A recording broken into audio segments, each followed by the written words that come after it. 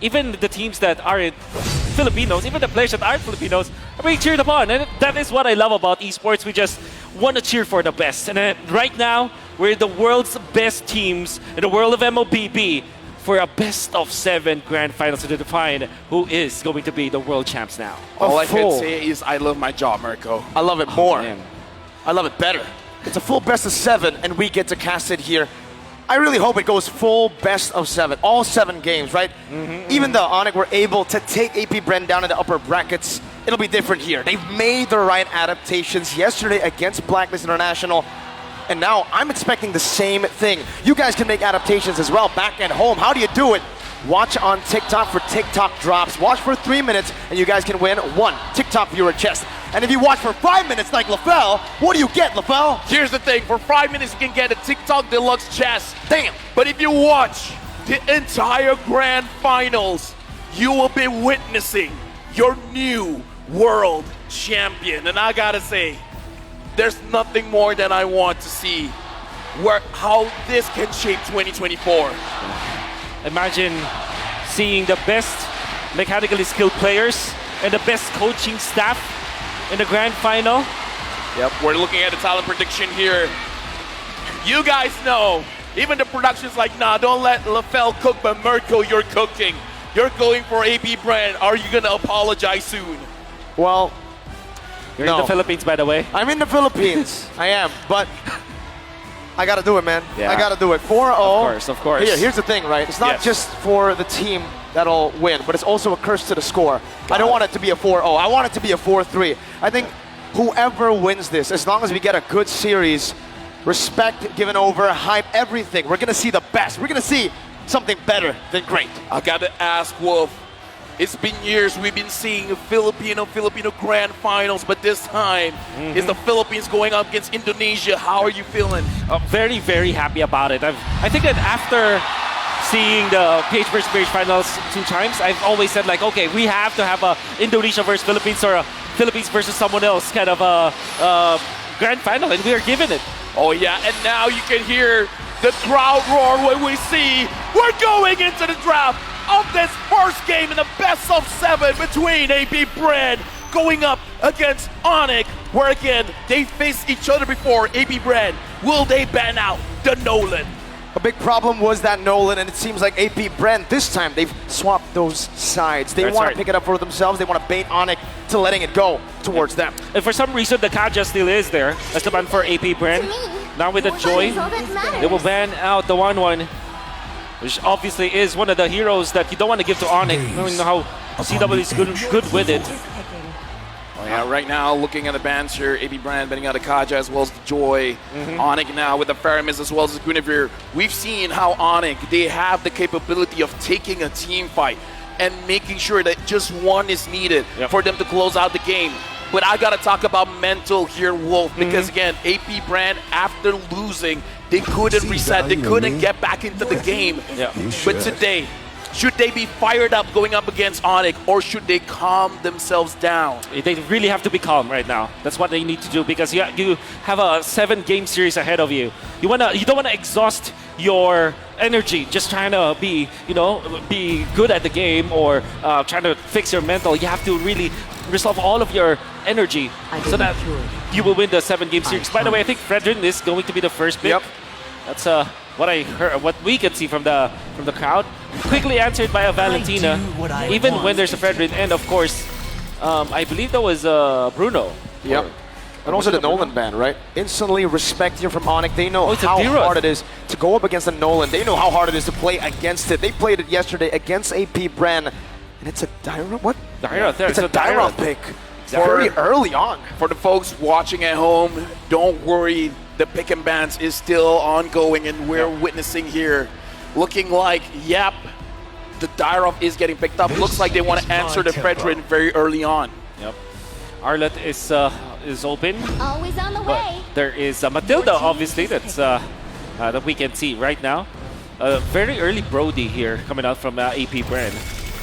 Looking like they want a lot of damage coming in from the goal lane here. And we can hear the crowd cheering for the Matilda pick. it's a comfort pick, right? Not just the Matilda, but also the Brody for Super Marco. If they want to really just get into the game, snowball it out of control, they need to play for Super Marco. Yep. I think for me personally, it has to be when I'm talking about the highlight players of APBREN, it's their roamer For sure. and their gold laner. So if Super Marco gets facilitated with a great hero that can bully and look for that snowball early with a roamer that's so mobile, they can get these lanes all ahead with a Fredrin in the mid lane to just hold ONIC back. It seems like they're doing exactly what they did to Blacklist yesterday. Tigreal, obviously one of the heroes that is going to be rising in popularity, at least in M5. And Paquito immediately going to be the ban for APBREN, who is blue side, red side, I mean. Oh, yeah, they're blue side. Yeah, woof. So that was ONIC banning Paquito. I got to talk about the timings here, because looking at APBREN, when they do have the Brody, the second turtle, the Brody will rotate to that turtle and join the team fight very early on, getting that 2-item power spike by that point. Yeah. What is the timing for APBREN here? What kind of pressure do they want to put on ONIC? You nailed it right in the head. It's the second turtle. And one thing that you'll notice about like Matilda Brody is that the Brody is much faster when it comes to farming because of that guiding wind. You're going to see like a cross-map play, like maximum range guiding winds at a min-max. And for sure that will be the timing. Second turtle go in and they're going to be just completely ramaging through instead of ONIC. That's why ONIC went for the Tigreal, because they want to look for a stopper for this kind of aggression coming out from APBREN. To the folks at home, we got our draft back here. APBREN picked up the Fredrin Matilda as well as the Brody, while ONIC picked up the Valentina. This Dyrov, we can't say it's for Boots or Kyrie. Exactly. And as well as the Tigreal here, because we've seen ONIC play it both ways. Yep. At this point, I don't know. That's why you first pick it, and then eventually they'll get their marksman in the fourth pick. Lilia being banned here by ONIC. They might consider getting the Claude or a Fredrin a Carry, in fact, because Carry is great against the Fredrin, and in a way it can man up against the Brody, or at least hand-to-hand combat against that Brody. And we know for sure that CW is a player that can actually play that hero. That's something that maybe ONIC are looking to attack from the angle that they can actually secure, well, maybe not a gold laner here, save the gold laner for last. Yep. I do want to bring up the point that for ONIC, I think even in yesterday's series, right, we didn't get to see ONIC on the red side at all. APBREN decided to take it away from ONIC all 3 games. And the fun fact is, I feel like APBREN did that intentionally. They know that ONIC have sublime win rates, phenomenal win rates on the red side, Yeb's favorite side, to try to outdraft their opponents. With the Bruno ban here, they've already secured the Brody. They want to really facilitate Super Marco, but ONIC's doing the same thing, but to few. They have first pick and second phase. They can deny even more heroes from APBREN. Right now for ONIC, they banned out the Paquito. This looks like they don't want cross-map plays. They don't want any flanks coming in. What kind of marksman are they thinking to pick up? Now, that's why I felt Carry should be the pick for them, as well as something like a Clint that we know that CW have played before, maybe not in M5. That's Mario. So that's... Should be Claude. Should be Claude, yeah. That should I be believe Claude. it is a Claude pick coming in for ONIC. And okay. So Wolf, I got a big question here, right? They pick up the Claude, so they're trying to secure that and then hide that flex pick Dyrop all the way to the end. Exactly. Is there a possibility we get an assassin here for Kyrie? There's a high possibility, especially if you don't go for another sustained hero here coming out from from APBREN. I'm thinking like Angela Arlott for them. Arlott has a great combo with the Fredrin because of the amount of CC that you can get, so that you'll always refresh your dashes for the Arlott, and it's also a flat TZ special. And then you supplement that with something like an Angela so that your Brody will be stronger. But they can also go for burst heroes, maybe Kadira, in fact, for a few in this particular matchup, because you want to go for burst now. You don't want to go sustained battle against ONIC. My question is it not too risky, because there's a Fredrin as well as a Brody picking up any assassins, but I know Kyrie is the master assassin, the best assassin player in the world, but is it even possible with this kind of draft from coming from APBREN? Against Minotaur, probably. Oh, a Thames. That is a Thames. Oh, wow. Looks like APBREN finished up the draft with a Novaria as well as Thomas. That's right. I think you want to park your Dyroth in the XP lane and maybe get something like a backshot, for example. Is it actually still available? Yeah, backshot is still available, and it's actually pretty good for ONIC. You can go back to that, or maybe a Martis, in fact, Full aggression in the early game could definitely work. More mobility as well. But if you're on best of both worlds, the Assassins will be a solid choice to go for. Daira flex into the jungle is what they decide to go for. The Terizla in the XP lane for Mr. Boots. Let me just say, looking at the draft coming in from ONIC, very strong when it comes to the team fight. But here's the thing, they can play a 4v5. That Claude can go to the side lanes. So that'll be all about damage for ONIC, but late game damage. I would say though, there is a massive combo between like all the physical damage leaders here coming out from ONIC. They have sustain from the Terizla, so that will be the guy to be in the front lines, and then the Tiger to follow it up. Then you have the combo, Daira plus the Claude, right? For the additional penetration, that will be your damage source for the side of ONIC. Now going into this game, a reminder, this is going to be the start of the best of 7. Both teams, this is going to be a test of their stamina, of their mental. How are they going to survive this onslaught? And moreover, APBREN, can they overcome what happened yesterday? We'll witness, can they do it in the Land of Dawn? Let's see if they can, man. The Tyroth into the Thamus lane. Thamus perhaps with vengeance, and then it gets real hard to go and all in. What the Tyroth loves to do, and what both teams loves to do, is that early game pressure. We're fighting head on, guns blazing into the early game. Lavelle Wolf, sounds like we're in it already. Yep, we are in the game, but for now, we are going to make sure all things are... Let's try to cast the game while listening to it. I can listen to for them trying to take the purple buff right they're now. taking the purple buff, yep. 100%. That's a purple. And the Novaria is helping out. Yep. Helped out. He's now in the mid lane trying to clear the wave. Exactly. And I kind of feel like both EXP laners are freezing-ish the lane. They're looking at each other and just trying to poke each other out. In fact, they freeze it so much, I think there's a pause. Oh, yeah. There might be it. That might be the case right now, right? We're just holding up again. We got some Filipino fans in the building, as expected. It's all about that support right now in Rizal Memorial Coliseum. Before the folks watching back at home and also the people watching in the venue, please do be patient with us as we deal with some issues. Yeah, but it's okay. While the pause is happening right here, we do have to talk about how both teams want to approach this fight. Because again, looking at ONIC, the thing that I'm looking at is because when they ban out the Paquito, they have a better chance in case if anything goes wrong. CW can go to the side lane. And I kind of feel like with CW, specifically CW on the Claude, it's not impossible for him to win a 1v2 situation. Not at all. I think he's one of the best weak side gold laners in the world right now, but he is facing off against Super Marco, who this time has his comfort hero. In all the times that I feel like APBREN has won an international tournament when they were representing the Philippines for ISF and SEA Games, it was on Super Marco getting a bully pick in the gold lane, and then they snowball from that Brody to rotate him across the map. Exactly what we saw again from APBREN against Blacklist yesterday. They were able to utilize Super Marco to rotate to neutral objectives. It's a strange angle to attack from, but it is an angle that is optimal for APBREN. And that's even more applicable for this particular game just because of the Matilda, right? I think that we've seen this so many times. You park the Matilda in the middle of the lanes, mid to bottom, for example, or bottom or top to mid. Then you utilize the guiding wind, maximum range, and because of the wilderness blessing and available for the Matilda, you really cover up so much ground, and the guiding wind it looks like a massive teleport spell afterwards. So. You're definitely going to see that kind of playstyle coming out from APBREN. Right now, looking at the draft index, looks like in terms of the late game potential, both teams are quite equal. But when it comes to early to mid game potential, it is for ONIC. So having this Daira in the jungle, it is going to be pretty strong going up against the Fedrin. However, looking at the combination here, Wolf, the Fedrin, the Matilda, the Novaria, as well as the Thomas, if the Thomas joins during the turtle fight, I'm not entirely confident that ONIC can really secure things, even though they have the early to mid game potential.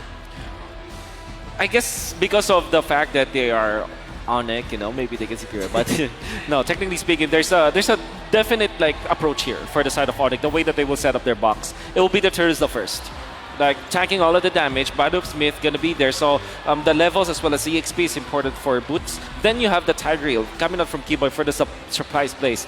You would not see Kyrie as well as Sans leading the charge because of the two big boys from ONIC that might be their setup for the box. And with that box, that's the big, I feel, issue for both these teams, right? They want to try to set it up, but the other wants to try to make it as chaotic as possible. They want to try to attack from different angles, and I think with APBREN's comp, that might be what they're looking for here. Yes. Attacking from different angles, using that Mathilda to create havoc in these team fights. Yeah. And Thama should be doing the same thing, right? If he got the Vengeance here, it'll be really, really hard for the Claude or anyone to even deal with it. Let me misuse my power at the moment. Misuse? Yes, because right now, while the players are on stage, I want the players to hear the crowd cheer. If you're with ONIC, chant ONIC. If you're with APBREN, chant APBREN. And Mirko, I know you're with ONIC, so let me hear all the Sonics. ONIC! Oh, we're in the game! We're in! Let me hear APBREN!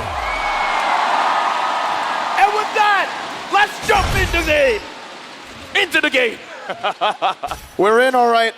ONIC versus APBREN in the early stage. Already 1 minute has elapsed. And what does it look like so far? Maybe we can take it slow with the emblems first here, Wolf. Yeah.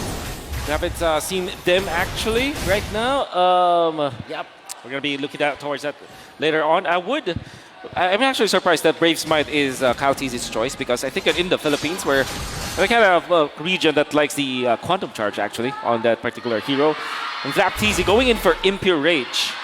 Now, one thing that we do know about the Brody is it's a great laner. Like 1v1 almost wins almost all of the matchups. And right now looking at Kyrie already setting up for the turtle. Keyboy absorbing quite a lot of damage coming in from Few as well as Ogwen. Not going to be having priority going into the turtle fight. Kyrie's holding it, resets it. Sounds and Boots rotating over. Both teams looking to go and contest for the first turtle of the game. Flapteezy already regaining that prio in the bottom side of the map. But both teams are still hovering over. Yeah, right now again, APBREN, they do have the Astral Echo to find the opposing side, but Boost goes in! 3-man penalty zone out to Sans' damage coming down, and that's going to be Keyboy who shoves them back. Kyrie winning the Red Street battle with the implosion coming down as well. Now it's going to be Few. Very low first blood picked up by Sans, but a good appraiser's path turns it around. Now Boots all alone. It's a 2-for-1 trade. Make it 2-for-2 for the turtle, but if Boots gets taken down here, ONIC will lose out in the first fight of the game. Flapteezy. Congratulations, ONIC got the turtle, but they had to pay with 3 members. It's not even worth it, Wolf. Not at all. At the first turtle fight, you don't want to get that turtle in exchange for 3 heroes. That's the APBREN. But a wonderful placement coming out from Flapteezy, just keeping his stabs up to Kyrie. Kyrie was way slow because of the control coming out from Flap. He still was able to get the turtle, which is amazing, but the succeeding fight, because they were poked down so much, they didn't have any staying power anymore. This is why I was wondering, is it good for ONIC to fight around the turtle? Because the poke coming in from APBREN as well as the heavy damage that they can put out. Kauteezy wants Keyboy. The CC, right? It's phenomenal. Kyrie jumping in. Sans is there as well with the help of CW. That's a 3-man circling eagle knockup. CW forced to use the defensive battle mirror image back to his own turret. Torn apart memory also used up there. A good shot off the CW under his tier 1. Ogwen's looking for a dive angle. Jumps in with the guiding wind. Super Marco looking for a stun. Battle mirror image out. Super Marco gets 1 hit on the turret gold and backs away. Be great for CW for sure, as he's able to stand his ground. But overall, this is really good for APBREN, because now they are overtaking the jungle. Kauteezy and Ogwen, the coverage that they have because of the guiding wind and the sustain that they have with Few from long distance. Woo! Even an appraiser's wrath just to keep Keyboy at bay. They know how big the playmaking is. Boom. Dude, the impact is so huge. The entire map lights up. And speaking of the entire map, it looks like what APBREN is trying to do is try to cover 51% of the map. They're making sure ONIC stays honest. ONIC stays in their path. I love the crowd, man. I really do. They're cheering for the screen going back to normal. ONIC. Some good damage on Ogwen. Astral Echo connecting onto all 4. Flapteezy holding onto the turtle. That's a good Astral Spear onto the back. Boots going to be zoned away for now. Kauteezy jumping in, getting a taunt, knocking Boots up. Flapteezy doing the same thing. Now with Infernum in a circling eagle. Boots with a flicker backwards. That might just be a kill. DPZ to fall back. Phew! Gets a snipe from downtown. That is Keyboy who's forced back, and now the entire ONIC have to pull back. Massive pokes coming out from APBREN, and the positioning. Ogwen was so instrumental in that, as well as Flapteezy. This surprise pick with this Mathilda and this Tams make it difficult for ONIC to get some territories, get some ground, and few being on point with the Sphere. The way that I see it, APBREN wants to tell the Sky Kings, stay down, stay grounded. We're not going to allow you to fly. But looking at the pacing here, I got to ask you, Wolf, is this enough? Because ONIC, it looks like they're fine moving in this pace. Oh, definitely. This is what they need to be doing. And the thing is, they're not really like stumbling or they're not giving anything for ONIC Esports again to kind of move on. And I think this is the way that they're handling the left side of the map with the Brody, the top lane, gives them so much ground to work with and so much control at the early stages of the game. And with a 3,000 gold lead, they're really dictating the pace. They're already rotating up top. They know where the battle mirror image is going to be placed down. CW, no turret there, but he backs up to the battle mirror image. And now ONIC are looking for a counter-attack, but it is going to be fumbled instantly. APBREN spot them, and they know exactly what they were planning.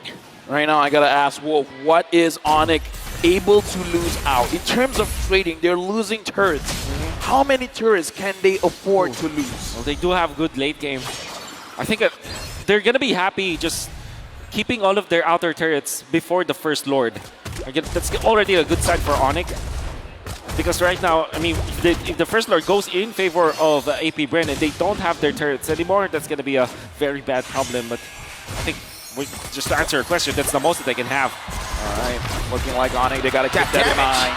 ONIC got to keep that in mind, man. If they want to make sure that they are still breathing into the game, they got to make sure when the Lord happens, the outer turrets are safe. Looking at the mid, very healthy. Looking at the EXP lane, looks like it's generally quite okay as well. Yeah.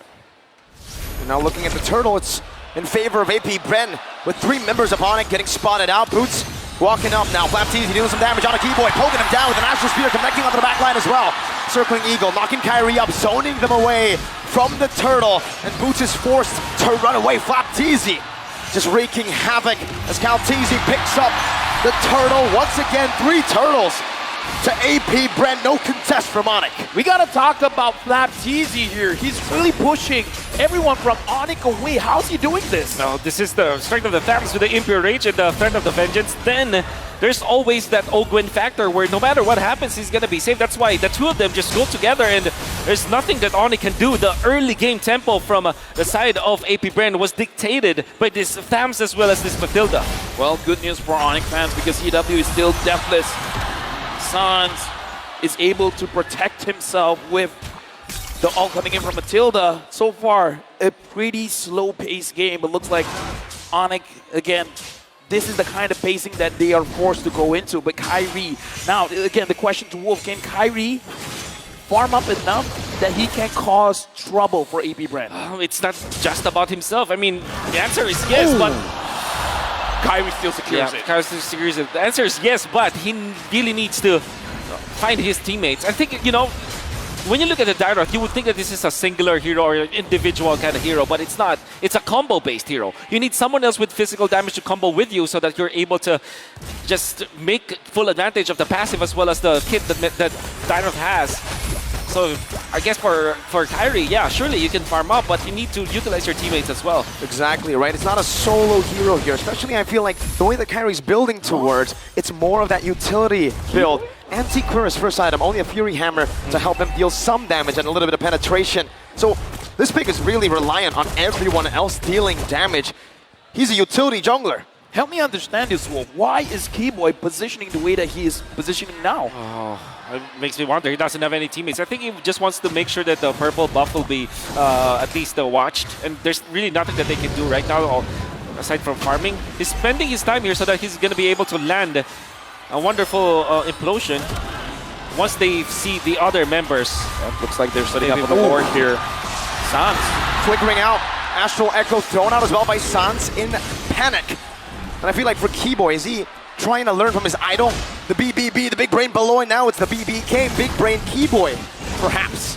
Here's the thing, APBREN, no one sees this.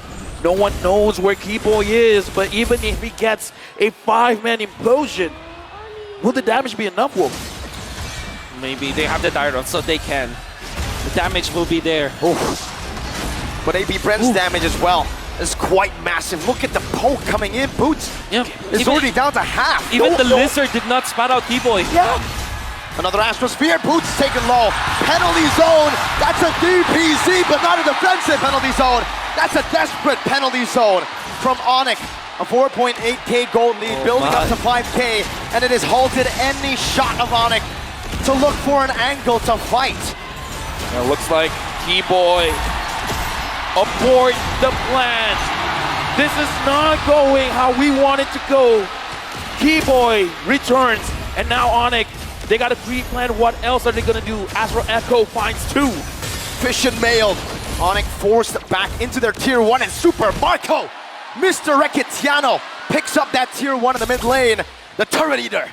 Oh, this is definitely going to be APBREN's power spike. And ONIC need to hold their ground. APBREN's lineup with this Matilda, with this Brody, they're very, very strong at this moment. And the thing is, because of the fact that Few had a great time in the early stages, he's going to be the one to supplement the damage in the latter portions of the game. So APBREN, even their composition is like this, they're not technically just an early to mid kind of a lineup. They do have the late game because of this Novaria.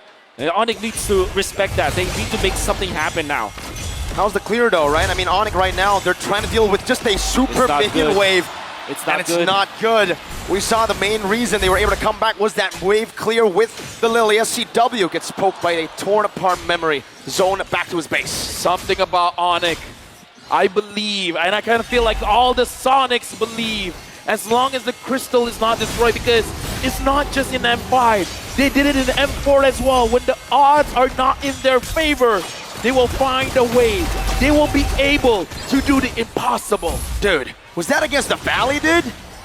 Maybe. Talk about memory. Oh, Kyrie forced back Battle Mirror Image defensively as well. ONIC have fended off the First Lord, but I would say it's quite value. APBREN got half of the HP for the turret in the bottom lane. That's right. The Twilight Armor picked up by Kyrie, this is definitely a reaction to what APBREN is giving them. Going up against the Novaria. And if I'm looking at the heroes, the composition of ONIC, there's really no dive that can get to Few. So I think that this is another problem that they have to go through.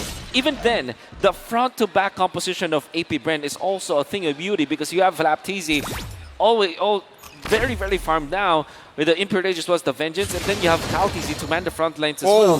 You have the Guiding Wind to start. The front-to-back of APBREN is just perfect. Ogwen is a roamer, let me remind you. Yeah. And he's doing that much damage to CW. I really am curious to see how far behind CW is compared to Super Marco, right? Because Marco's been eating turrets, but it seems like in terms of levels, even damage earlier, CW has got quite enough. So let me just ask, because you were talking about how ONIC, based on their lineup, it's not going to be easy to catch Few. So if Few is not the target, who should be the target? Is it the front line? Is it Super Marco? I think ONIC will have to settle for the front lines, yes. Because that is the idea of the Dyrot anyways. Of course you can dive, but... Good shot again, Astral Echo. Now revealing a few members. Kyrie going to be engaged on right now with the Circling Eagle, the Tommy of Fraser's Wrath. You get some strike coming down, but it's on in time right now. It's actually an implosion out of the penalty zone, but it's still not enough. Super Marco is free hitting. That's a flicker and a torn apart memory. Good attraction by Sans. A good shot over. Sans dogging away. APBREN looking for the end angle now. 7-1, 10,000 gold lead building. 2 members down for the Sky Kings. ONIC lost 2, and now everyone from APBREN, they're marching forward. They're looking at the base. Flapteezy goes in. The Hive in the building erupt. The way it's been cleared out, but the turret, the base, has been taken away. APBREN snatch a victory from under ONIC's feet. This is the beginning of APBREN telling ONIC no more. What happened yesterday was a fluke. If you give us an advantage, we're gonna take the win. A beautiful execution coming out from APBREN, the way that they drafted their early game composition with the Brody as well as the Matilda. With the Fredrin as the first pick. Who would have thunk that we did not look at this hero the entire M5, and now, during the Grand Finals, first picked by APBREN. This is the level of world athletes. They made sure with 123 heroes in the game, never lose sight of the heroes that were once strong.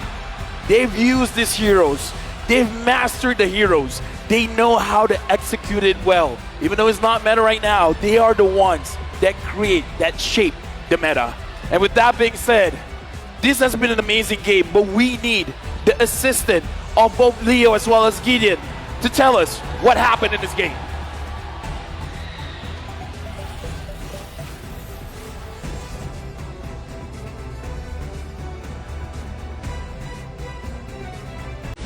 Yeah, but with that being said, we're not going into draft. Why you lied to me? We're just sorry, looking man. at a trophy. I'm sorry, man. I Look thought at we were that. gonna get. Oh, that is a good trophy right there. It's the same design as the M4 one, right? Because they swapped in M4. Dude. And man, it looks good. Yep. It looks clean. That was the one Echo brought home, right? That's right. We brought it home from Indonesia. We? Yeah. We? Of course, You're I'm a part of Echo? No. Are you analyzing for No, Echo? hell no. My brains will not be as accusations. good to be part of a championship team yet. You know. Okay, with that being said as well, again. Oh, you are part of a team. Okay, either way, We're a team. the World Championship trophy for 3 years now has been here in the Philippines. Based on the performance of APBREN just now, they want to keep that world trophy here. But again, ONIC, this is their Your chance team is to banning. bring it over and not let it stay in the Philippines. And we are here in the draft. Yeah. The draft might have started. Always You know, on the Lavelle, way. I hear they Matilda. have a chance to break 3 curses back to back to back. Okay, what's the curse? First curse. Wait, gotta do it tonight. No host country. No host country has ever won the M series. And also, number 2, mirror curse. Number 3, 2-time. So now, we live in the world where there's a possibility There is that APBREN is a curse breaker. yes. Breaking the curse of the host country. And then being the 2-time world champion. With that being said, we're jumping into the draft where APBREN have the momentum. They have the first game win. ONIC, Time this to is draft. their moment. This is their chance. If they want to keep in the game, if we want to make sure it's not a 4-0, they got to win this one. Momentum is big, especially when APBREN gets it. We saw even in the game itself, when they got that snowball rolling, it was almost impossible to derail it. ONIC this time with first pick. Oh, they instantly pick up the Joy. APBREN, are they going to be picking up the Valentina, which is the typical answer to the Joy? And then the Fredrin that we saw, they utilized so well for the side of APBREN. Because the thing with Fredrin against Joy is obviously the Joy will be able to get away from the Fredrin, but once you get on top of the Joy, you're going to be A-okay because of the continuous stunts that you get out of the Fredrin. Another option is the Akai that APBREN also likes.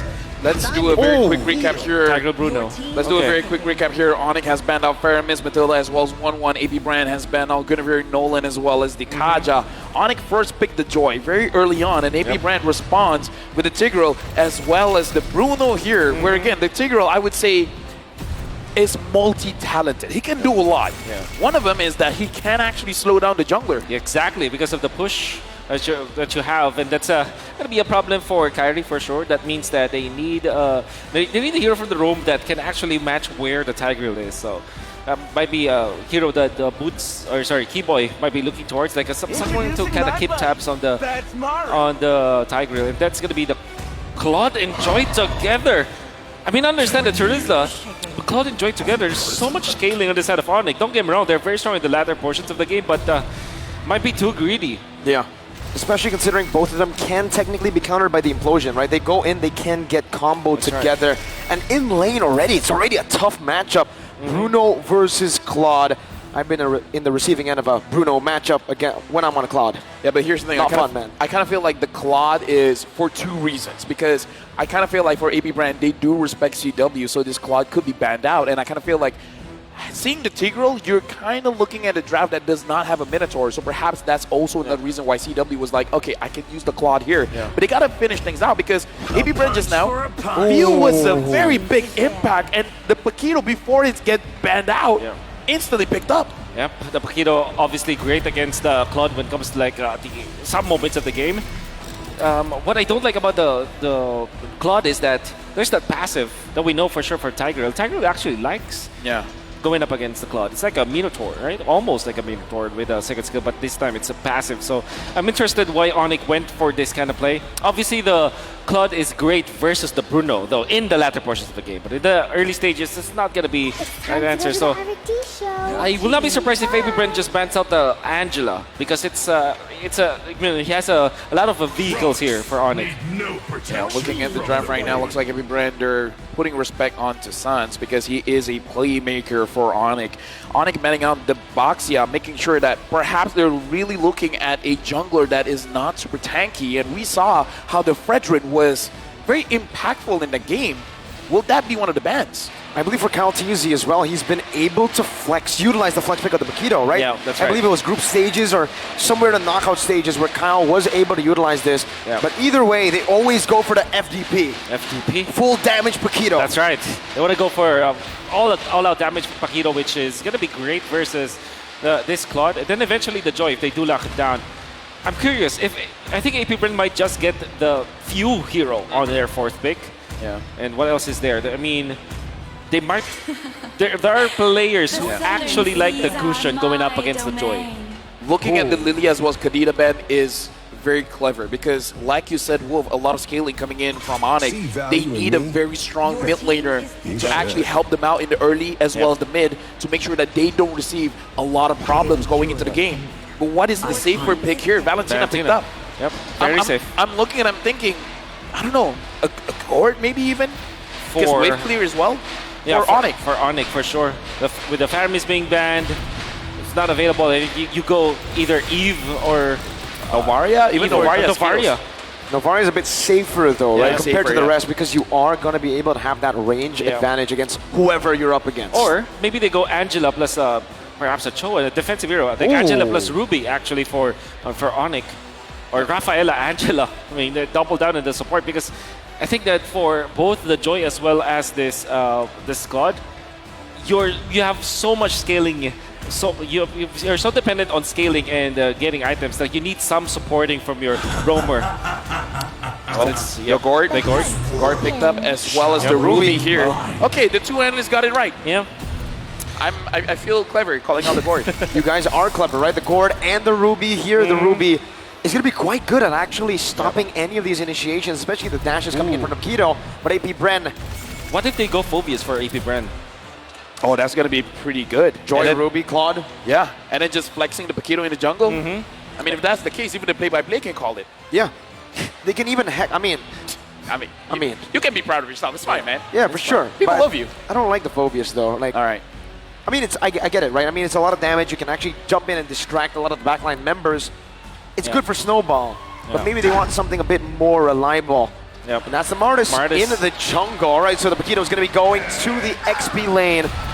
They know there's a lot of CC on ONIC. They go with anti-CC. Yeah, looking at ONIC's draft here, I kind of feel like they have to be very calculative with their aggression because going up against a Martis, if you force out the turtle and you take way too much damage, you're going to put the Martis on the pedestal. The Martis will be a very happy boy. Yep. Happy man. Happy man.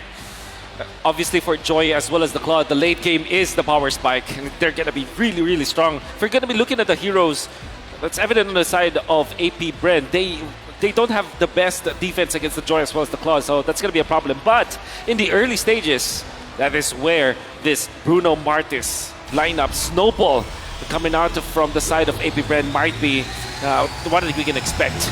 As we go into game number 2 in the grand final of the M5 World Championship, can ONIC delay the game, scale it up, or will APBREN bringing the pressure and stop them in their tracks? We'll witness in this game number 2 of this best of 7. Starting us off already with the crowd roaring again in Rizal Memorial Coliseum. Anything interesting to note down here as we get into the game, Wolf? Well, I'm surprised that there's no Tigreal invasion yet at level 1. I don't think that they'll ever be considering it because Keyboy is keeping tabs on Ogwen. This is what we said, right? There has to be a hero for Keyboy that kind of mirrors where Ogwen wants to go for. And going in for the Quantum Charge on Ogwen, interesting. He wants to... Yeah, he wants to be part of these skirmishes. And Carry still has the Retribution, so it's going to be safe. He uses it. Retri over Ogwen with a shove back onto Kyrie, but he's still going to be able to dish out some damage. Keyboy coming in as well. Ogwen with a flicker backwards defensively. That's a flicker as well. Talking about Rook King Keyboy picks up first blood in game number 2. A change of pace for ONIC. A good start, but again, we gotta see how this impact really happens. What's the advantage of ONIC now having the first blood? Oh, that's a lot of advantage because now Kyrie gets to level 4 without any problem. They can contest the turtle because the ultimate coming out from Kyrie will be up soon anyways. And the fact that Keyboy had an extra EXP from that kill, that's gonna be great. Electrifying beats already used up. Keyboy as well with his own round Wolf King, but it's a Mortal Coil, and it's a complete opposite approach, right? Master Assassin for Mr. Recetiano, Super Marco, and for CW, it's that tenacity. Yeah, we've seen that APBREN, they really want to win out the lane, but I've been looking at game number 1 as well as game number 2. APBREN has been putting a lot of pressure inside the jungle of ONIC, but why are they putting in the pressure there? It's mainly because of the joy. They don't want Kyrie to snowball. Kyle TZ, despite being pressured, will get to level 5 first, but I don't think that they will have time for this. Good poke coming up from Sans. Great poke and Boots as well. Forcing out a Mortal Coil. Calteezy zoned completely away, but Flapteezy doing the same thing to Sans. Forcing a flicker out. Kyrie jumping in, finding the retribution on a turtle as Keyboy dishes out some damage with Boots. Just trying to keep APBREN, their front line, at bay. And ONIC have secured a neutral objective without giving anything away. ONIC is starting off very, very good, even though Flapteezy was able to zone Sans away. But looking at how Kyrie is playing the game and the engage coming in from Boots, it's very, very impressive. So now, ONIC, even though it's a 300 goal lead, is actually quite impactful here. What do you think, Wolf? Yeah, definitely impactful. We were talking about the the scaling of Kyrie as well as the CW. The fact that they're not getting run over by the Tigreal, by the Paquito, as well as the Martis, that's great. And Sans, for some reason, again, Keyboy, oh my. He found the I'm offended off camera. Few was caught off guard. And Sans just mystic gushed. Oh, look at the bottom lane here. Super Marco having to go back. Calteezy is there. CW, I don't think he can do anything here. Not much. Not right now. He pops in at Go ONIC as he farms back.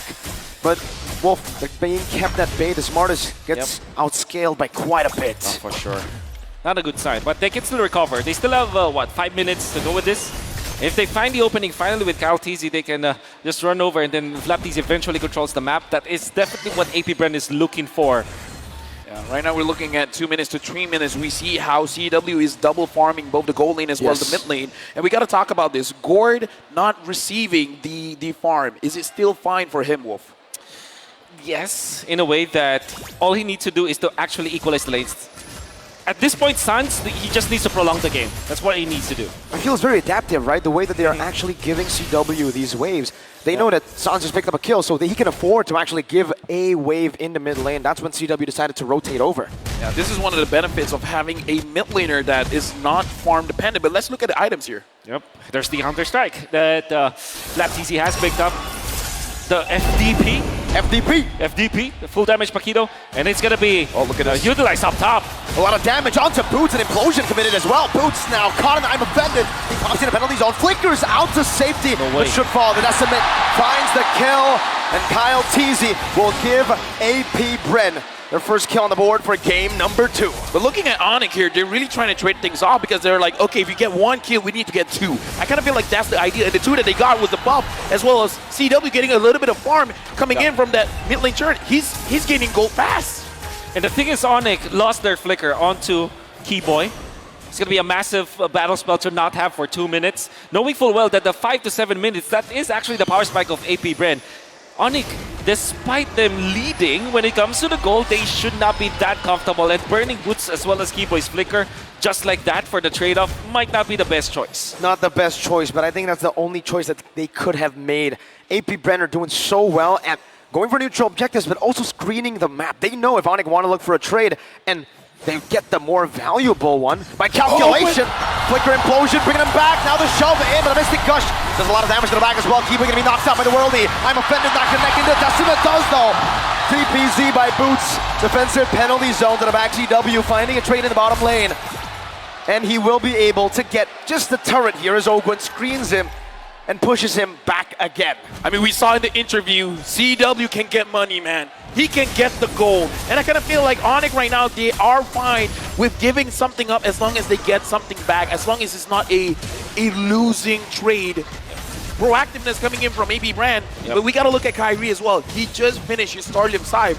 It's just one item, but once he gets 2, once he gets 3, it's going to be trouble. And speaking of trouble, APBREN already invaded the purple buff that should be belonging to Kyrie. Then they secured their own. They even got a turret up top.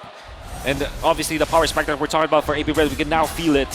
And ONIC will really scratch their heads with the flicker being burned out by both Keyboy as well as Boots. I want to mention as well, even though Sans, he was giving away the lane, he has the goal advantage over few.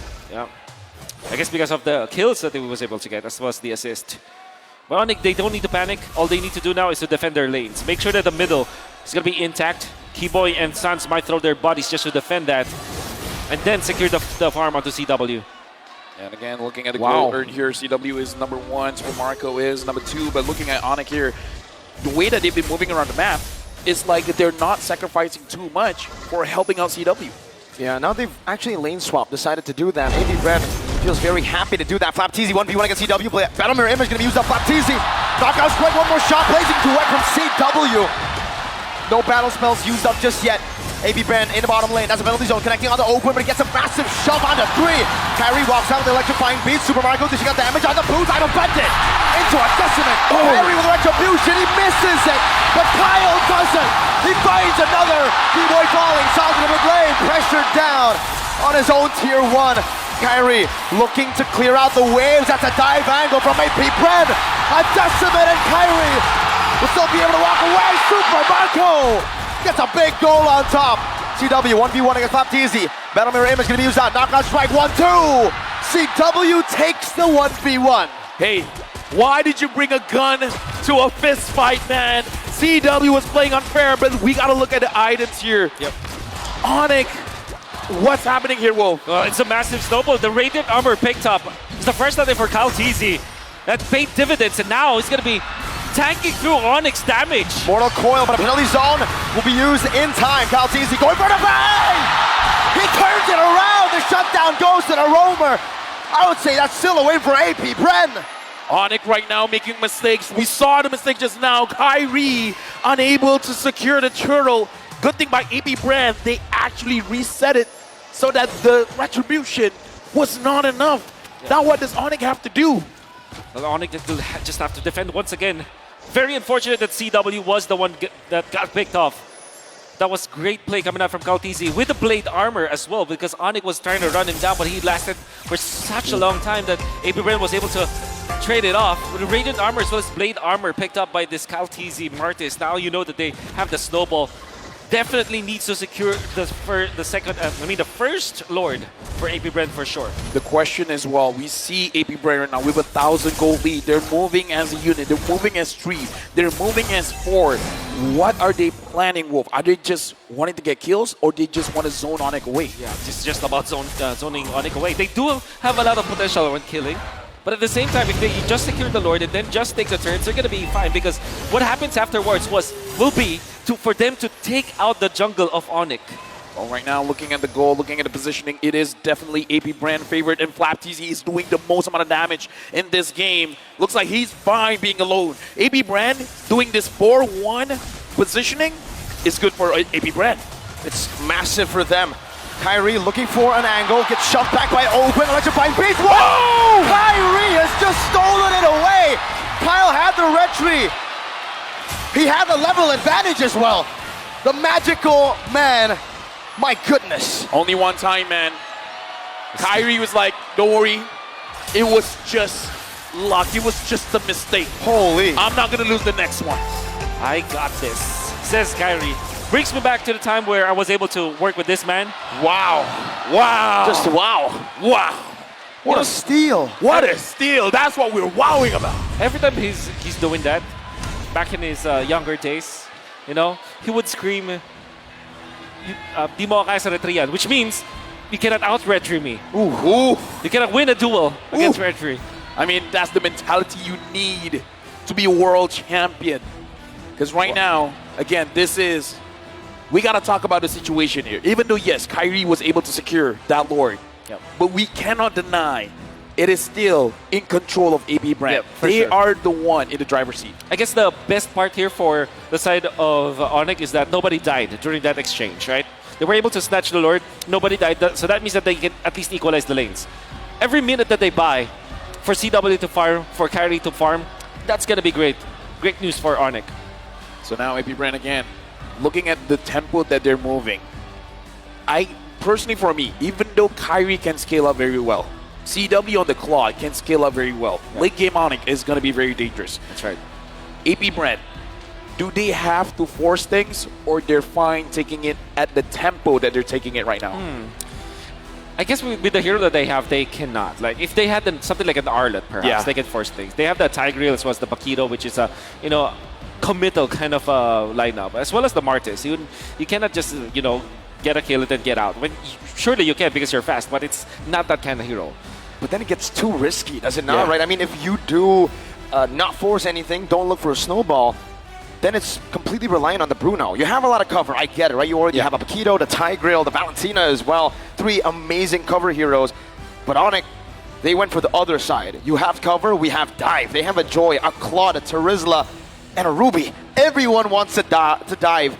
And the Gord, he's playing the best defense is offense. Yeah. The best cover is if my team dives in and I deal free damage. Yeah, because looking at this game, it reminds me of a Diggy, an alarm time bomb. Because right now, APBREN, hoot. MC Facts, Sky Wow. Well, This- I guess wow. he's saying it's true. King. This is Yes. not a Lord confirmed. It's a Lord steal. Steal. 8 times. 8 times. In M5. And this is the season, or this is the M series where a lot of people are saying, Kyrie's red tree is not as good. It's so-so. It's so-so. This is so-so, Easy. apparently. Dude. 8 steals is so. Oh my goodness. Okay, maybe when we hit double digits, maybe that's the threshold the people are looking for. my Maybe they, You're the Sky King, aren't you? yeah, maybe they didn't finish their sentence so good, right? Okay, here's the thing. You want to know my reasoning of why it's only 8 times? Why? Because they've been dominating the map so much. You're right. They Wait. don't have the opportunity to steal. They just claim it for themselves. And still 8 times. So only a few teams give Kyrie the opportunity to even steal it because they started it. And to think that they're dominating so much that they actually don't lose so much games. Actually, their only loss might be against the Blacklist, right? And one Yes, against yes. In the knockout stage. The knockout Wait, in the stage. entire tournament, the only game that they lost. They had another 3-1, I believe. No, Remember it the was- 1-1 from See You Soon? Where they were turned around? Hey, look, I man, believe it was 2-0, bro. I got Check ADHD. this I out. can't remember anything much, but right now we're looking at the players again. Thank you very much to all the audience here in the venue as well as watching at home. We are gonna provide the best, I would say, services for the players to make sure that they are having a good yeah, time in game. But either That's way, right. right now, again, APBREN, back to the topic. Yep. No losses from ONIC. They've only dropped to the against 2 PH teams. 2 games against Blacklist, 1 game so far in APBREN. Yep. The Atas Langit Adonic. Yep. That's how you beat the Sky Kings. What does You that gotta be mean? untouchable. What does that mean? There's the sky, and then above that, there's ONIC. Yeah, that's basically the Yeah. Yeah, the Atas Langit Adonic. Above the skies, There's where ONIC. ONIC lie. flashback to MSC 2021. That's the gist of it. LaFell, you just gave us the gist of it. You know what? The first time I met you, that was the first thing you said to me. Yes. The gist of it. And now you know why. That's why we're working that's- together now. That's where our friendship began. We got that With the connection. gist of it. Yeah, the gist of it. Our connection is special, guys. Yes, agree. we are special indeed. In fact, this whole desk is special. Yeah. With a special connection as well. That's right. That's the title of the podcast. Oh, We're- my God. He had to go there. He had Okay. to go there. He Check went from out- soft selling to hard selling. Check out YouTube, find Wolf, and you'll be happy. Now, that's right. I want to be happy too.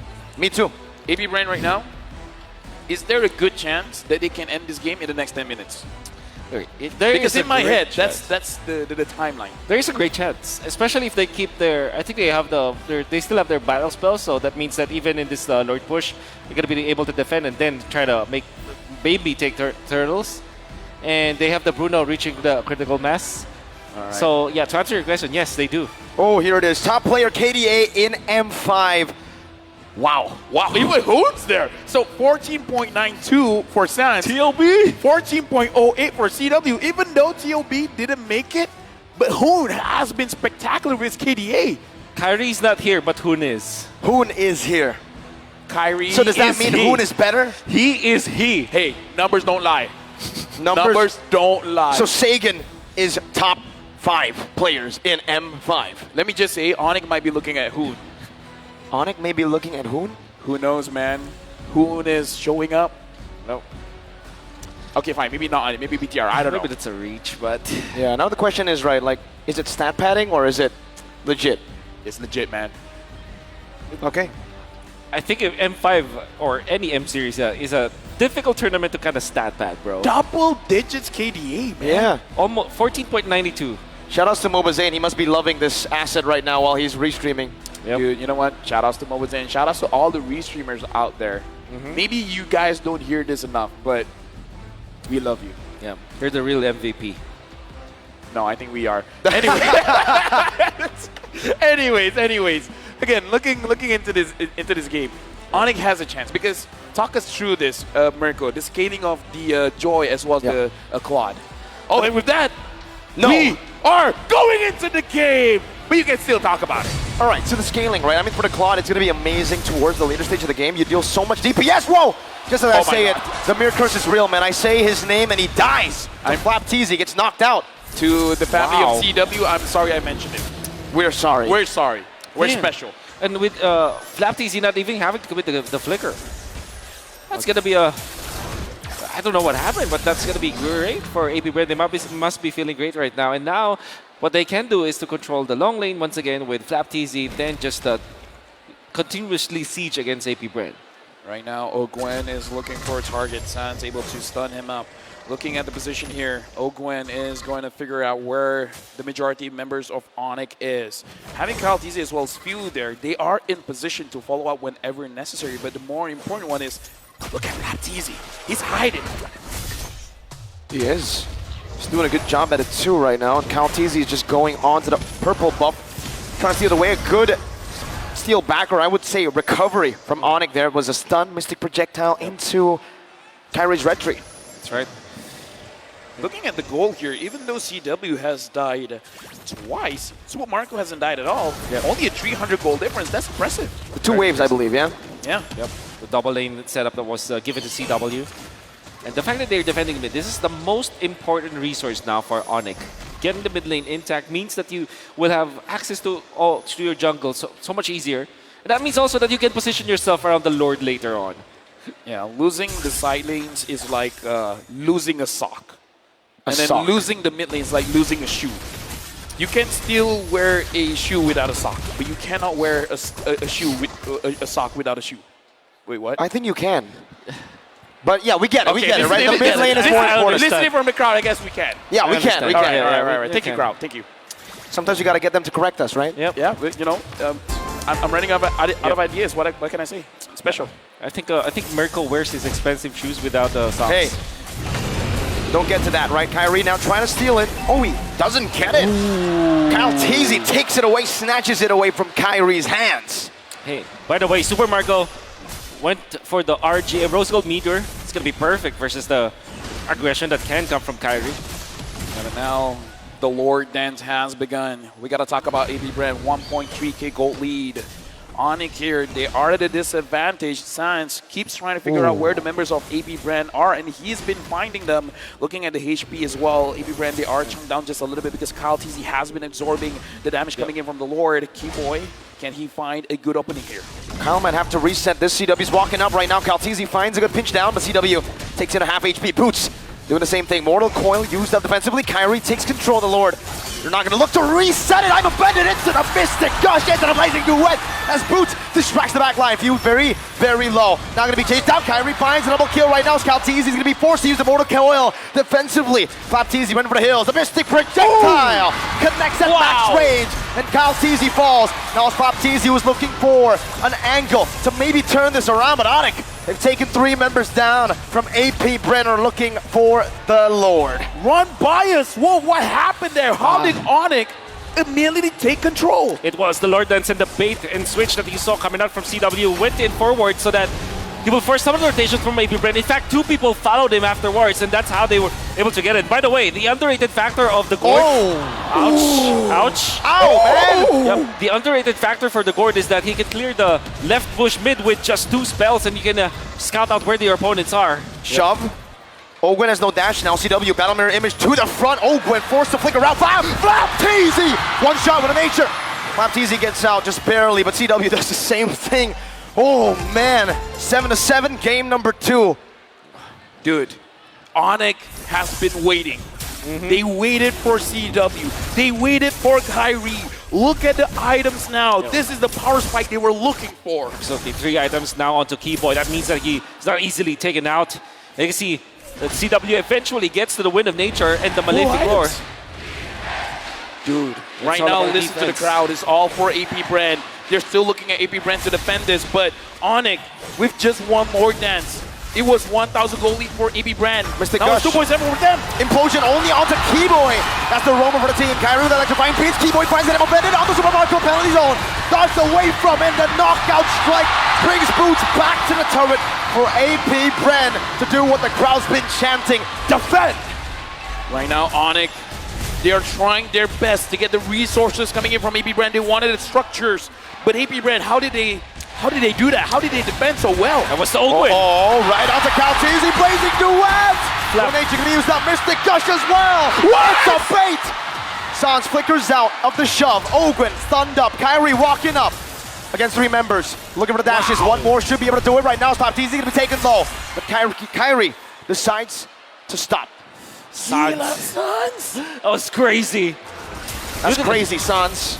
You can see the damage output now from coming up from Kyrie as well as Sans is they really do hurt now. And the thing with Gord is that even when it's a defensive kind of hero and it's strong at when he's able to land his spells, it still is a pretty good scaling hero as well. The Impure Age versus the spells that he has and the items that he picked up, Sans will be a threat in the latter portions of the game as well.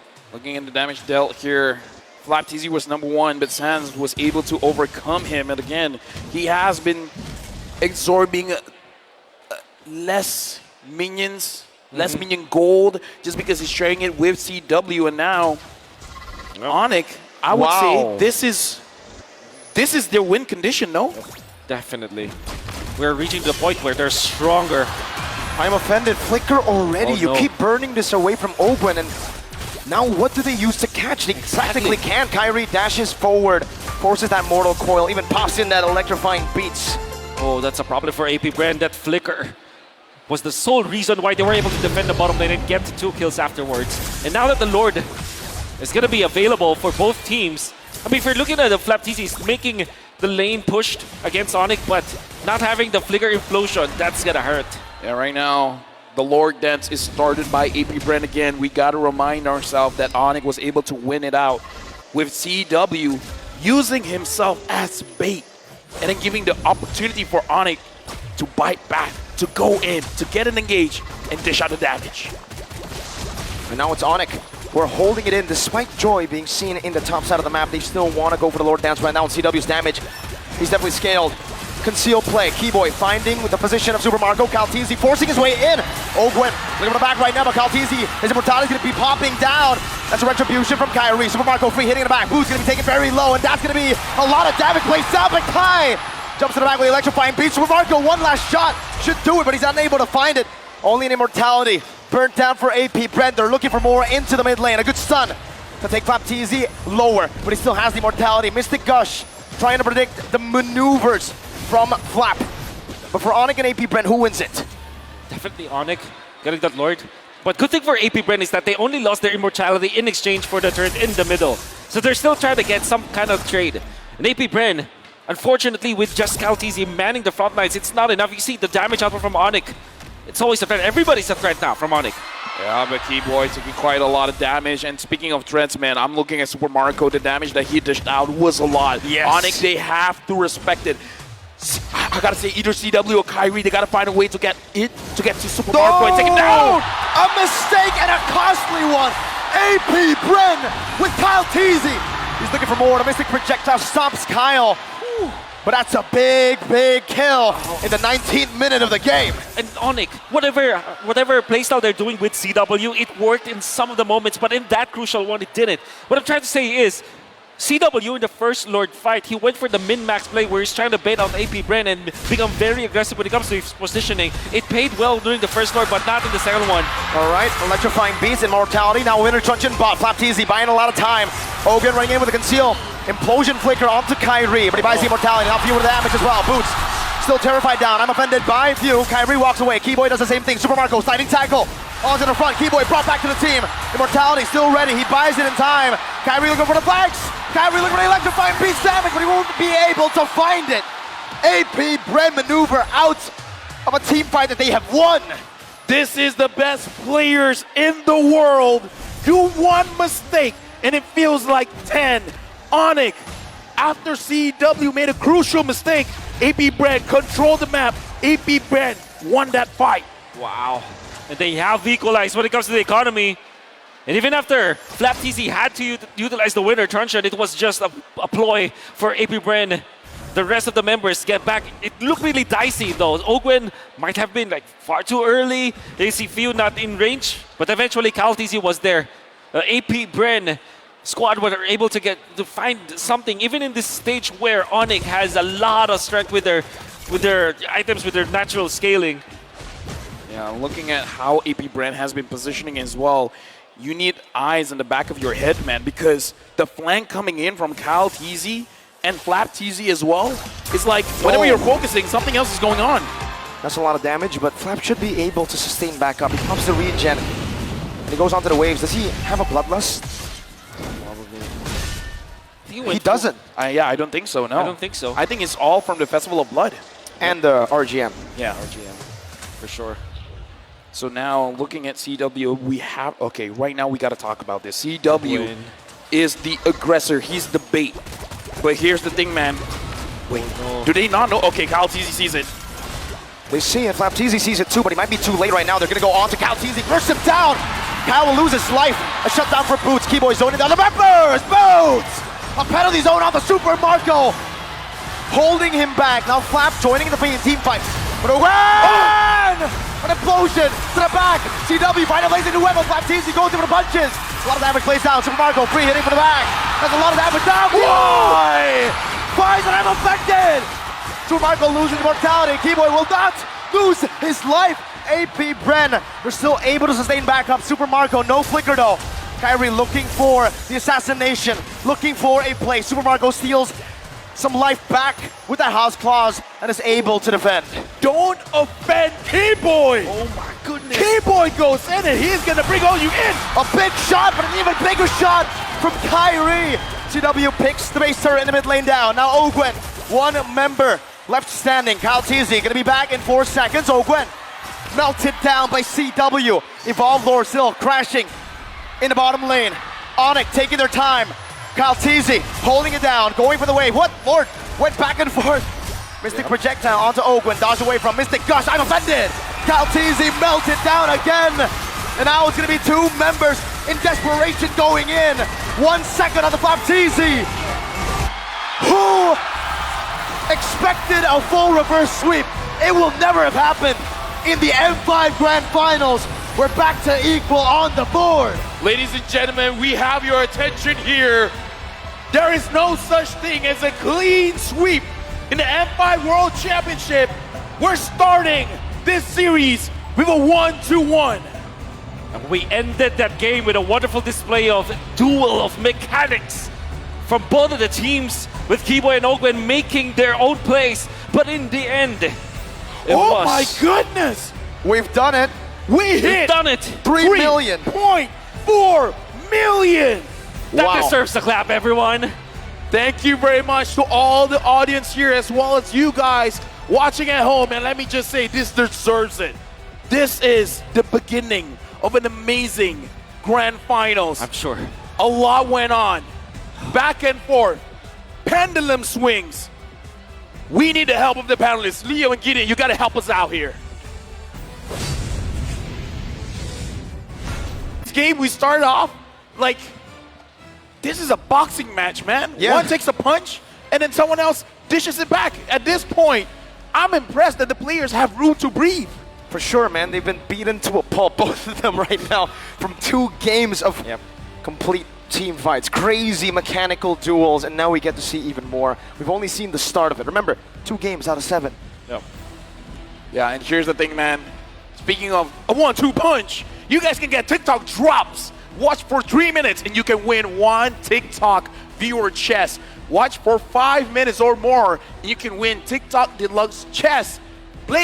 Watch for like what, 2 more hours and you can play like Sans. Just watch it until the end, right? Then you can play like Gila Sans or Gila Kaltizi, because he was kind of Gila in game 1, bro. Yeah, there's so many Gila moments. Okay, what is crazy moments. in Tagalog? Baliw. Baliw. Baliw. Baliw Pew. Baliw Pew. Baliw Pew. That might be it. Doesn't work that way, but yeah, sure. Come on. See this? Guy who made the joke, guy who said it first. Something like that, right? Yeah, It cut out before. I could read it. I'm amazed that even without your glasses, you can still see. Yeah, man. Shout out to Mirko. He broke his glasses, but he's still moving in strong. Yeah, somebody with the Grand extra final glasses can. I feel like I cast better without the glasses now. Hey, you know what? You're better Great. than great. You're better than great. You're better than Exactly, great. exactly. Going into this game, we saw the difficulties coming in from both teams. CW on that Claude. Does it have to be respected with the ban? Oh, and we see Cheryl Yao here Okay. going for ONIC. So SG Okay. is with ONIC. Is that right? How is that? Wait, wait, okay. wait. What This is this? guy's like, ONIC next on to the me is left? ONIC, and next to me is APBREN. He's neutral. Are you Malaysian? Are you Malaysian, sir? I don't think he is. Either ways, going back to the topic, should the Claude be respected in terms of the bans? The Claude should not be respected when it comes to the bans, but should be respected when it comes to the answer to the late game, for example. Bruno, surely a great hero in the late game, but maybe they should match that. They should have a hero that can destroy the CW in the late game. With that being said, we're jumping into the drafting phase for game number 3, where both teams, they can take a punch, but more importantly, they can dish out the punch. We're looking at here, looking like both teams have already banned quite a few heroes here, and we're just waiting on the first pick. Looks like APBREN will be the first pick, and ONIC will be second pick, banning out the Kaja, the Joy, and 1-1 for ONIC, banning out the Matilda, Nolan, as well as Guinevere. First pick, Frederick for APBREN. ONIC follows up with the Theramis, as well as the Bruno. Ooh, great choices here, but we've seen from the 2 games right now, blue side 100% win rate, right? Yep.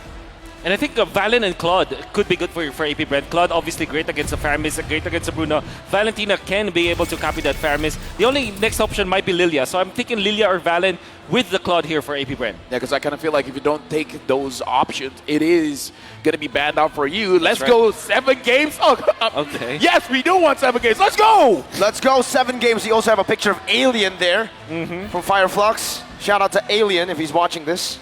That's right. And again, looking at this, I agree 100% with you, Wolf. So it looks like they're going for a different angle here. They're picking Totally up the Brody as well as the Arlip, but we can see when it comes to the fights, they can fight a lot of CC here. Yep. And that's a combo. Like Frederick and Arlet, it's a combo because you have supplementary stuns that can allow the Arlet to have so much dashes, unlimited dashes, unlimited ways to sustain himself. Mercus is real? Yep. I mean, you said a 4-0. And it's not 4-0, so that part of the curse is real already. Okay. Okay. All right. So again, going back into the draft here, I like what you said, Wolf. A lot of vengeance coming in from this Arlip because of all the CCs coming in from APBREN. Most wanted, Nolan is the most contested hero. Banner pick 143 times in 145 games, 99% ban and pick rate. And now ONIC, they're going with Nakai, banning out the Novaria as well. Now my question is this the most like contested pick of all time, or was the Fredrin even more contested at M4? I don't know, but either way for M5, it's not a Nolan, it's a Yeslin. Yeslin. Well, technically Nolan, because we don't get to see him a lot. Okay, you know what? Never mind. Yeah. Neverland. Well, we do get to see him, so it's not never. Never say never, man. All right, Wolf, take over. Yep.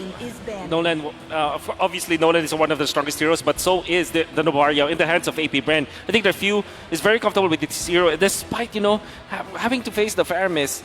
The thing with Novaria is it's a threat when you don't have the dive. So ONIC banning out this Novaria kind of tells me they will not go for any kind of dive kind of composition. Maybe on the XP lane. But overall, they will close this out with a with a front-to-back composition. Maybe secure the Minotaur, maybe secure the Tigreal as their frontliners, or maybe even a Ruby again for Keyboy.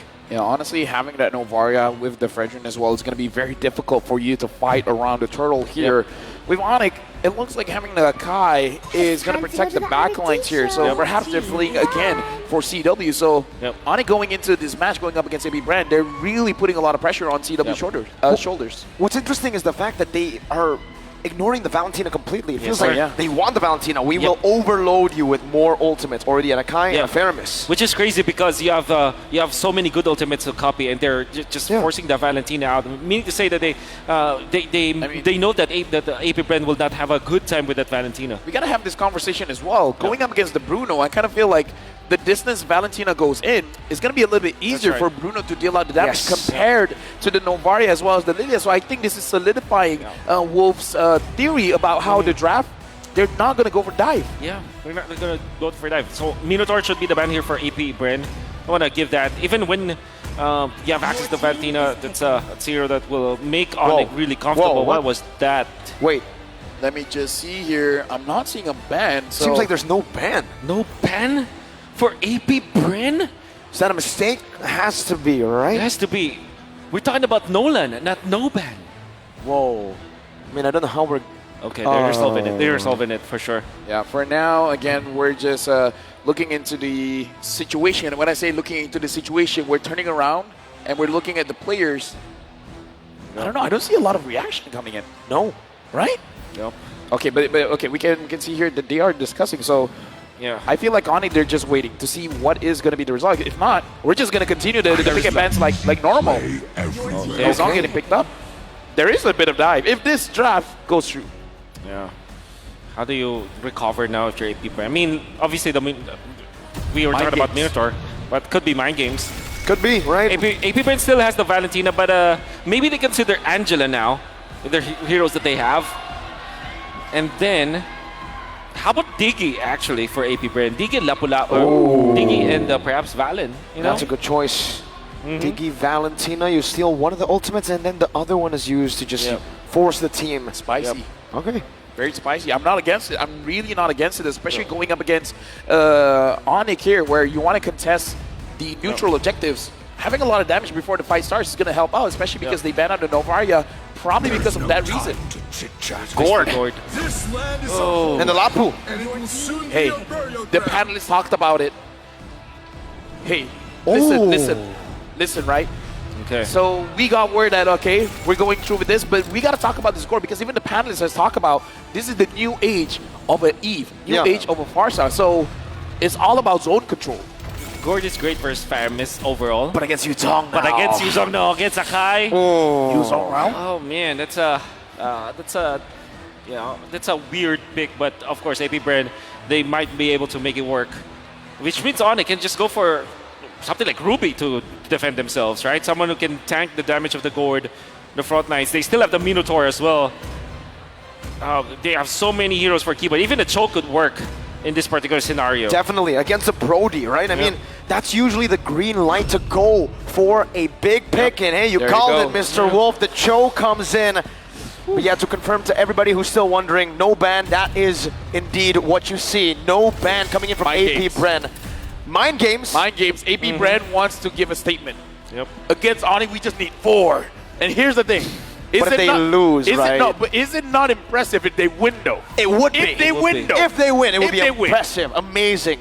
But then I gotta ask, if they lose with 4 bans, that mistake could be like a bit costly. Oh, obviously. I mean, you're gonna be scratching your head so much, and you're gonna be filled with regret afterwards. Well, this just tells us that APBREN just needs to win. Yeah. Well, we're jumping into this game. Hit scratcher or not, we gotta see. With APBREN coming in with the mind games, is it enough to shake the Sky Kings ONIC? Or will they continue to show that they are untouchable? We're going into game number 3. All troops deployed. It's scary. I'm actually scared for the Gord in the early stages, just mainly because of the Yuzong, the Akai, and then you have the supplement of this show.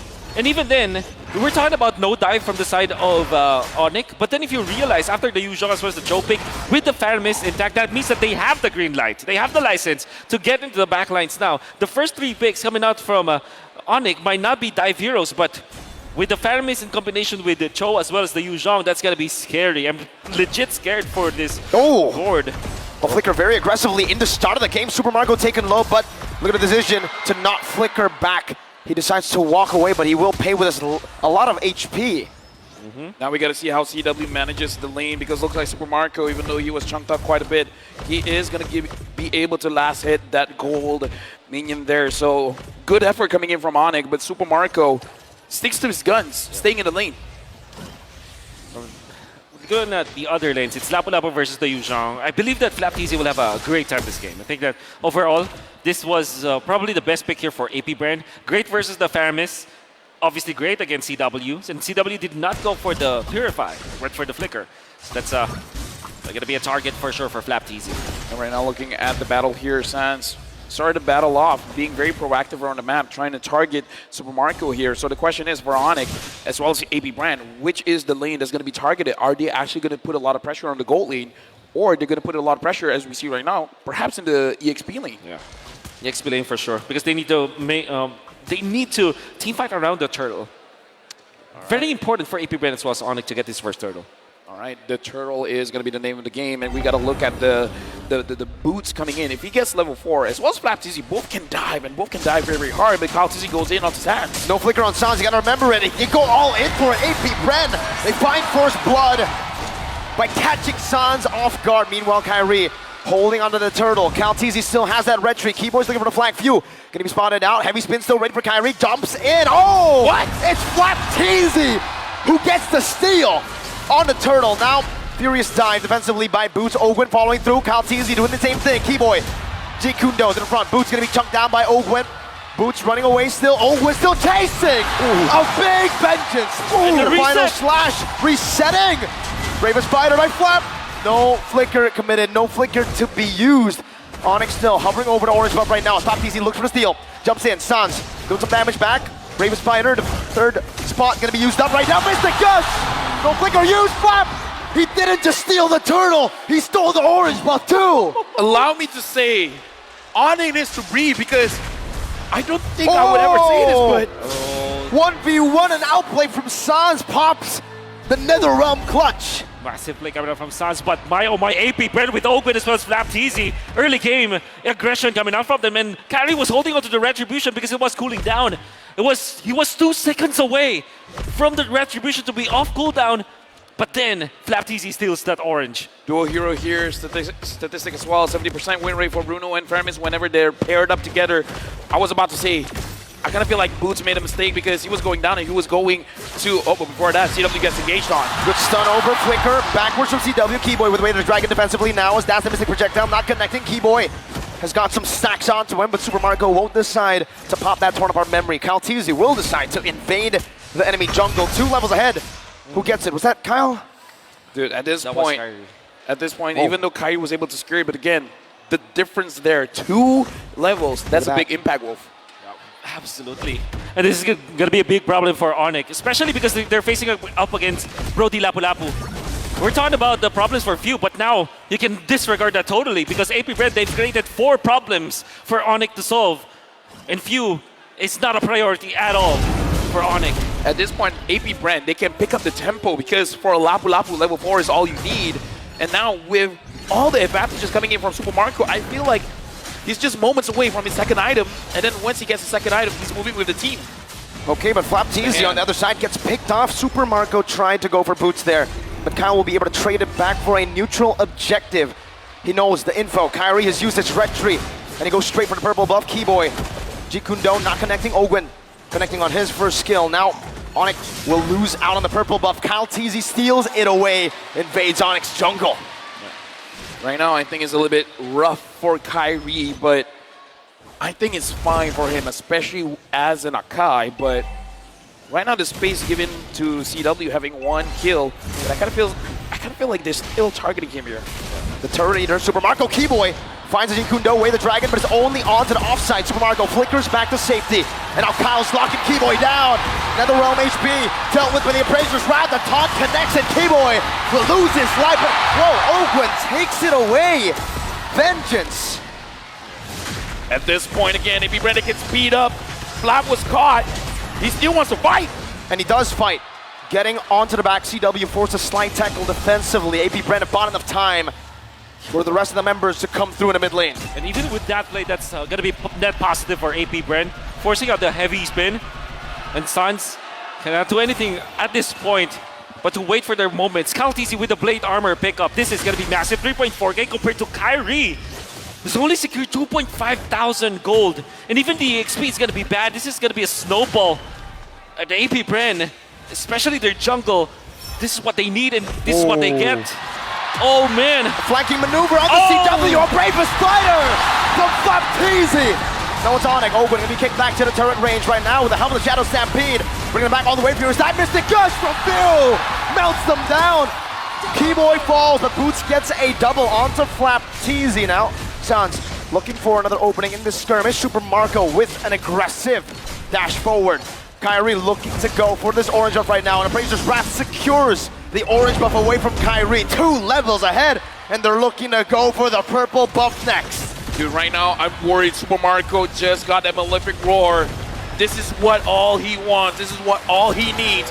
At this point, APBREN can say, you know what, I'm not looking at minions, man. I'm looking at heroes. He used the red tree, though, CalTZ, because he knows there's no way ONIC can contest. He knows, and that's because Kyrie's half HP. No matter what happens, they will be able to win the turtle fight. And even in ONIC wins the red tree battle afterwards, it's not gonna matter. They're gonna be taken out. APBREN's snowball is just online.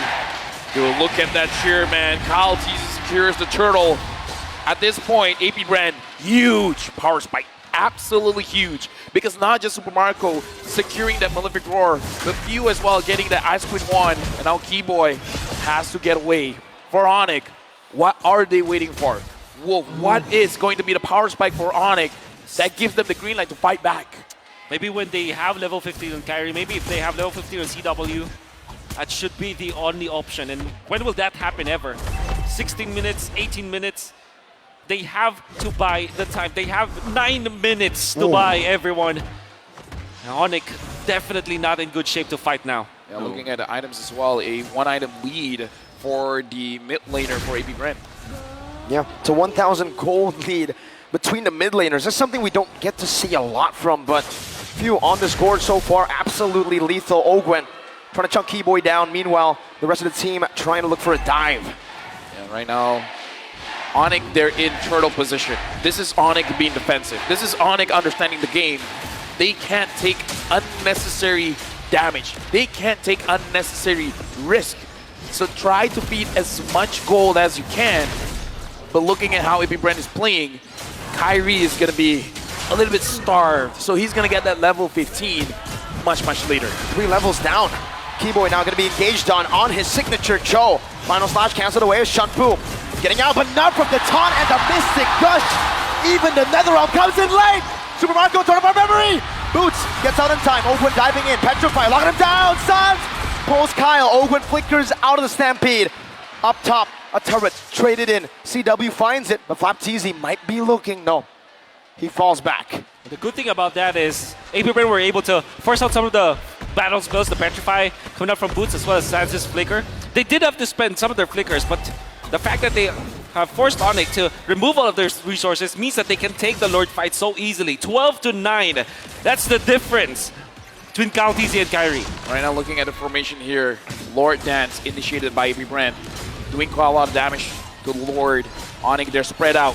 APBREN, they're clumped up together. Ogwen sees Boots. Conceal coming down. The Rectory will be won by Kyle. Teasy. And now they're looking to collapse. They're looking to punish any maneuver. CalTZ locking Keyboy down. Kyrie walking on the other side of the map, and ONIC will be able to disengage. The Lord given over to APBREN. Suns now having the Lightning Truncheon is going to help him out when he wants to defend the base, but is it enough, Wolf? Yeah, it's not going to be enough for now, for sure. I think that the best scenario now for ONIC is if they don't lose any of their inhibitors. It's going to be a tall order. One stab, Kyle takes it. Dude, damage dealt? Is this for real? It is for real. Ogwen doing the most. Ogwen doing the most, Few second place. But but the damage from Suns looks like it is going to be enough. So I kind of feel like I agree with Wolf, just lightning truncheon. Can't do it just yet, but Keyboy goes in. That's a lockdown, but a Mystic Gush connects to the backline. Flapteasy will fall before ONIC frontline does. Now it's a lockdown. Oh, Sans gets wiped.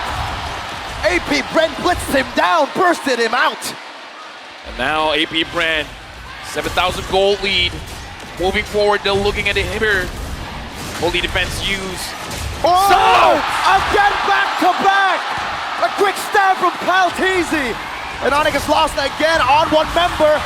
The laser not quite in range. ONIC still able to defend from the first lord of the game. Mystic projectile, side tackle for CW, but it's not going to be enough to get him out of range. Even with the splash from the turret, ONIC lose a base turret with the first lord of APBREN. And now Black Dragon form used by Bo. That damage From though! memory, oh my goodness gracious. Boots was almost melted down. Whew. 2 base turrets. Let me just say, APBREN, their mind games is working. Yep. It's working. It's working. And the thing is, losing Sans twice in a row. I mean, losing him once, that's fine because they were able to get the kill out of Flapteasy, but losing him the second time meant that they will not be able to defend 2 of their turrets. That's a poke down on the Kyrie right now. Another realm, not. Oh, it's going to be in time. Keyboy finds a good way to the Dragon, but it's not going to be able to survive in this onslaught of damage. Boots finds a Petrify without nature.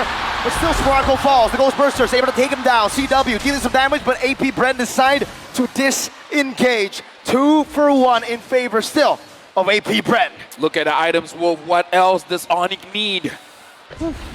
Another defense item for Kyrie for sure, because you see that when he turns up into the fight, even when he's not dying, he's put so low that the heavy spin is not going to be utilized properly. So he needs a second item for sure.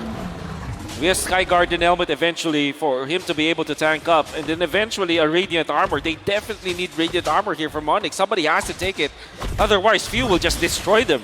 CW looking like he wants a Demon Hunter Sword as well to be able to deal enough damage, because Flapteasy has been soaking up so much damage coming in from CW. Right now, ONIC, they're at the back foot, but again, they've been in this situation time and time again, so I kind of feel like APBREN, they can't fall asleep here. They got to make sure, tighten the gameplay, and make sure they don't make a mistake coming in. Stampede from Sans. A resource used up. Kyrie poked down by Ogwen. And also by Few. Kyle holding the Lord. Pinned down. Final slash used up already. Sans. Shadow Stampede once again. Mystic Projectile connecting. Chunking Sans for a bit. ONIC are still hovering over. Watch out, Marco. Right now, Keyboy used the conceal, but immediately found out. I don't know how Keyboy can go in, man. He has to make some kind of miracle play. Sans, even he can't find any angles. He has the flicker. ONIC looks like they have to disengage. They have to. There's no way they can contest an APBREN. Capitalize. A free Lord in the 13th minute. Right now, ONIC, they have to defend. At this point, too much damage, man, being dealt out by this Gord. They got the Yuzong, but the Yuzong can't even go in. He flies, and immediately APBREN strikes and force him down to the ground. Boots can't do much here. Radiant Armor picked up by Kyrie. Keyboy has his flicker back. Sans is the most important hero for now for ONIC. And he might be Final Slash. That's going to be a problem for the side of ONIC. Ogren looking for an angle right now. Mystic Gush on the Kyrie. Heavy spin with another realm right now. The Lord's going to be dealt with right now as Keyboy jumps into the back, not able to find an angle. Stunned up, Chain CC. Keyboy taken out. Sans with flicker. Shadow Stampede. A Brazier Splat connecting on CW. But he's still going to be able to dish out some damage. Flapteasy with the Brazier Spider. Onto the back with the flicker as well. Boots finds a better fire on the Flapteasy. Final slash, bringing it back, but he finds the kill. He dies instead. CW going for the waves right now. One more minute wave coming down. Sans taken out by Super Marco. It's CW versus the world. A slight tackle back, but what is the member supposed to do? Will APBREN just lock on to the turrets? APBREN strikes back. Even though ONIC won the previous game, but they're like, we're in this. The score now, ladies and gentlemen, 2-1 for APBREN. And who needs the 5th ban, right? Especially when you drafted this Lapu-Lapu together with the Gord. And we kind of criticized at the first try with the Gord, but the Lapu-Lapu made so much sense. In combination with his art at the tempo that APBREN played in, ONIC just can't breathe. I gotta say, man, this mind games is crucial for this best of 7. With that being said, here's the thing. A lot of things happen in this game. We got to throw it over to Leo as well as Gideon. You know what? 2 things I want to shout out. First of all, happy birthday, Odin. And second of all, shout out to the crowd here. They're very responsive. APBREN, yay! You don't see APBREN? Boo! I like you know what I like? I like the fact that they boo ONIC, and then once the camera turns to Kyrie, they're like, "Yay!" Kyrie!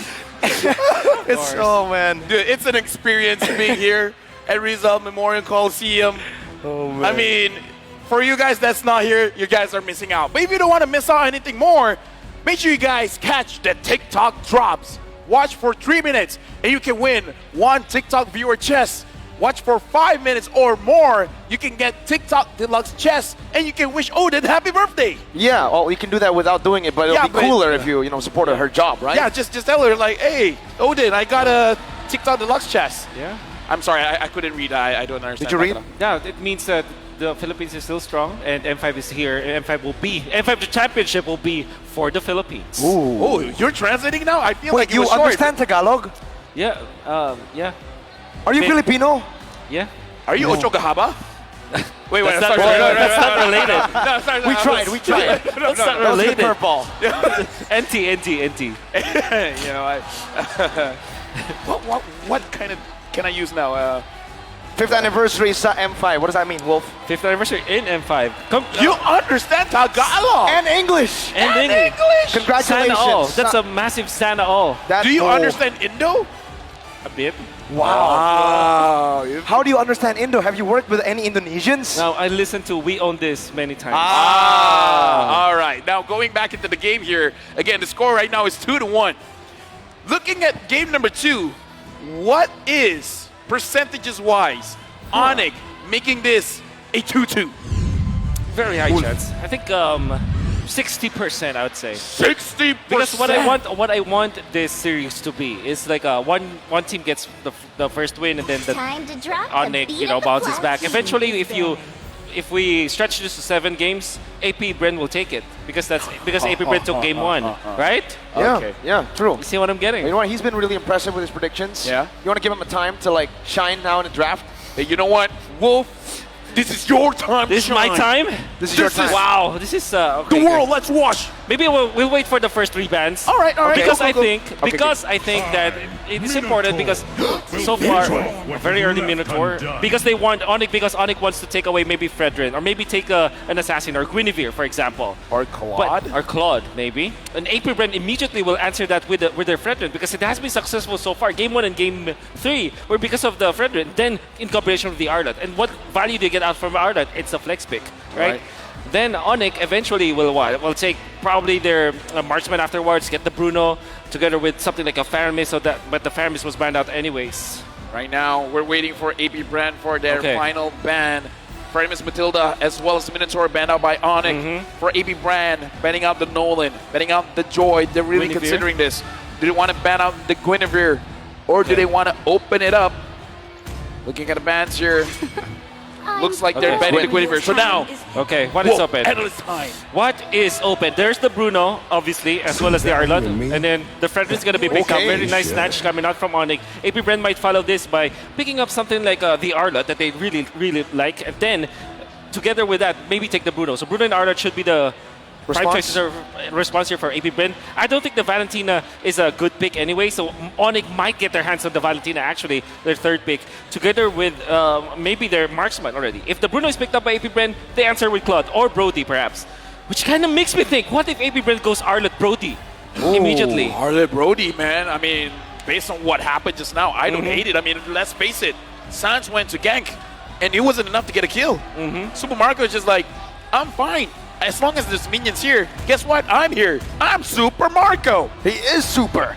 Super Marco. Yes. World. And also, It's whoa, different, totally different. completely different. Super duper different. APBREN say, oh, Man, curious. Audience cheers. Kyrie. Audience fall silence. ONIC. Understand. this guy is making memes on the go, man. Yeah. That was just literally a few minutes ago. Wow. Dude, Meme dedication.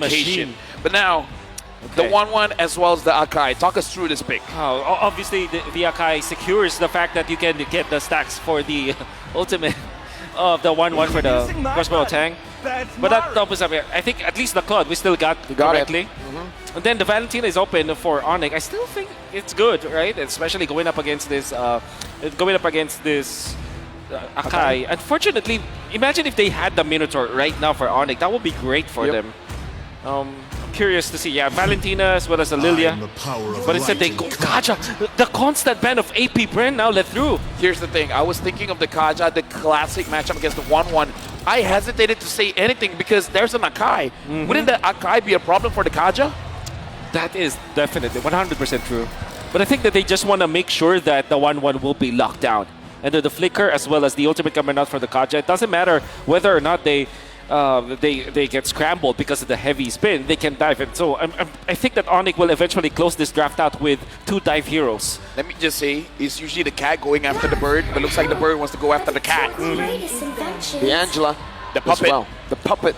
All right. Now with this, right, they have so much sustain. The 1-1 already very hard to kill. The Akai, same thing. You know, you had an Angela. Even if ONIC get a Divine Judgment, right, it's going to be tough to lock anyone down. Yep. This 1-1 will feel like has 9 lives. Yeah. Maybe 5. Because it's M5. Better than Great Man. Wow. If Bren becomes a champion... Oh, I didn't see it. Yeah. We're I think hoping for you, man. it was too fast. I think if Bren becomes a champion, he will ask somebody out to be his girlfriend. Something like that. You're the only Tagalog speaker here, so we're looking at you, Wolf. But now we're looking at the bans. Karita ban out, and now for ONIC betting on the Paquito. I like both bans here because, again, very good synergy coming in with the Kaja, and the Paquito has been proven to be a problem.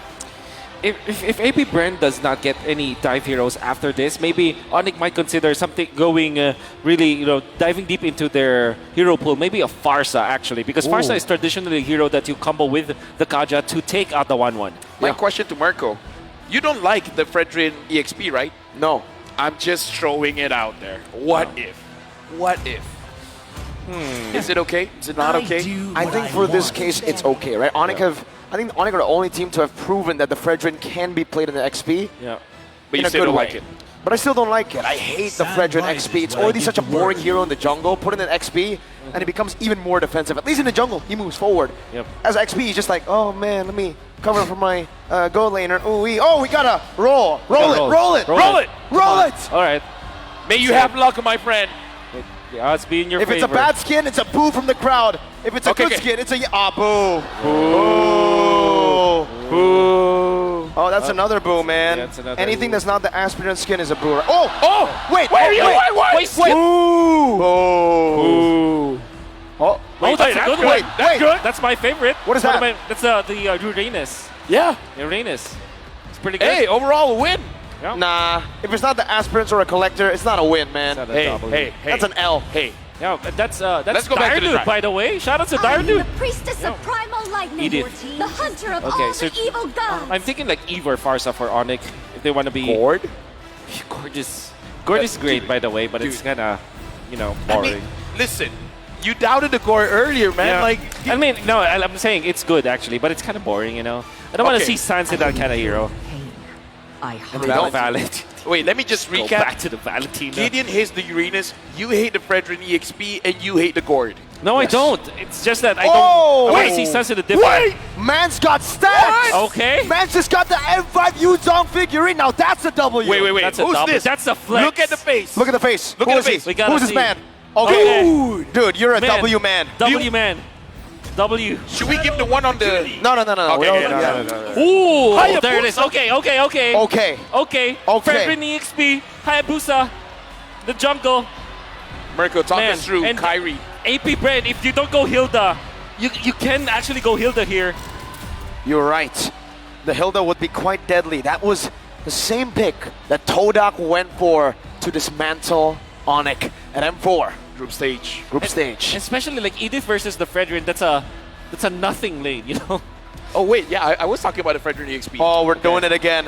All right. Are you Make it ready? quick. Make it quick. The stadium, are you Oh, ready? this is Manjin. If it's a Wait, bad it's the skin, Mr. Diamonds? Bro! Oh. It's the Bro. Mr. Diamonds? Bro, Come you're on, man. Bro!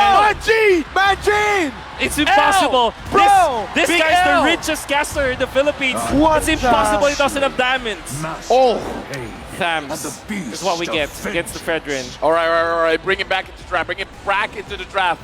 Looks like my prediction about Fredrin EXP was there. Hayabusa here, 0% win rate in M5 so far. The Thamus, again, performing extremely well. Everybody's just flexing. Oh, it's No not way. Reptar. Come on, man. Okay, so he's the richest caster. He is the richest He is. caster. No chance to defend yourself. No, no. All right, jumping into this game, well, what are we predicting here? Wow. I'm just happy that the Hayabusa was picked. Remember, the last time that Kyrie picked up the Hayabusa, M4, the highlights that were made. And I do want to go to a Game 7, so please, I think that this could be an ONIC game. Well, to everyone watching, especially those Clippers, you know, Mirko, if we see an assassin on Kyrie, it'll be Kyrie. We're jumping into game number 4. As Keyboy said once, when he was told to imitate me, he said, "Oh my God, Kairi Hayabusa," and we get it now. So, yeah. you know what? The Hayabusa is really high. But talk us through here because, again, 0% win rate on M5. I cannot emphasize that enough. Yeah. I think it was used maybe twice. Yeah. And, but then again, this is Kyrie Hayabusa. So it's going to be very different. The thing is, they went for the Adith, which is a hero that doesn't really necessarily lock down the Hayabusa. But they do have the Akai, so I think that's good. And also APBREN, we cannot forget the fact that they still have 1-1 Angela, a very strong combo. So I think that APBREN will have the more comfortable draft heading into game number 4. My only question here, going with the high, is it like a desperation coming in from ONIC? Because if APBREN wins the next one, it is going to be match point. But with that, let's look at the emblem set here. Yeah, going to be a Impure Rage, in fact, for Kyrie instead of the lethal Ignition, right? For your RG, typical RG. But yeah, you can see the Thrill as well as the Season Hunter. And then, of course, that Impure Rage from Kyrie. We're going to see if he's really good at it. So far, flexing his quad shadow moves. Yep, and now looking at the item builds here. Ooh, that's Again, Flicker. Looks like APBREN right now as well as ONIC. I'm looking at the timings here because this is Ogwen using the Idif as a roam. We saw earlier in game number 1 how Flapsy was so impactful, and Super Marco survives against Kyrie as well as CW. Now, back to the question here, the timing from APBREN. Yep. What time should they strike? Every time they have the heavy spin up. Fortunately, they have Thams, Edith, as well as this Akai. So I think that they don't really have the timing. But every time that the turtle fight is there and they have the heavy spin, they can absolutely fight against ONIC. Basically, with the assassin pick, though, they have to give everything away neutral objective-wise, right? Flapsy doing a good job right now, zoning Kyrie away. The Quad Shadow going to be used up as well for Kyrie, getting full stacks. Hard guard ready. San steals away the Primal Wrap, but the Vengeance keeps them at bay. All for the turtle to be taken for free by Kyle Teasy. Flap taken very low. Hard guard going to come down onto Flap, giving him enough HP, enough sustain to survive and disengage. Something that I do worry about as well because we got to talk about Flap TZ with Vengeance here. A Claude going up against anyone with a Vengeance. Yes, sir. It's not going to be looking good for the Claude. CW has to think a lot before he goes in with the Blazing Duet. Yeah.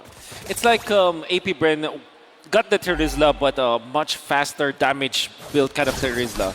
I'm not saying that Thanos is better than Terizla because Terizla still is better overall. But the thing is, that's what they get. It has good lane prio because if you're going to be looking at Terizla, it's quite slow when it comes to walking from lane to lane. Because of the passive as well as the first skill of Flap TZ, he's able to traverse the map from bottom to mid lane faster than a Terizla would. That's how they can keep up the pace against ONIC. So that's the general idea why Flap TZ went in for the Thams against ONIC. So APBREN, even though they got the turtle in terms of the gold difference, not really, because the only one that has a gold advantage on APBREN is Few, where he has 100. Like, isn't that negligible at this point?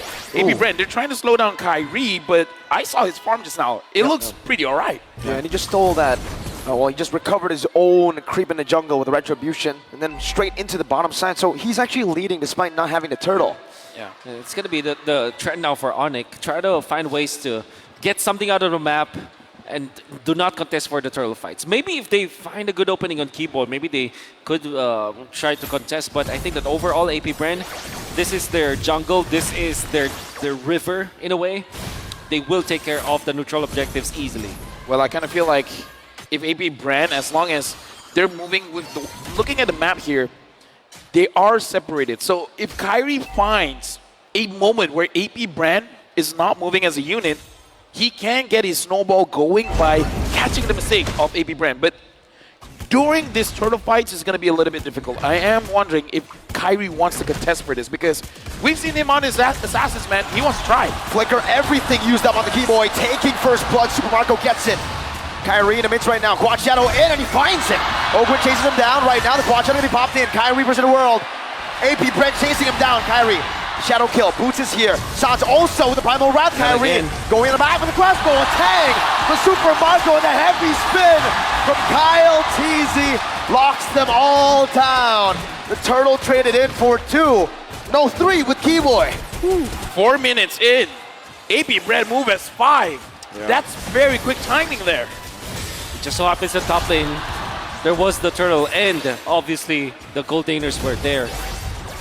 See, for ONIC, my main reservation for the Hayabusa is that if you get the neutral objectives, he can easily be taken out. We got to look at Kyrie. Does he have the purple buff? Because No, he doesn't. He doesn't. Okay.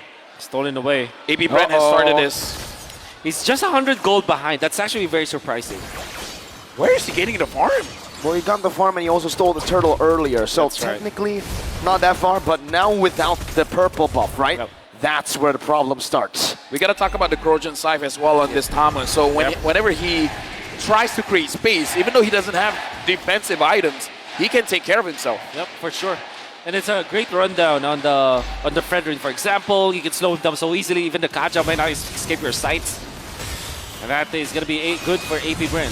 Oh, some good damage. Onward, and the Earth Shadow, the Appraiser's Wrath deals nothing. Not even helping Boots sustain. And APBREN find another kill on Super Marco. Looking for the siege in the mid lane, tier 1. Another Shatter down, Kyrie with the Quad Shadow and the Retry to keep this turret defended. They will eventually defend. Another problem here that this Hayabusa might face is the sustain that you can get out of APBREN. Angela just going to be a big problem there on. That's why later on, they definitely need both Kyrie and CW to deal the damage, because it's going to be CW to kind of mess with the shields as well as the sustain, and it's Kyrie for the sweeps. Now the turtle has been started by APBREN. CW Sans as well as Keyboy is there. Ogwen finds Boots. Heavy spin used up already. Primal Wrath going to be going as well now. And you hear the crowd's reaction. Right before a big team fight. But ladies and gentlemen, please do be patient with us. We will try to solve this technical issue as fast as possible. So now we got to talk about the possibility, because I'm looking at the draft coming in from ONIC. They could play with the map.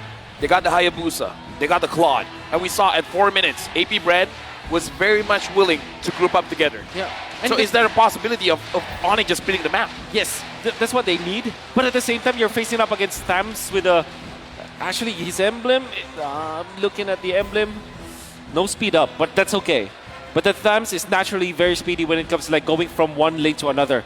So the split push might not be that fast for the side of ONIC. It's possible, but it's manageable because of the Thams. Who gets the turtle? We're back though, it seems we're back. The players are already ready. Might still be testing, not too sure.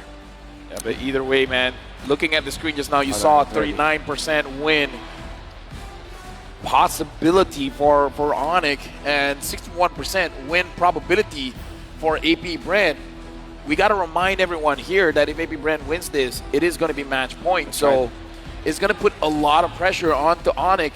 If they want to get that trophy, they got to work super hard for it. With that being said, we're now going to be jumping back into the game with a turtle. Who gets the turtle? It's APBREN. Oh, what? Sonic with a win. Oh, went flickering forward. Kyrie's next. Super Marco! Triple kill on the board. 5-0 and 2. Right now, APBREN, this is a big lead. Sans can protect. This mid lane journey is super important. APBREN just takes it like that. And immediately they go for the purple buff. Nullifying this assassin pick again from ONIC. They already had the Fredrin, but they switch it back to the EXP lane. And even without something like a Hilda or anything, there wasn't any problem. We're going to see through the replay what happened in that fight. It's brought to us by Kadia. And you can see that Sans Marco, already stole the wow. heavy spin, but it wasn't enough. I mean, Super Marco just kited all throughout. Everything. What a play by Marco. Yeah, honestly, Mirko, you're the 1-1 expert. In this position right now, when APBREN has 3.4k gold lead, and looking at the items here, 3 items for Super Marco, how ahead is he actually? Oh, he's super ahead, man. The thing is, on the 1-1, you might take a look at the gold lead and you might say it's just an 800 gold lead, not even 1,000. But the thing about 1-1 is, if you reach that corrosion site and the DHS, that's already your power spike. That's why he can go for the Wit of Nature, and now he becomes lethal. Because he can find those weakness points, take more of a risk, and still be doing maybe even more damage than CW. Yeah, and Kyle TZ took quite a lot of damage there, but again, the fact that he can take that much damage shows that ONIC is not ready to fight just yet. We see Kyrie again. I feel like even though he's under this much pressure, he can still do it. Sans doing the most damage here. Onward, catching his dash. The prediction from APBREN from Ogwen. Keyboy taken out. Sans now looking for some sort of retaliation, but APBREN are utilizing this chaos to go for the Lord. ONIC in shambles. Yeah, but look at Kyrie, man. He's looking for the side lanes. Vengeance. Flapteezy just standing there menacingly. CW can't do anything, and Lord gets taken without the help of the Retribution. Kyrie in the bottom lane, looking for a trade. Boots brought back to the team. Kyle TZ there. Should be able to retreat, and does.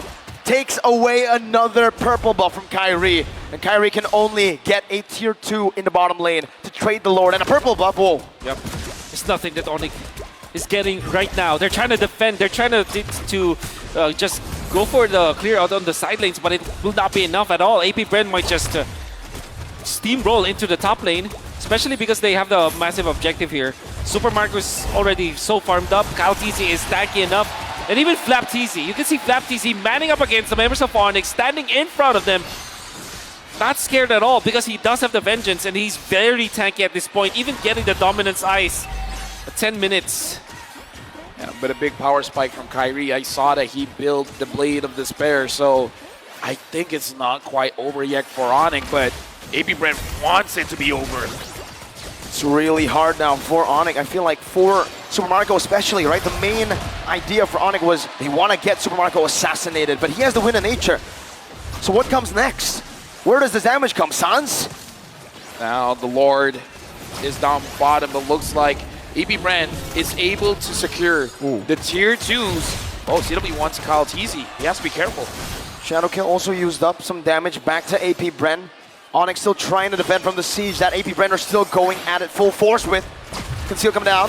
BMI getting him out. A good splash of damage from the turret to try to take these minions down, but APBREN do a lot with that minion wave. The base turret in the bottom lane is low, very low. Oh, look at this purple buff here. Kyrie wants it, but APBREN wants to deny it. He wanted more. Ogwen needs to time. No, he doesn't even need to. APBREN have done it. They've taken another purple buff. For the longest time, we haven't seen any Flicker Divine Judgment play from ONIC. In fact, there's no play that we saw from ONIC. The last time that we saw was probably the turtle fight where Sans was able to copy the heavy spin, but that's just about it. ONIC cannot find an opening for a team fight. And this Kaja pick, even when it's like one of the best heroes that Keyboy has ever played, it seems like he does not have an impact right now.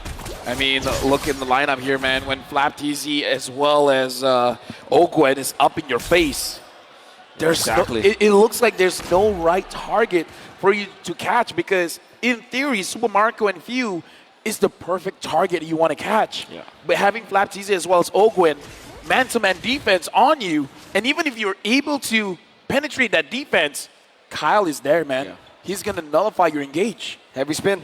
Heavy spin. Just one tap away from a cover. So, I don't know, man.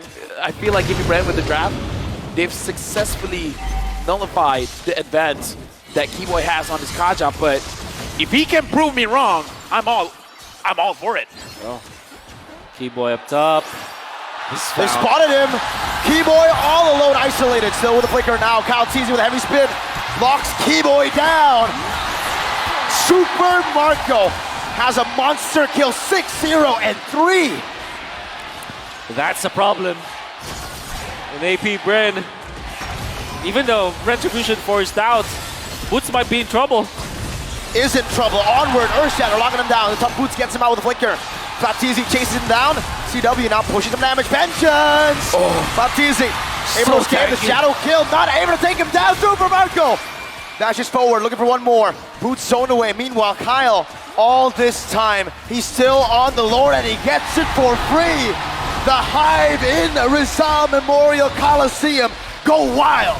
APBREN has been hiding this Thomas pick, man. He just, like you said, stands there menacingly. As long as he has the vengeance, dude, he feels strong. He feels invincible. He can make a beeline straight to anywhere and he'll be okay. Yeah. It will take so much from ONIC to be able to take down Flapteasy. DHS, the Trinity actually available now for CW, gets the Malefic Roar, much needed in this particular game, but they might not be able to utilize it because APBREN, everybody else is tanky. Everybody else is the problem. Lord march down, gets a good charge on. The Primal Rat stolen away. Sans trying to deal some damage. Ogwen, Earthshatter out already. No Onward just yet. He onwards to the back. Kyrie does a bit more damage onto him, but APBREN will stay disciplined. They have a 7,000 gold lead. They'll look for another wave in the mid lane this time around. APBREN still with a lot of resources. Sans coming down into the mid lane with a splash of damage. Boots standing in the front. Flapteasy looking for an engage. Calteasy soaking the damage in. Divine Judgment on the Flapteasy with no vengeance this time around, but he has it back on cooldown now. The base turret cracked open in the mid lane. Ogwen gets the immortality. Keyboy with a whip. But that's 3 base turrets down for ONIC. And APBREN are still lingering. That's Kyle!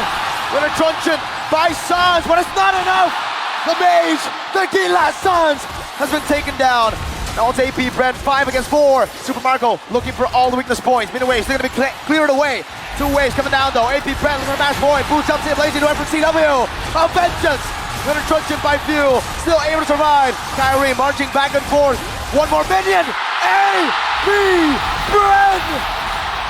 The Wild Bees. The Hive. Match point. Match point for APBREN. One more win is needed to keep the trophy in Philippines. One more win for them to be the 2-time world champion. Just one more. That is what the crowd is chanting. They can feel it. The first hometown champions, it's just one win away. Dude, the storyline. No host country winning the M series. Right now, APBREN is looking at it and be like, don't you know who we are? And now, a lot of things happen, man. We got to talk about Flapteasy. But we're going to give it over to Leo as well as Gideon. Man, I love the energy. Oh, wait, should it be the hype? Man, I love the energy. I love the energy, and I love the energy because it's both sides of the spectrum, man. What about you, Wolf? You love the energy. ONIC. Hey, no. You want to do the other one? What?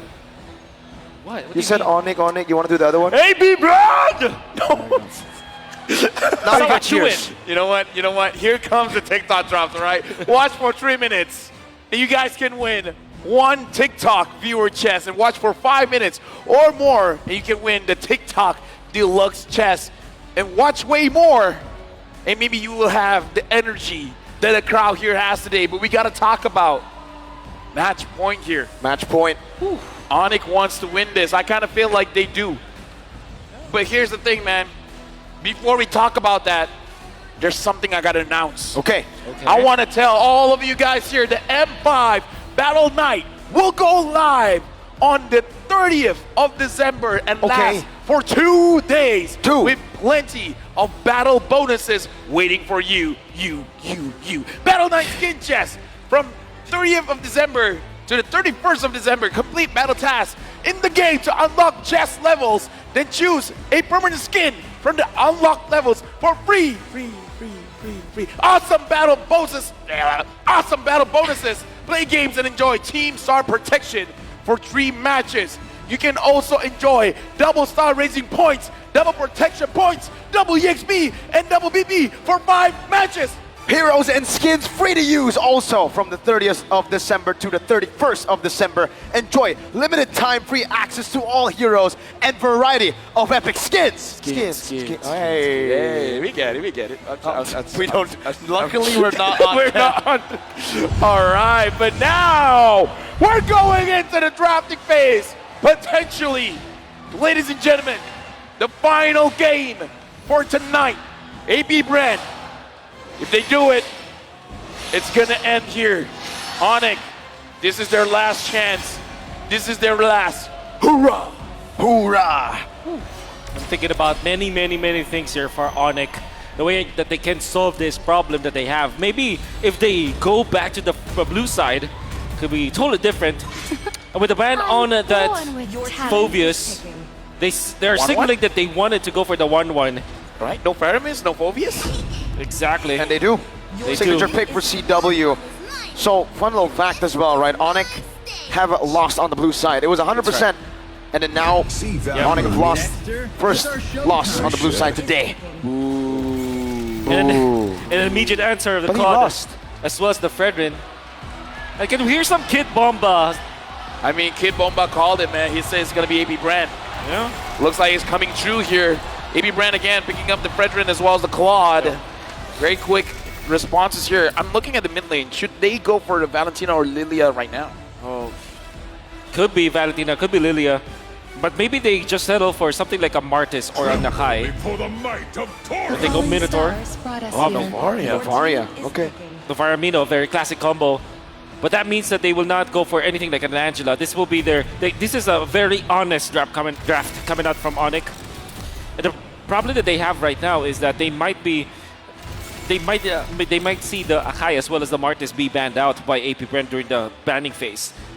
I mean, at this point, I'm just worried about Boots because our panelist was talking about how Boots has been shafted in the draft, given heroes that is going to make plays, but is not winning the lane. So I'm looking at the draft, and I'm thinking, will Boots be having an easier time, or will he be the sacrifice lane? But good thing is, he will be the last pick anyways. APBREN, Kai is still open, a hero that kind of is good against the composition of APBREN. We know for sure that those are the kinds of heroes that you pick up against the Fredrin. There's also the Dira factor for ONIC. And knowing that they have the 1-1 anyways, all they have to do is to make sure that the other laners, the XP lane as well as the jungler, should be self-sufficient. Heroes that don't rely heavily on the farm. So make sure that the 1-1 will have the farm in the end. That's the thing right now, right?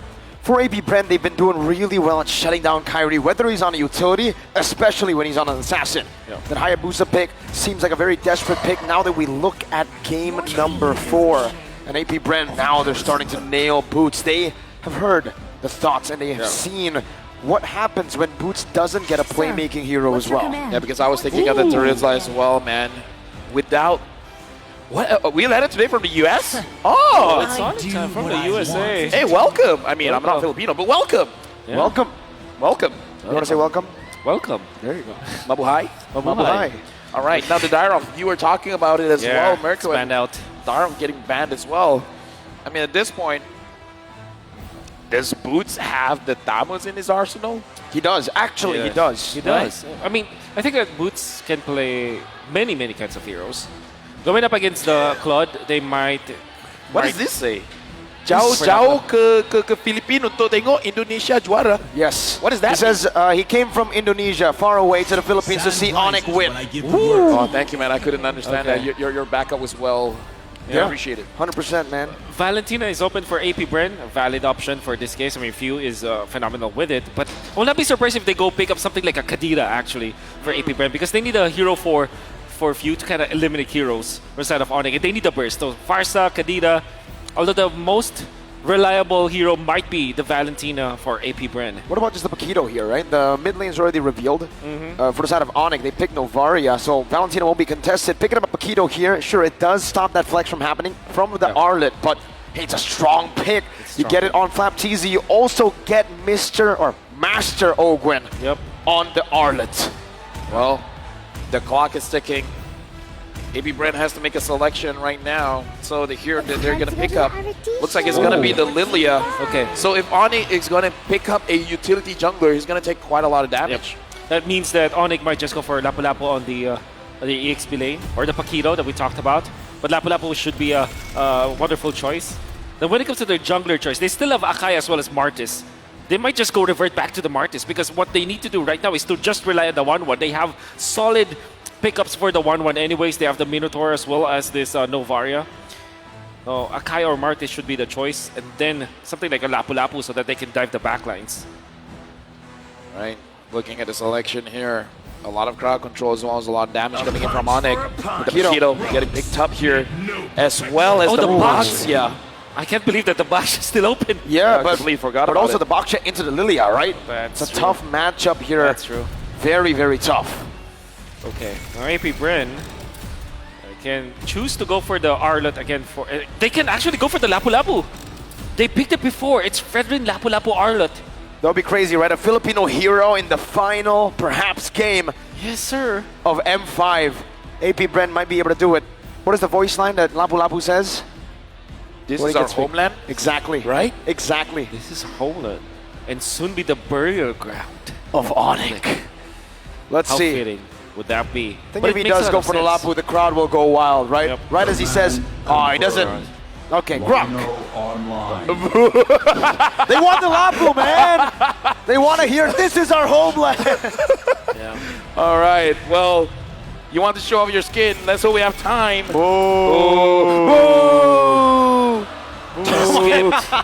We have too much power. Dude, we're influencing the crowd. We're very sorry. But again, we're jumping in potentially the final game for today. Looking at the drafts. Wolf, do you feel APBREN's got it? Absolutely, they have a good hero for. They have a good standard matchup. Just especially because they have the Lilia anyways, and they kind of. I think that this backshot was kind of forced, but at the same time, there's no other reason. I dare say though, for ONIC, all they have to do really is to rely on Chewe this time. Just rely on CW. They have a very standard draft, Minotaur as well as Novar. It's gonna be great in the early and the late portions of the game. All Carry needs to do is to make sure that he at least 5 trades seconds till the for the enemy first few reaches turtles the and not get destroyed in the early stage, and they're gonna be A-okay. All troops The host country has never won an M series. Will Welcome to APBREN Legends. be the difference maker, or will the Sky Kings ascend and then continue this best of 7? We're jumping into the game. We're hearing it already from the crowd. This is our homeland, they say, as they yell out APBREN. Ogwen early on invading the enemy jungle, gonna be knocked out. Flicker already burnt out. Kyrie hunting him down. Ooh, the Astrosphere dodge away from CW chasing. Ogwen gets out. Ogwen, oh my goodness. But that's Flicker that they committed. Burnt a lot of time though. Amazon ONIC would be very happy about that. Flicker not being available for the Lord fight, for the turtle fight. Looking at the emblem set here, I want to see a little bit more aggression coming in from Boots, because Boots is going very aggressive, having the Rupture as well as the Festival of Blood. And interestingly, Converse want to take a look at the gold lane.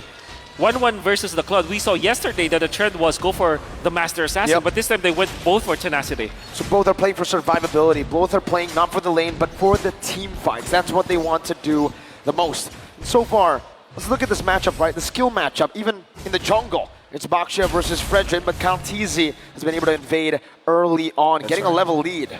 Yeah, it's mainly because of the Grok as well, being very aggressive in that moment, in that regard.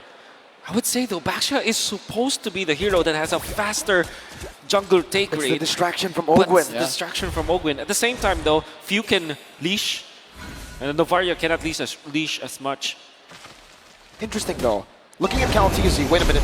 A knock-up, a taunt onto Keyboy. Should be able to escape this one, but look at the emblem that Kyle actually chose. We've seen many times that now it's the concussive blast that has become the norm for Fredrin. Why Braves might here, Wolf? It's a standard. Actually was the first emblem of choice. And then there was the Quantum Charge, eventually the Concussive Blast, and they're now going for the base fight because he wants a team fight.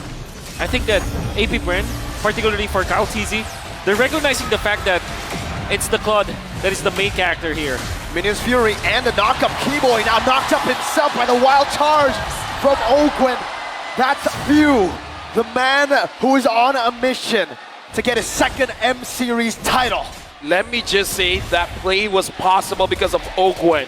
Ogwen saw the pathway coming in from Kyrie, making APBREN know that Kyrie is far away so they can burst down the turtle. No hesitation at all. ONIC having both Keyboy as well as Suns trying to create the illusion that they want to contest for it, but the illusion was shattered because Ogwen found out where Kyrie really was.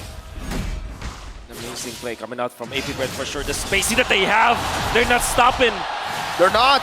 Keyboy very low, the wall to keep him at bay. No dash, Keyboy still able to flicker up the wall charge. Now FlapTZ caught under the turret. One more shot, he finds it. Sans looking for the turnaround by FlapTZ. Just walks out. Now Sans walks down. Astral Meteor going to be committed down. The mid lane cleared away by Few to stop that from happening. And what a juggle coming out from Few. He took the aggro of the turret and then survived because of the ultimate, making it so that they can dive. That was wonderful juggling coming out from APBREN. We got to talk about the late game scaling here because ONIC, we've seen whenever they have the Novaria, their Lord Dance is going to be very difficult to handle just because Sans can deal out so much damage in the meantime. And now we got to look at the Novaria Astral Recall comparison, both Sans as well as Few. Games played, Few has more advantage. And look at a cast count. 396 for Sans, but 776 for Few. Very similar. They 36 hit to 35. 1 out of the 3 shots they make. But that's actually pretty impressive. Very impressive on the Novaria. Boots chunked down by Few, but Ogwen now, Power of Nature, getting him out to safety, but Boots dealing a bit more damage. Knockout strike as well. Ogwen gets out again. Master Ogwen doing the Skadoosh here. Few knocked up, but he still has the black shoes and even a Purify. Kyrie canceled out on that shield unity. FlapTZ doing a bit of damage. The wall comes down, the Guardian's barrier. Minus Fury dodged away from FlapTZ, gets out. Oh, it's a wild charge, a final slash. Everything. Boots forced to flicker out to safety. Kyrie returns as Poisson's Keyboy isolated. And a Brazer's Wrath to take him down for the 3rd time this game. But ONIC find this time around a kill back onto the enemy roamer. This is a very good start here coming in from APBREN. 1,000 goal lead. They are in prime position to keep controlling the map because at this point, I feel like it's hard for ONIC to even move forward. Exactly. Right after taking the turtle, they know that Kyrie doesn't have the retribution. Then FlapTZ steals it away. He actually gets 2 creeps, gets the Rakursa as well as the orange buff. That's gonna be massive. I mean, you will not feel it right now, but every time that FlapTZ takes away a jungle creep away from Kyrie, that's double the effect. Because not only do you get gold, you also take away gold from your opposing jungler. And now Boots, he's taking a long way around. Boots will be taken out. APBREN have come alive again in Game 5. ONIC right now, they've been making a lot of mistakes, getting caught out. Ogwen, even though he's taking quite a lot of damage, is not going to get taken down. Few is here as well. ONIC, I kind of feel like they got to slow down, they got to breathe, they got to figure out what is their game plan because I feel like they're trying to force things and APBREN is just catching their mistakes. They've been catching way more than just mistakes. They've been forcing mistakes out as well. All in onto Keyboy, the roamer. A taunt as well. FlapTZ put out the stacks. Wild charge of Brazer's Wrath. Keyboy taken down again. Blazing away from Super Marco as well. Almost ECW down. Meanwhile, in the mid lane, Few gets assassinated by Boots. Yeah, I don't know, man. Keyboy right now as the Minotaur 0-4-0. 6 minutes in the game. APBREN has 5 kills. 4 of those is Keyboy. APBREN, they have a target. And that target's name is Keyboy. Big problem. Turtle is going to be available. They're forcing the retribution onto Kyrie once again. Level 10 to level 8. And FlapTZ gets it, but he does utilize the retribution. Now Kyrie, shield unity instantly onto the turtle. That's now already being started up by ONIC. This is a desperate move, but it might actually work out for them. Kyrie has the retribution. APBREN forced back. That's retribution secured for the turtle right now, and Boots is able to pop in that black shoes, and Astral Sphere dodge away from by Few. Boots still chasing, but Few gets out.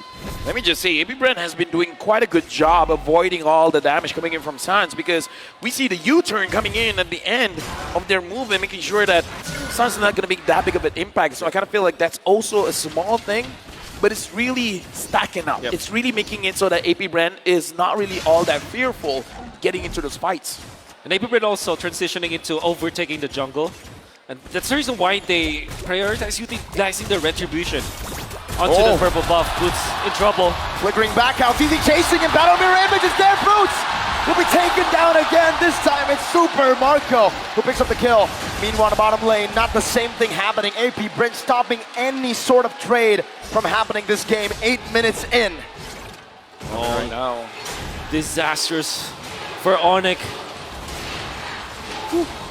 I'm just listening to the crowd. I mean, at this point, APBREN 1.7K lead for ONIC. What is the timing here? Super Marco's pushing, man. The only timing for ONIC waiting right now is again for the game to equalize once again. They might forfeit the early to mid game again. The first 15 minutes, it's gonna be APBREN for sure. And all they can do is to hope that Keyboy lands a beautiful Minion Fury into CW's ultimate. Until then, it's gonna be difficult for them to find a fight. Unfortunately, APBREN has the better heroes, the early stages of the game, and the better items, the better economy. They just have it right now. One way out for ONIC, it's to fight. But APBREN are doing the best they can to stop that from happening. Yeah, and right now, again, ONIC, their mechanics are going to be tested here because APBREN, they're definitely winning out when it comes to the macro. The Lord has pawn. Boots up top with Super Marco. The Lord dance is initiated by Kyle Teasy. Keyboy probably looking for an opportunity. That's a good shield unity into the Astro Spear. Crossbow tank gonna be locked in. CW on the Caltesi, who's taking a half HP right now, but he has it. Pressures. Grab! Wild charge from Oakwood! Caltesi very low. CW launching forward, a few deals some damage. Well, CW once again doing a lot of damage. Boosting the leg. That's a concealed play. Kyrie gonna be able to secure this Lord of the game. Oakwood very low. Conceal. Trying to get out. Knockout strike locks him down. And that should be a kill over. Boots the Heavenly Fist is what we call him in Indonesia. Now getting it. CW finds another. ONIC needed to fight. They fought. Super Marco. With the nature. Oh, that's crazy. Oh, I couldn't even finish my sentence there. Yeah, me neither. And that's a teamfight that ONIC badly wanted. We're looking for an opening. They have found it. They made it, actually. Uh-oh. Boots taken very low. Super Marco backed up with a Battle Mirror Image. Now Kyrie with the shield unity. Looking low. My goodness gracious. Every single time he throws this one, man, it's panicking, but CW gets a turret up top. Marco, breathe. We need you.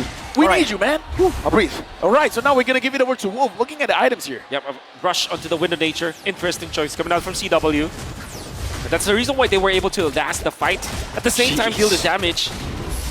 And now ONIC, they all of a sudden get 2.4K. What? Wait, Rubber band. from 400 gold to 2,600. 5-man Astral Echo. ONIC looking to steal Minions Fury. Yep. But Kyrie will just secure the purple buff. They're getting chunked very low. That might be a bad engage. Baptiste! He went in a bit too aggressive. Super Marco, a great Battle Mirror Image to escape from this onslaught of damage. Another shot down, threading the needle, Sans. I would say here, ONIC has been winning those fights where Flapteasy made a bad engage. And I don't know, APBREN, they got to stop that because every time we see Flap goes in, and then ONIC feels like they're having an advantage. His HP, you have to look at that, man. Yes. And my smart translation to that is that the box that was set up by ONIC was already so rigid, and APBREN goes into their box one after the other. Especially when Flapteasy starts it, they're waiting for Oakwood to go for the jump, but unfortunately ONIC has established this box where Keyboy is in front, CW is waiting for the stacks. When they do have the ultimate, they will be able to pop it. And I think the real game changer here for ONIC is Sans. Yes. Every time he lands the Astral Echo onto many members of APBREN, ONIC will have the better decision making. Because Oakwood can't find any wild Exactly. charges. The wild charges become very tame. And that becomes very powerful. Kyrie knows it's time to go in right now. Flapteasy, crossbow tank already. Final slash not What? able to be casted in time. And he gets bursted down. And Oakwood cannot do anything, didn't do Nothing. anything. Because even if he uses the wild charge, it's just a waste of an ultimate. And what's going to happen is that Oakwood will also be taken to the grave. Let me just say, man, this is not a fun game to be a front line because every single time you're just doing your job. Just doing your thing, man. You just get punished too much. It's like, excuse me, sir, let me play the game. This game turned out to be a battle of mechanics in the end because both teams have good heroes. And when I say good heroes, they have the 1-1 on the side of ONIC. They have the Claude on the other side. Meaning to say, no matter what happens, there will be the late game insurance. And it's just 12 minutes of the game. Boots now, I gotta say, I don't think he's been shafted by the draft. He's been Not at getting all. a hero that can make a difference, man. And he's performing on it so far on this Bakito. 2 deaths, but with those 2 kills now, they're looking for a little initiation. Astral Echo once again revealing forward. Boots flanking around, just making a miss. Kaltizi going to be chunked down by the Astral Sphere. Kyrie still on the Lord. Flapteezy not able to enter this. Final slash only on the Keyboy. Bitter Fury! Keyboy finds 3. That's another knockup. Super Marco still holding down the Fear by Mako! Still amazing duet, but CW with a crossbow of tag into the Astral Sphere. Now CW chasing Few down, forcing another big punch from Boots. 4 for 1. He got that? Unbelievable. And it's Suns again landing the Astral Echo to 4 members of APBREN. Then immediately what they did afterwards was to go to Kaltizi. The front-to-back damage coming out from ONIC cannot be contained anymore. Kaltizi steps into the box of ONIC once again, gets punished for it. Wait, they're going for the end. 1 base turret up top, 1 base turret in the mid lane getting dealt with. Super Marco gonna be chunked down. 1 second on Flapteezy. Can the they wave do it? coming down. CW focusing it. But ONIC will decide to disengage. It's a bit too risky with all the members coming back. They don't want to risk a 1 straight push, but they have another Lord. Yep, the Lord is here. Astral Echo connects onto everyone. Future Mako taking a lot of damage. APBREN still protecting their base. ONIC doesn't find a way to go in. Amazing defense from APBREN. ONIC now looking for the bottom lane base turret, the final one. Flapteezy looking for a big play. Weakness points getting caught out. Flapteezy 2 more. That's a good final stack on the CW for nature. Wild charge, and that's the turn. 3-man Mini Fury into the blazing duet. Boots in the castle with the helmet Keyboy. That's an Astral Spear. Dodge away from once again. Flapteezy very low. Boots in the midst of it all. Dealing some damage, getting some shields. Able to disengage, and the base turret, the Windians, take away the final base turret in the bottom lane. Only the base left standing, but APBREN are fighting. The defense there from APBREN was really good, but they did lose a lot. And the thing is, ONIC, all they need to do was to make sure that CW is cleared for takeoff. And APBREN finally able to stop them. Flicker is going off cooldown on Ogwen. And APBREN punished, they get 1 turret. We gotta live to see another day, another Lord Dance for sure. It's gonna happen in less than a minute. Well, what we were talking about, how they will. Oh! Another big shot out to Ogwen. Kyrie unable to take him down. It's ticking, but Ogwen survives. Pops the power of nature. Oh my goodness, this game. ONIC, they're in a position where they push APBREN. Now looking at the base, half HP basically. Right now I'm looking at Boots as well. I'm thinking ONIC has a lot of ways to play this. They can wait for the Lord. They can go for a fight. They can go for a split. Exactly, because they have the Paquito anyways. There's a lot of options here for ONIC. The pressure's on to APBREN now. They gotta figure out what ONIC wants to do and be 2 steps ahead. Well, look at the draft. Remember what ONIC did to APBREN. Now Few is the one on the Lilia. Now they are the ones who have good wave clear. Could it possibly happen? 1 big fight to end the game from APBREN. There's so many possibilities. In fact, right now, I'm curious because Super Marco as well as Ogwen, they're grouped up together. Oh. They might punish Boots. Wild charge into everything. Boots able to dash away. Forward now with the That's wall. the play. Catches him and Few takes the kill. That's the play indeed. APBREN, that's the opportunity, the golden one. But Kaltizi gonna be locked down, crossbow tank ready. CW popping it now in the final second, able to translate it over to Ogwen and finding the kill. Few forces the black shoe, CW alone. When they should be popped in, Super Marco jumps in as well with CW is not able to get away from a pick. Super Marco survives, Keyboy right there. Sans dealing damage with the help of Keyboy. 4 for 2 in favor of APBREN. Keyboy very low, another one. Winner truncheon from Few. A flicker back. What? Sans and Keyboy looking for the miracle play. Looking for a base. snipe down. Teaser with a dodge. With that vengeance, Keyboy running Ogwen down. Very low, has the immortality. Does he buy some time? Astral Media, but look at the minion waves. An Astral Spear connecting. Ogwen flickers out to safety. The crowd goes wild. but the base is still wide open for the minion waves to come crashing down. Right now, Sans finally gets it! Dude! Sans right now! Oh! What is this game? It's like playing tag! Sans trying to catch everyone and everyone's just dodging him left and right! But look at the timers. Now it's Ogwen who's down for 20. And he doesn't have the immortality when he wakes up. This is what happens when you have two of the best teams in the world of Mobile Legends going up against each other in the best of 5 series with the best heroes that we could ever expect from them. It's a duel. Right now the Lord has been started by ONIC. APBREN will not contest. ONIC now has the Lord. They will push with this. The question is APBREN. They have the Lilia. They have the Claude. They have ways to clear the minion. But ONIC, can they force this out? Sans, Gila. Gila Sans. And I want to say, majority of the damage output of Sans obviously comes from the Astral Sphere from the second skill. But actually, his Astral Meteor usages were so much on point. The choke points. The choke points, he's utilizing it to... He's playing it like a Lilia.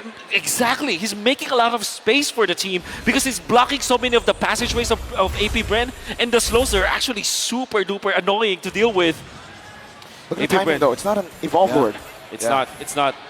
Right now, And they have the Lilia. the Lord marches in. The wall has been brought up. Astral Boots. Echo hitting a 4. Look at Oh. Boots. Very low, able to get the shield down. Now the base wide open. Finish Fury, not going to be casted just yet, but the Lord has been cleared out. Kyrie taking low. Towards the Poisons to run away. Oh, they go and collapse out to Kyrie. With the final slash as well. Finish Fury catching everyone. CW looking for the play. On the few, putting the lack shoes.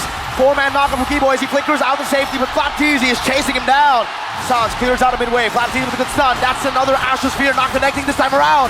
Keyboy taken down.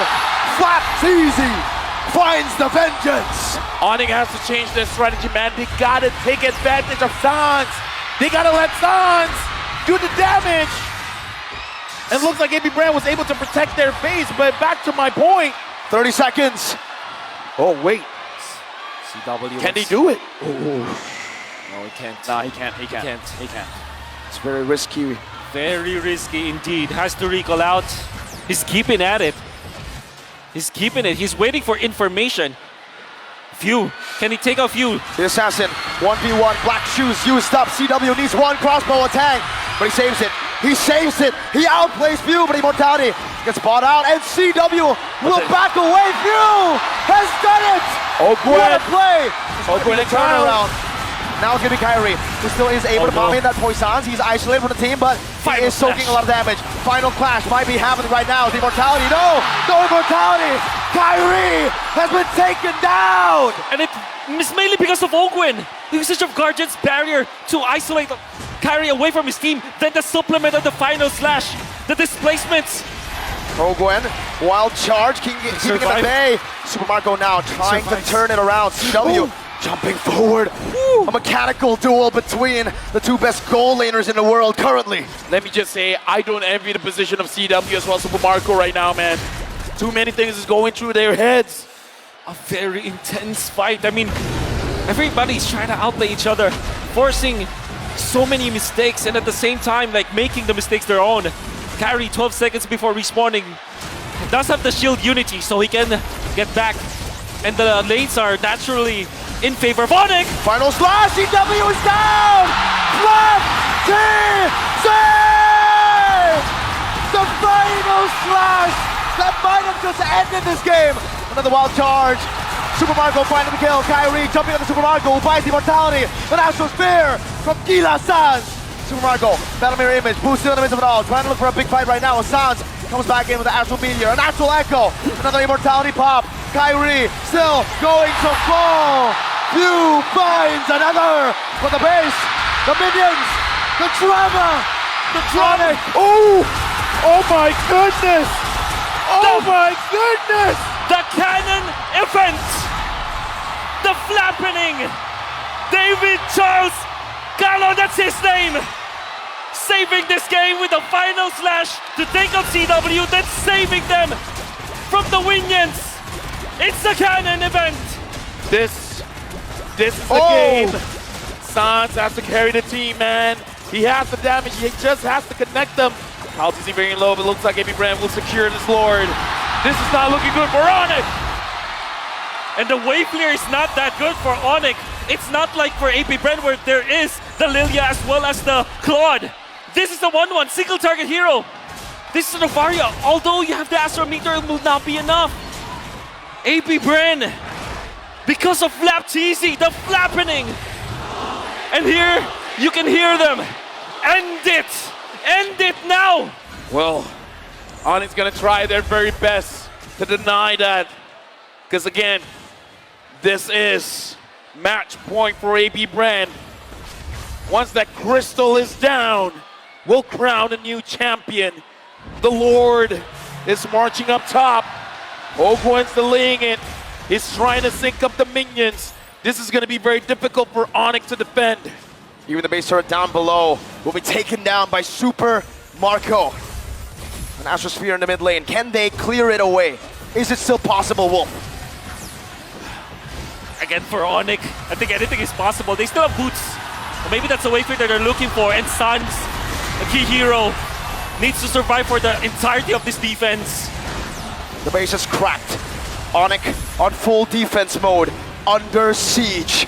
The Golden Road at risk. APBREN in their world tour. In the mid lane, cleared out. Super Marco gonna be chunked down. The Athena shield already popped away. CW is able to clear out the minion wave in the mid lane. Kyrie, the shield unity, backing away once again. That top lane now gonna be dealt with by ONIC. And we are back again to the waiting game. Rizal Memorial Coliseum, are you not entertained? Listen to the crowd. This is an amazing match. 24 minutes in. APBREN with a 6K goal lead, but at this point, the goal is only about switching your items. View, as well as Ogwen, finds all members of ONIC. And APBREN, they're just moving around. They're just waiting for a point where Super Marco can just go in. Lilia, the super duper late game, the ultra late game is so concealed. good. A full NCW again. Oh my gets God, caught. A big mistake, a big blunder. APBREN have found it once again. An Astral Spear, this time from Sans, an Astral Meteor in the bottom lane to try to clear things out. Super Marco knocked up, has the battle mirror image. 55 seconds on CW on Calvin Winata. Oh my goodness. Flapteasy once again. Boots going in, trying to force out the Black Shoes. Minion wave in the mid lane, gonna be chucked down once again as Boots is able to dish out some damage in the bottom lane to clear the minion wave out. Both waves dealt with, but APBREN are slowly sieging. Flapteasy, oh, he's jumped into the base. Very low, Astral Meteor. Ogwen What a tanks it juggle. up. What a juggle. APBREN, what a juggle! Super Marco, no! Still gets out. And for some miracle, ONIC holds on to two of their turrets. They might let go of the other one though. Bottom lane base turret. Hey. That might be taken down. That is a big resource, but they are able to keep it at bay. Flapteasy up top, clearing up the wave. ONIC looking for another way to reset this, to stop APBREN. Right now, 4 members are caught in Astral Echo. Boots is from the side. The View finds him. Slap wants to go in. He wants to find a target. Back up, Astral Sphere. Keyboy in front of it all right now. low. Kyrie's gonna be chunked down. So Radical Boost! Tries to knock on strike. Finish Fury onto 4. CW is now here. The Lord, who gets it? It's gonna be an all-out fight. CW marches forward to shut down the redemption. Wait for Calvin without a tie. Twice the retry. APBREN scrambling. Sans! It's found Super Marco. Now CW is looking for an angle onto Ogwen. He's running away. Boots finds a kill. Now it's View, who's still going. CW! View! Mortality bot, Black Shoes. Dude, CW, man, as long as he survives, there's space for ONIC. Right now, they got the Lord. The minions have spawned. ONIC can push right now. But look at the positioning here, Sans, CW, they're in the face of APBREN. Sans is preventing Few from laying down the glooms so that there will be no defense. Sans with the place, the aggression, turning things around. We can hear now the chant coming in from ONIC. Ogwen. Sans looking Slow. for a shot. Kyrie jumping in CW. This might be the end for this game. Ogwen running away. ONIC have found a miracle! ONIC denying the 4-1. ONIC continuing this battle. ONIC has one more chance to push us has one more chance to become the world champions. After so many heroics coming out from Flap TC and the entirety of APBREN, it was Keyboy who finds the Minoan Fury in the end. Kyrie buying the immortality out of nowhere, under duress from the Lord Dance, and then eventually Sans acting as if his base is the other end. What a game! We need a breather, man. Mirko needs a breather. We need towels. We need everything. For now, we're passing it over to our panelists. In final slash, man. That's Flap right. TC is a game changer. But now, we're looking at the players here. We got to talk about their mental strength. This is where, if you want to be a champion, a lot of sacrifices have to be made. A lot of preparation all year, all throughout 2023 is on this point here. Can they handle the stress? Can they handle the pressure? It's been like, what, 5 games going into the 6th? This is going to be a lot for the players to manage. sure. Doesn't change at all, right? Even after winning that game, APBREN are still at match point. That's correct. 1 game. ONIC need 2 back-to-back to become champions. Heck, well, if we count last game, 3 That's back-to-back-to-back. And the thing is, that particular game number 5 alone is a series on its own. You think about it, it's with what, 28 minutes? It's almost like a 2-0 If it was series. best of 5, it would have been over. Exactly. That's But the thing is, there's a lot of fight in them. It's what we could say about ONIC. Even CW getting, what, three times killed back-to-back-to-back by Flap TZ and the gang, and still managed to land a beautiful crossbow of time in the end, right? And then Keyboy suffering 0 and 4, and all throughout the game, always having to be forced to use the Minoan Fury, but also lands the game-winning Minoan Fury at the Turtle Dance, right? And Lord Dance, I mean. And then lastly, Kyrie was under duress. He was in the middle of the Lord Pit, but he still managed to secure an immortality for some reason. I don't know if he bought it or if he sold something, but he didn't have the immortality before the fight happened, and then he had it afterwards. So there were so many micro gameplay that you have to take note of that game. Mirko, right now, there is one similarity between you and Kyrie. Okay. Both of y'all are sweating. Because look at Kyrie, man. Like, he's drenched. Like, he's not been having a great series. And it's not because he's making mistakes or anything like that, but the constant pressure, man, is like, I know you guys love me, but come on. Imagine if he was wearing a 3-piece suit. Oh, yeah, well, there you go. Well, it's for the trophy. So all the sweat and tears that may have come along the way to get to this point, it's all for the trophy. But you guys, everybody in this stadium, everybody watching at home, y'all have been amazing. 4.45 million. That deserves a clap. Come on. Come on. That deserves a clap. Thank Round of you very applause, much, everyone. Let's go even further.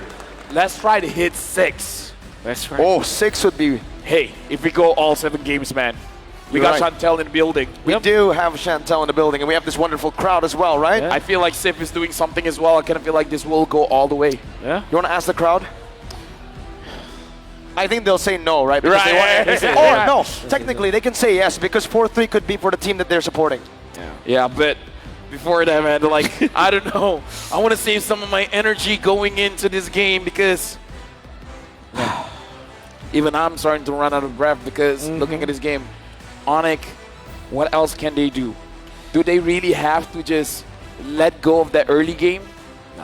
I don't think so. I think that they've been doing a great job securing the early stages. And there's no reason for them to change up their strategy anyways. So maybe, remove some of their habits so that it will catch ONIC off guard. But I think that APBREN, even after losing that match, they're still at match point, like Mirkov said, right? There's nothing else changed. It's just a hard reset, perhaps. Well, here it is. You guys are seeing the countdown as we're going in the draft of what? The 6th game of this best of 7. Where again, the pressure is not stopping, it's not slowing down. As we look at a trophy, reminding both teams what they're fighting for. And what already is good for APBREN is that they have secured the blue side. Yes, And ONIC APBREN blue. so far only one on the blue side, so they take that away. And that means that they will be the first ones to take the 1-1. Will ONIC pan it out though? Death and hope. They won't. These are the latest inventions. 1-1 or Fredrin should be the pick here for APBREN. If they pick up the 1-1, ONIC can pick up the Faramis. That's true. And maybe eventually the Phobius. Exactly. Faramis and Phobius, Faramis Wait, Arlet. Guinevere is open. Yep.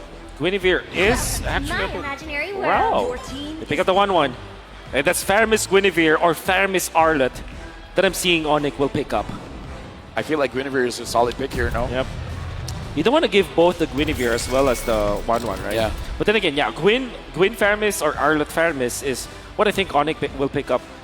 Just because of how It's good usually AP Bren is with that the hero. that tells the best Yep, Versus the Guinevere Gwyn. picked up. Maybe the Faramis to follow. Yeah, Faramis is a solid pick, but No.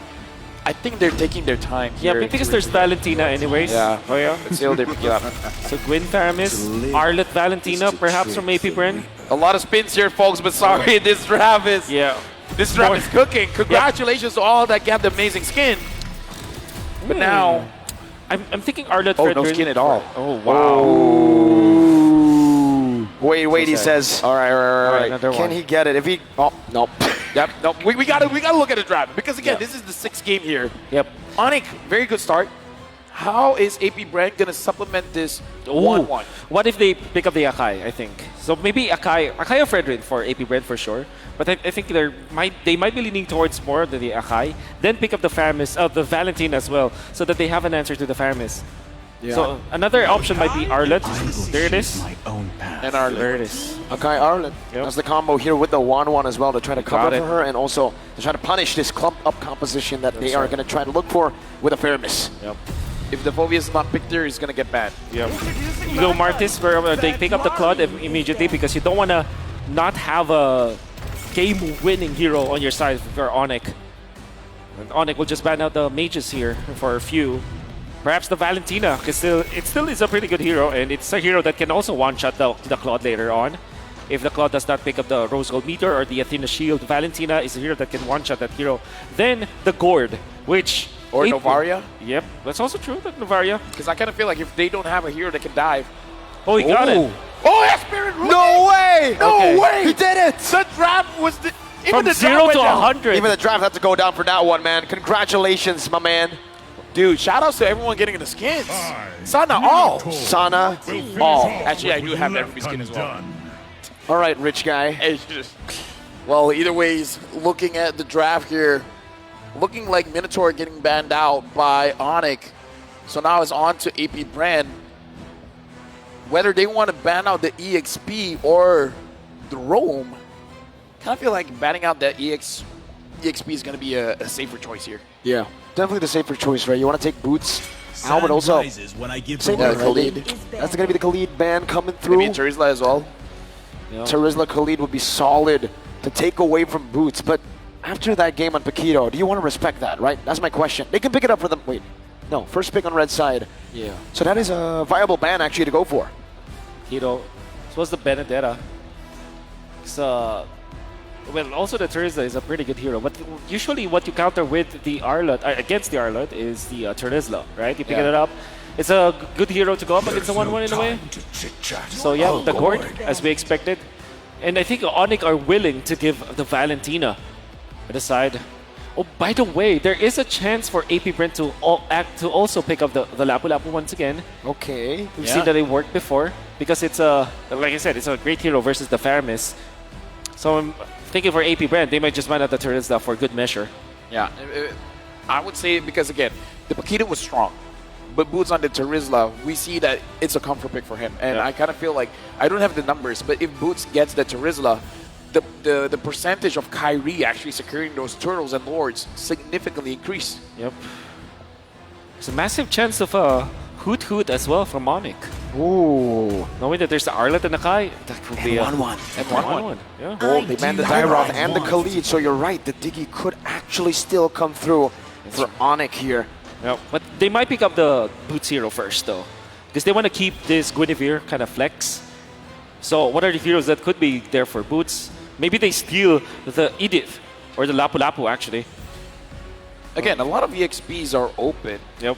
You could just go for Terizla, right? Yep. Terizla is like the safest. It's like one of those, like, just pick it up and then almost like you can autopilot. Because I'm guessing Boots has been playing this hero even in his sleep. Yeah. I'm It's sure. like, Oh, penalty Final zone. red. Penalty zone, yeah. Yeah. He's a lot of XPs. I think XPs and M5 have just been that way, right? They can play Terizla in their sleep. It's the most common hero. They go for the hero that's not as common, but it's a Grok in the roam. I am thinking now, right? Technically flex still. Yeah, but Technically. so far this tournament, have we actually seen a Grok XP? That's my question. I don't think so. We haven't. The pickups. For APBREN, Lapu-Lapu still is a prime option. There's also the option of the Edith, because Edith is naturally a good hero going up against this Faramis, where you spend that out. And then the Valentina, it's a valid choice as well for APBREN, unless they want to go for Eve, which has been proven to be good against the Faramis. It is. Great against the Great Pyramis. against I mean, there's a reason why the Gore was banned out, right? Exactly. But they could also just go for the safest choice. Lilia. Yeah. Lilia, such safest choice. So now the clock is ticking down. A lot of good choices, and Lilia has been picked up. And Damas. Flap again. I mean, Ooh, he's been winning on this Damas, man. No reason not to pick it up. No. This might be the game-winning draft coming in from APBREN. The series-winning draft. What do Ford you- wins all. That's why it's banned. That's why it's banned. That's why it's banned, Naisu. With the Dyroth being banned out, what else is left for ONIC, for Boots to use going up against this Thams? There's still this Edith. It's just technically not a very bad hero, but at the same time, it provides you with the front line that you need. And then you can run down the enemies with it. Maybe they might even consider Uranus, actually. Ooh. For that, they have the split push. For them to be able to have the split push, go Purify, and then you can stay in front of this Akai. Yep. Clock is ticking down. It looks like ONIC, they're going to pick up the Phobius. It's all part of the plan. It's all part of the plan. APBREN 4-3. I mean, we talked about the Phobius the moment we saw the 1-1. That's right. Yeah. And then on top of it, the Arlet comes around, and then you think, okay, Phobius, if it's not picked, it's going to be banned. That's what you said in the first phase. It wasn't picked or banned, so it was picked up. We have Mr. Bomba again. Oh, there you go. And Mr. Basic as well. Mr. Basic and Mr. Bomba, the two Bs. Two Bs. We just need Beloyski to complete the BBB. BBB. All right, going into this game, Wolf, the Phobius, will it be a difference maker, or will Boots won't be able to do much with him? Difference maker when it comes to the team fights, 100%. My problem is, how does it fare against the Thams in the XP lane? I would assume that it's not that good. Well, There are many few heroes that actually win against the Thams in the laning stage. the golden road for this year is for the Sky 5 Kings. seconds till the The enemy dream is still reaches the alive for them battlefield. to complete it, Snatch them. But they got to take down APBREN. That is again in match point, where we're going into game number 6 Welcome to to see Mobile Legends. whether it will end here or it will go all 7 games. At the start of the game, it's Kyrie who has a significant advantage on the Guinevere. This is the reason it's so heavily prioed in the draft. Baptiste and Ogwen, though, very aggressive start of the game. Actually clears it out very well. Kyrie has already rotated. This might be a miscalculation. Sans as well is here. Flicker out from Ogwen. Baptiste holding on to that orange buff. But in the end, will disengage.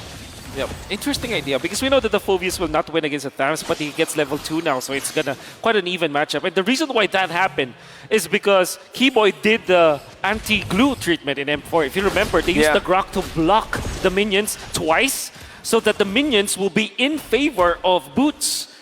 And that was a genius move coming out from ONIC. That's why they drafted this Grok earlier on. We got to talk about Super Marco again. Now using the Master Assassin, where before this, he was a Tenacity, but Kyrie. He's trying to go for the invade. Spatial migration, retribution secures the invade steal over the gold buff now. It seems like he should be able to find this for free unless, nope, Kyrie takes it. Yeah, it looks like Flapteezy still again wants to go for that Corrosion Scythe early and maybe try to bully out Boots, because the Phobius is strong, but if the Phobius can't do much in lane, then it's not going to be that big of a problem. Kyrie again, always getting pressured by APBREN. APBREN has a thing for Kyrie. Yeah. They know. I mean, he is cute, but you know. Even the fans in the building, CW versus Super Marco 1v1 battle. Oh my goodness. Marco able to escape, regen pop by CW. Does this mean Marco's already used it? Oh, a diamond tap! CW needs one, Super Marco gets away. My God, every little fight. Woo.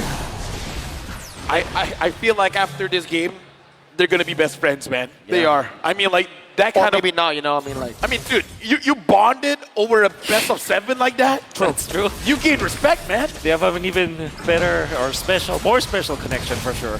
Flapteezy jumping forward. Violent Requiem locking few down. That's a lot of damage. Black Shoes as well with a heavy spin.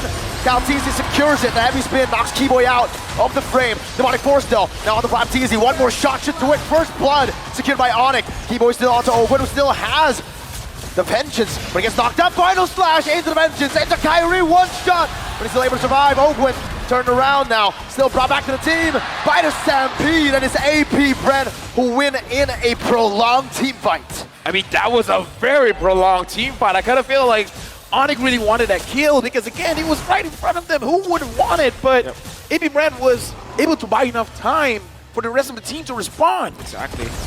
The thing is, ONIC will manage to go for double lanes this time. That this is the effect of CW winning some of the early stages of the match, this laning stage, allowed him to get even more gold for his team. And this is the main win condition of ONIC.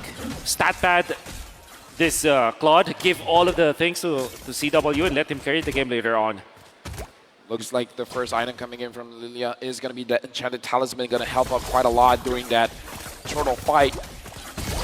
Well, CW as well as Super Marco, they're really going at it. Blazing Duet in the bottom lane. Super Marco going to be chunked down. He did get the gold buff, however, and ONIC now tried to look for an angle to attack this bottom side of the map. Meanwhile, Spatial Migration into the Requiem finds a kill in the mid lane onto View.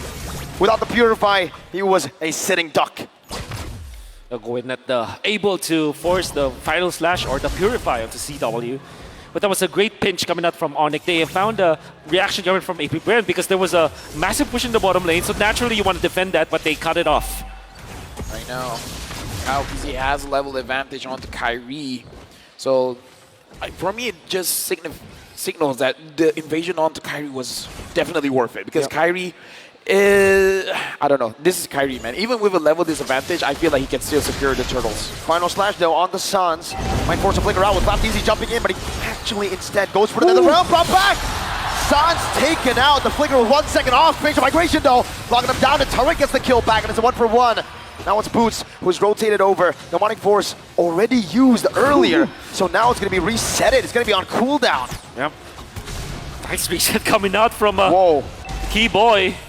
Power Nation, wild charge, Blazing Duet, getting him down. Keyboy gets the kill, and CW goes for another wave push in the mid lane with Sans respawning. Kyrie holding the turtle down. Yeah, right now the turtle has been started. Sans is there. Ogwen Chewe? sees it, but looks like Kyle PZ is going. Yep. I don't know. Some heavy spin. Still has it. No Demonic Force, Spatial Migration, Violent Requiem, Retribution, Kyle! Teasy finds it, and even a pin onto Kyrie and APBREN. Come alive once again. That lead going back and forth. Whew. Absolutely. APBREN taking advantage of what they have. They have the heavy spin versus the Guinevere. The Keyboy getting chunked down. Oh my goodness. What was that kill? That was Flapteezy. The fadeaway. And what he does is, I think there's one thing that I want to comment about Flapteezy, a very smart move that he made. After he was able to take out the Nether Realm, there's a suppression, right? So he threw his sight, waited for Sans to be not invulnerable anymore, then swings him back with the sights, then gets the kill. And he does it, almost does it again against Keyboy, taking full use of the sights. We gotta look at the goal lead though, because even though APBREN has the goal lead, but CW has the goal lead. Oh, before that, Sans getting jumped down. Looks like Ogwen understanding that Sans is not in a good position. He wants to force it and forcing on CW. Purify now brought back to Ogwen. The Vengeance is going to be resetted. He goes back to the their image, and he pops in that Blazing Duet, but Flapteezy is there to punish. Keyboy, wild charge defensively, and APBREN take the lead. Significant lead, as they will be able to take out the turret up top. They get a kill onto CW, who we have been commending to be able to farm out the early stages of the game, but now it's stopped.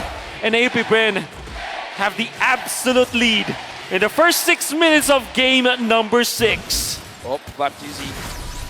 Looks like he is not the one getting caught here. He aggresses even though Kyrie was the one initiated. Yeah, even Keyboy now opens it up. Super Marco getting the turret in the bottom lane. Ogwen poking Keyboy down, doing a good amount of damage. But right now, APBREN, they're moving as a unit. Boots is moving around Sans to make sure that Sans is actually able to survive, actually able to farm Look up. at Marco. Super Marco is just pushing. He's alone in the bottom lane. It's a 4v5 for ONIC, but they're not actually going in just yet. They go for it. Spatial Migration, Battle Requiem, locking Ogwin down. That should be a kill. Kyrie picks it up. Meanwhile, the bottom lane, Tier 2 should be taken down by Super Marco. Fuel, so able to pop the Glooms in. Demonic Force, zoning Flapteezy away. Keyboy break taken very low. Flapteezy with a good pin down, but the Demonic Force is still on him. Fuel, Black Shoes, back away. That's Sans flickering forward. Kyrie finds the turtle. Meanwhile, Sans will fall. Flapteezy outplays him under the Tier 1. I mean, he was greedy, man. Like, he really wanted it. And the thing is, he paid for it. Right now, ONIC, even though they won that tournament again, I don't know, man. I feel like losing that Tier 2 is going to hurt ONIC 100%. in the long run. 100%. The only good thing that might have came out from that is the fact that they pushed the mid lane. And the fact that they pushed the mid lane means that they have access to better access to the mid lane. And obviously, somebody just can take care of this long lane anyways. That's the only good thing that came out of that. And of course, the goal that they had afterwards. And look at This is interesting. CW. J-Way. Actually, Wow. I'm looking at Boost because usually you see the Clock of Destiny, but he went for the Lightning Truncheon. Yeah. I think I like this build better. Dominance Ice Rush into the Lightning Truncheon as the Phobius. You're not that required to actually output the damage anyways. You have the Claude for that, and you have Sans to dive with you. You badly need the Dominance Ice because you're the one to be in the front lines. And APBREN, with the fact that they have both Ogwin as well as Flapteezy, good sustained heroes, somebody has to really man the front lines and then take over with the Dominance Ice. I'm very interested to see the Lightning Truncheon on the Phobius. But before that, Kyle TZ finds Kyrie. It looks like they want him. Heavy spin, but the Battle Requiem cancels it out. Sans gonna be pinned down to the wall. Final slash used up another round. Gets Kyrie forward. Keyboy finds a wild charge of Few. Gets Kyrie down. CW able to fight. Bench is still gonna be popped in by Flapteezy as Boots jumps into the back line. Demonic Force from Boots. Crossbow tang though for Super Marco. Sans Ghostbusters in. Super Marco is down. Ogwin jumping in. Another one from Boots. Flapteezy, one last member standing, and Ghostbusters to shut him down. ONIC won a big W there. They got a wipeout. An alpha of APBREN finding a good jump onto ONIC, almost taking out Kyrie. Sans' ultimate was just pixel perfect. Oh, Sans, they're blitzing it here. They're blitzing it, Kyrie's already here. Kyle's bot, they are giving it away. They're giving it up. ONIC have taken the first lord of the game. Look at the live coming in from Indonesia. They're excited, man. Right now, ONIC having the lead here. But again, APBREN, they have showed time and time again, they can fish out that mistake coming in from ONIC, and we've seen quite a few times. But Boots, let's talk about Boots. 2-0-5 here, Wolf. Yes. Was the last one to get into the fight around the Lord area. But his timing was perfect because now he is able to force out Super Marco. And big shout outs to Keyboy with the flicker play, or the wall charge play, in fact, in the previous fight. That is what allowed ONIC to win that fight afterwards. Right now looking at the items as well, even though the big goal difference coming in from the Claude as well as the 1-1, but I feel like Super Marco can still dish out the damage. For Sans here, he's zoning everyone out. He's just like, I'm a Faramis, choo-choo, I'm gonna hit you. Choo-choo. Is that what Faramis... Yeah. Is the noise, the sound? Okay. Choo-choo. I believe you. I play Faramis a lot, man. I believe you. Faramis, the train engine. Doesn't have the right ring, but you know what? We'll work on it. The most important item for Boots gets the Winter Truncheon. Able to tank damage coming from Super Marco. Definitely going to be able to dive that.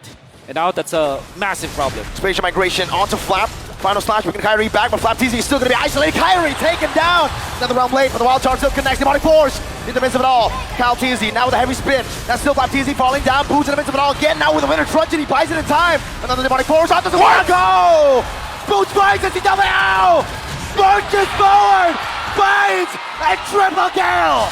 Oh. What? Keyboy? Keyboy, the one to tank that, but I think that this is sacrifice to take the Lord. And nice touch from CW again. Boots falls as well. The sacrifice necessary. Sans and CW bringing it back. The damage coming through. CW with nature. Ogwin, vengeance. CW guns him down. It's a wipeout. But Flap has respawned. ONIC need to back away. Okay, what's going on? CW looks angry, man. He doesn't want to back down. He's using a Claw, but it feels like he's the Thanos. He wants to sit in front. He wants to deal the damage. Wow. CW He wants to take his family to Japan, and I think that he's doing everything that he can to do it. It is indescribable the way that he held his ground and knew exactly who can kill him. And the fact that Boots already took out Super Marco with that wonderful Winter Truncheon play, that allowed CW to be unafraid of fighting under the base of APBREN. Well, konnichiwa minasan. ONIC right now having a 5.6k goal lead. And CW again, 8-1-5. Very, very impressive here. It does look like ONIC did. Now they have the mentality is that they want to get everything from APBREN in terms of their skills. All of their survivability once is gone, CW is just going to go in and he's going to clean job. Now APBREN, they're in a position where CW is a problem, but you can't ignore Boots and you can't ignore Sans. Kyrie has not been having a great game, but dude, everyone else around him is moving forward. Exactly. Even Keyboy with the one-charge usages, the way that he's tanking for his team. And then there's Boots. The proper timing all the time. No contest. They're waiting for 13-10. Yep, there you go. It's not going to spawn this wave. They'll have a bit more time to prep for it. 13-40. Yep. So now prepping the lane, CW has to be careful because I feel like APBREN, that's the goal. It's like, yo, But I feel like Flap did it. Oakwood, you got to do it, man. Flap did it. He did. You can catch him. You got to find a slash. He's going to be the one that's like, you know, everything's on his shoulders now. Those gold meteor available for the 1-1. Whoa, whoa, whoa, whoa, whoa. Final Okay. factor. Oh, my God. Okay, Oakwood. I know what I said, but not like that. Not like that. Not like that. NLT. Not like that. all right, now the Lord is marching down mid. Kyrie's down bot. The top lane is coming in a little bit slower, but the mid as well as the bottom, they're going to crash together. In sync. Mid lane held down by the barrier. There you go, the three-way push that they built up. Top lane going to be taken down by CW right now, but Baptiste has dealt so much damage. But the nature going to be popping in right now, so another round gets used up. CW has the back away. Baptiste has used the bench as well. Charge. No initiation from ONIC. They'll be happy with a base turret. CW is too low for them to go for anything else. Great play coming out from Flap. Forcing the vengeance and finding CW, even forcing the Wind of Nature. That's going to be a massive resource that ONIC will not have, but they have to defend for more. Well, CW is top, but we got to think about Sans. He doesn't have the net realm anymore. Can ONIC even force it? Oh, Oakwood, that's a big mistake. Blazing the web from CW right now. The pullback from the Stampede. The demonic force to execute them in the back. Now it's going to be View dealing some damage, but that's a double kill. Oh! Super Marco punch across both tag. Now that's Keyboy with a wild charge to take us to game 7. There is absolutely no way we can end the M5 World Championship without going all 7 games. ONIC and APBREN. This isn't a best of 7. Now it's just a best of 1. And I wish this will go Game 9, Game 11. I wish to see these teams fight against each other time and time again because every single play is just amazing. It's smart, it's amazing, it's mechanically skilled. I'm so entertained. I'm going to pass it to the panelists, and let me just say, the question is, I don't think Busk is getting shafted anymore.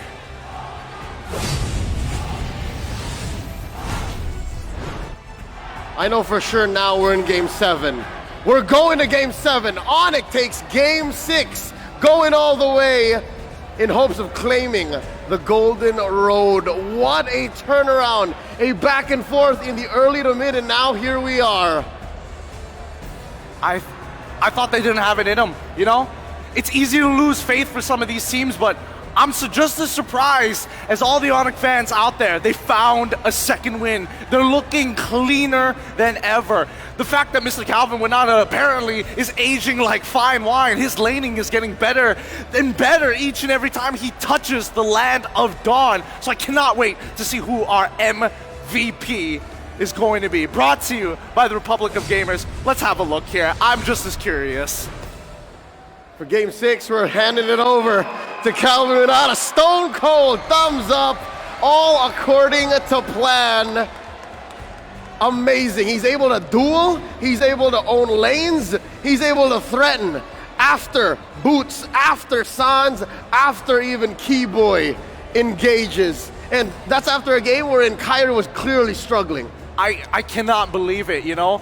from where he came from. And more importantly, the fact that this is not exactly the easiest lane to win. He has been abusing every moment. He's ending with a GPM of 990, 10 off 1,000. This is as high as it gets in the current metagame. We are far from the days of 2-3 years ago wherein MVPs or even cores would be hitting 1,000 and change. He got this much of gold throughout Game 6 because of how ONIC controlled the map. It came in at a turnaround, a rubber band wipeout in the mid-game, wherein they so well orchestrated, even after APBREN pulling out some punches, presenting threats in the early.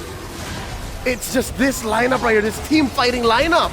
It's insane, right? And I think, the first issue that they have to address is, what do we do against Flap TZ Stamos, right? We know that the early game is played so perfectly by APBREN, and the solution to that is, you know what? Take it. Because Stamos' biggest problem is that he runs out of gas, whether in the late game or during team fights, where he is by far, I would say, he's got a time limit on him.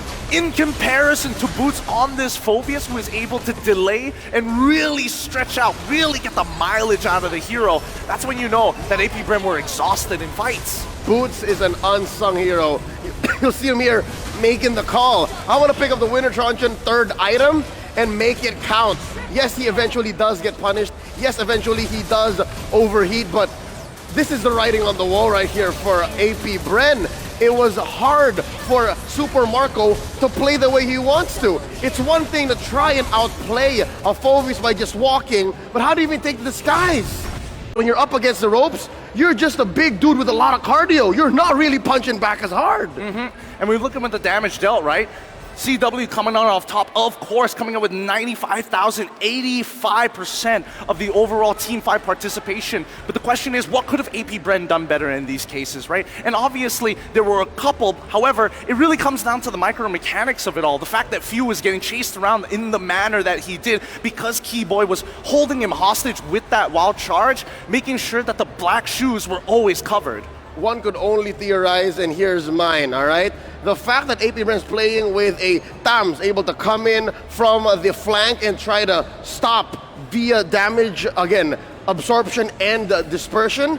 2, you have the final slash from Ogwin, and 3, you have the heavy spin from Kyle TZ. They never really got to break up ONIC's formation. ONIC had superior communication here, and that's why after Boots took to the skies, they were the ones left scrambling.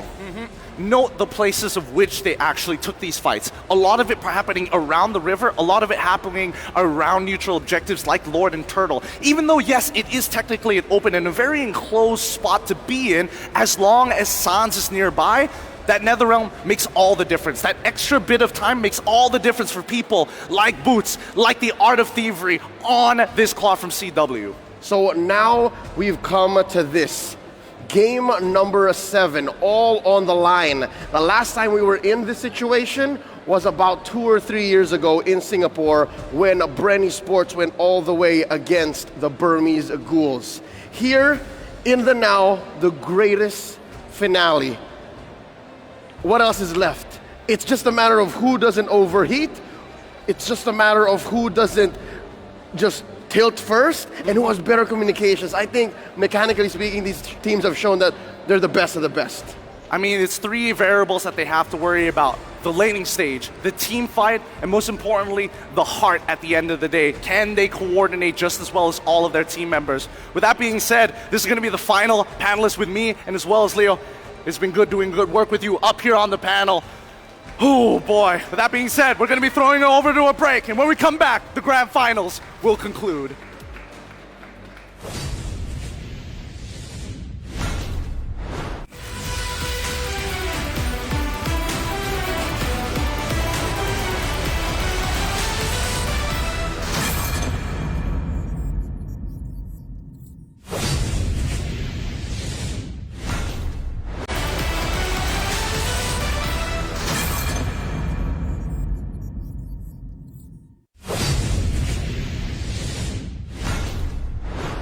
Ladies and gentlemen, we are here now in the Philippines. It has struck 12 midnight, and we are going to a Game 7. Let's go!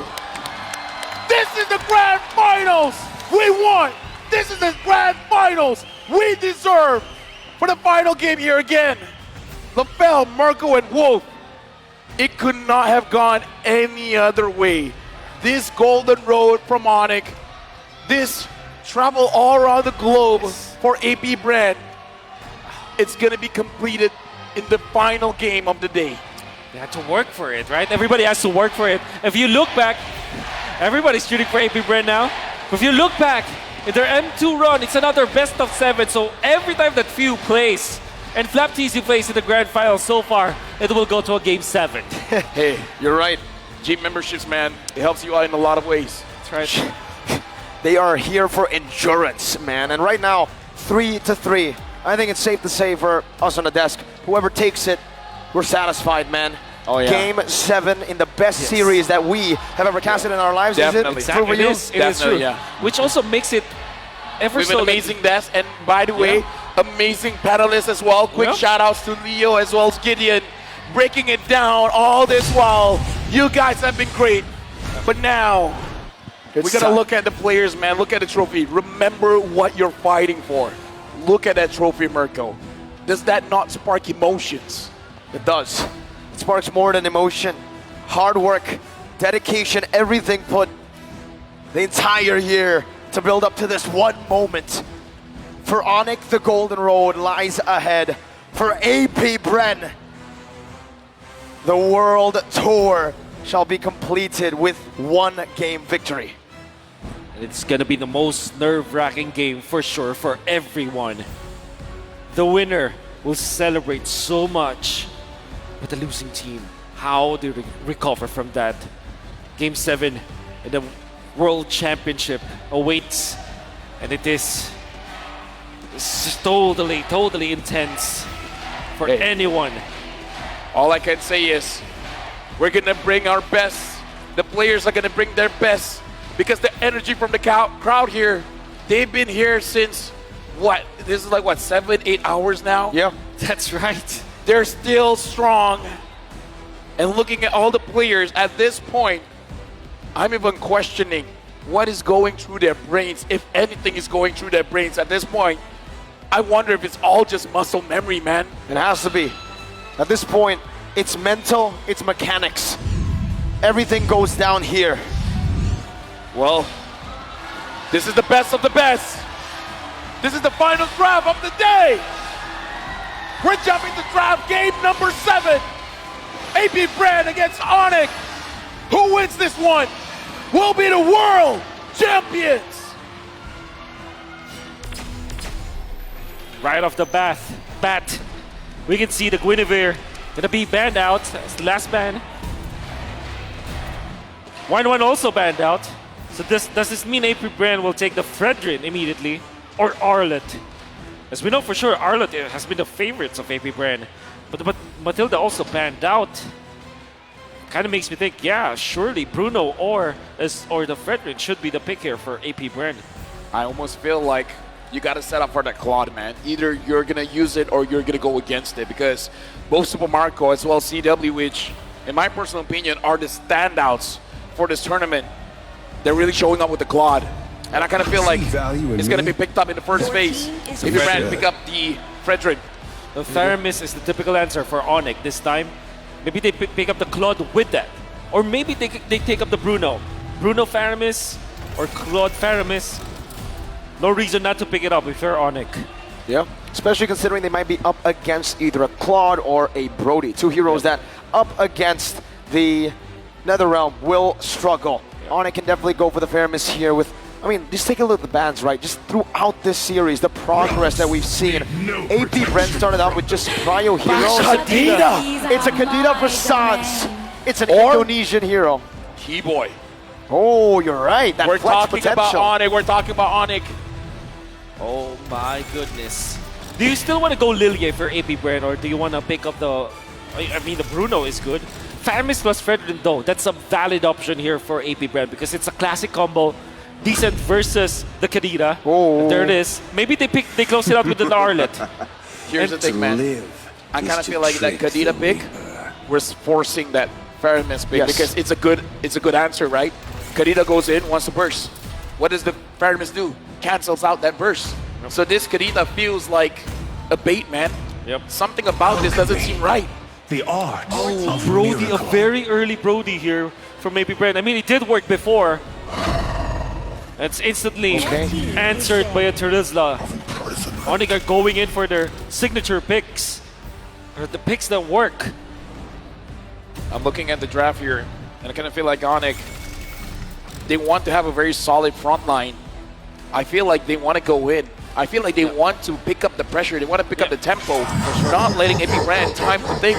Because APBREN is a very disciplined team. That's right. And if you break up their systematic, and if you, I would say if you break their formation, maybe at a game 7, in a best of 5 you can't do it. In a best of 3 you can't do it. In a best of 5, sorry, in a best of 7, that's where you see the cracks. Yeah. You're right. Because you've seen so much games, you've seen so much, you've battled against him so much, and you even mentioned like CW versus Super Marco, they might have developed their own relationship in that gold lane because of how many times they have poked each other out. It's a very likely option here. APBREN, gonna be looking for some bans on the marksman for sure. Like the Claude still is a good ban for APBREN because you don't want to give that out, and also maybe the Bruno. There's no time to chit-chat. They banned on the Gord anyways. They're seeing this pick as suspicious as well. Yeah. This might be it. But if it ban out too many mid laners, maybe San's just like, yeah, no, I can't use the Kadita, no worries. That's the beauty of using the flex pick here in Game 7, right? Meanwhile, for APBREN, they've gone for solid picks in their own roles for the Brody, the Faramis, and the Fredrin. Yeah. I would say the Fredrin can be flex, but for APBREN particularly, we've never seen it at M5. Yeah. We've seen it multiple times into the mid lane even in ISF. Yes. How about the Dairoth here for ONIC as the ban? Because we know for sure that the Dairoth is great versus the Baksha. Gonna be pick up, and obviously the Novaria from a few. Yeah, we got to look at both players' most used hero, 71% win rate for the Valentina for San, 77% win rate. Novaria for few. Again, very impressive heroes where we saw doing quite well in this game so far. The stats is on the screen here. And looking at ONIC betting out the Grok as well. Yep. My inference here is that it is a hero that can be used against the Kadita in a way that you can spot out where the Kadita is. It's a bush checker. I don't know if that's a proper word, but yeah. It is now. You said it on the world stage at what? 4 million people watching?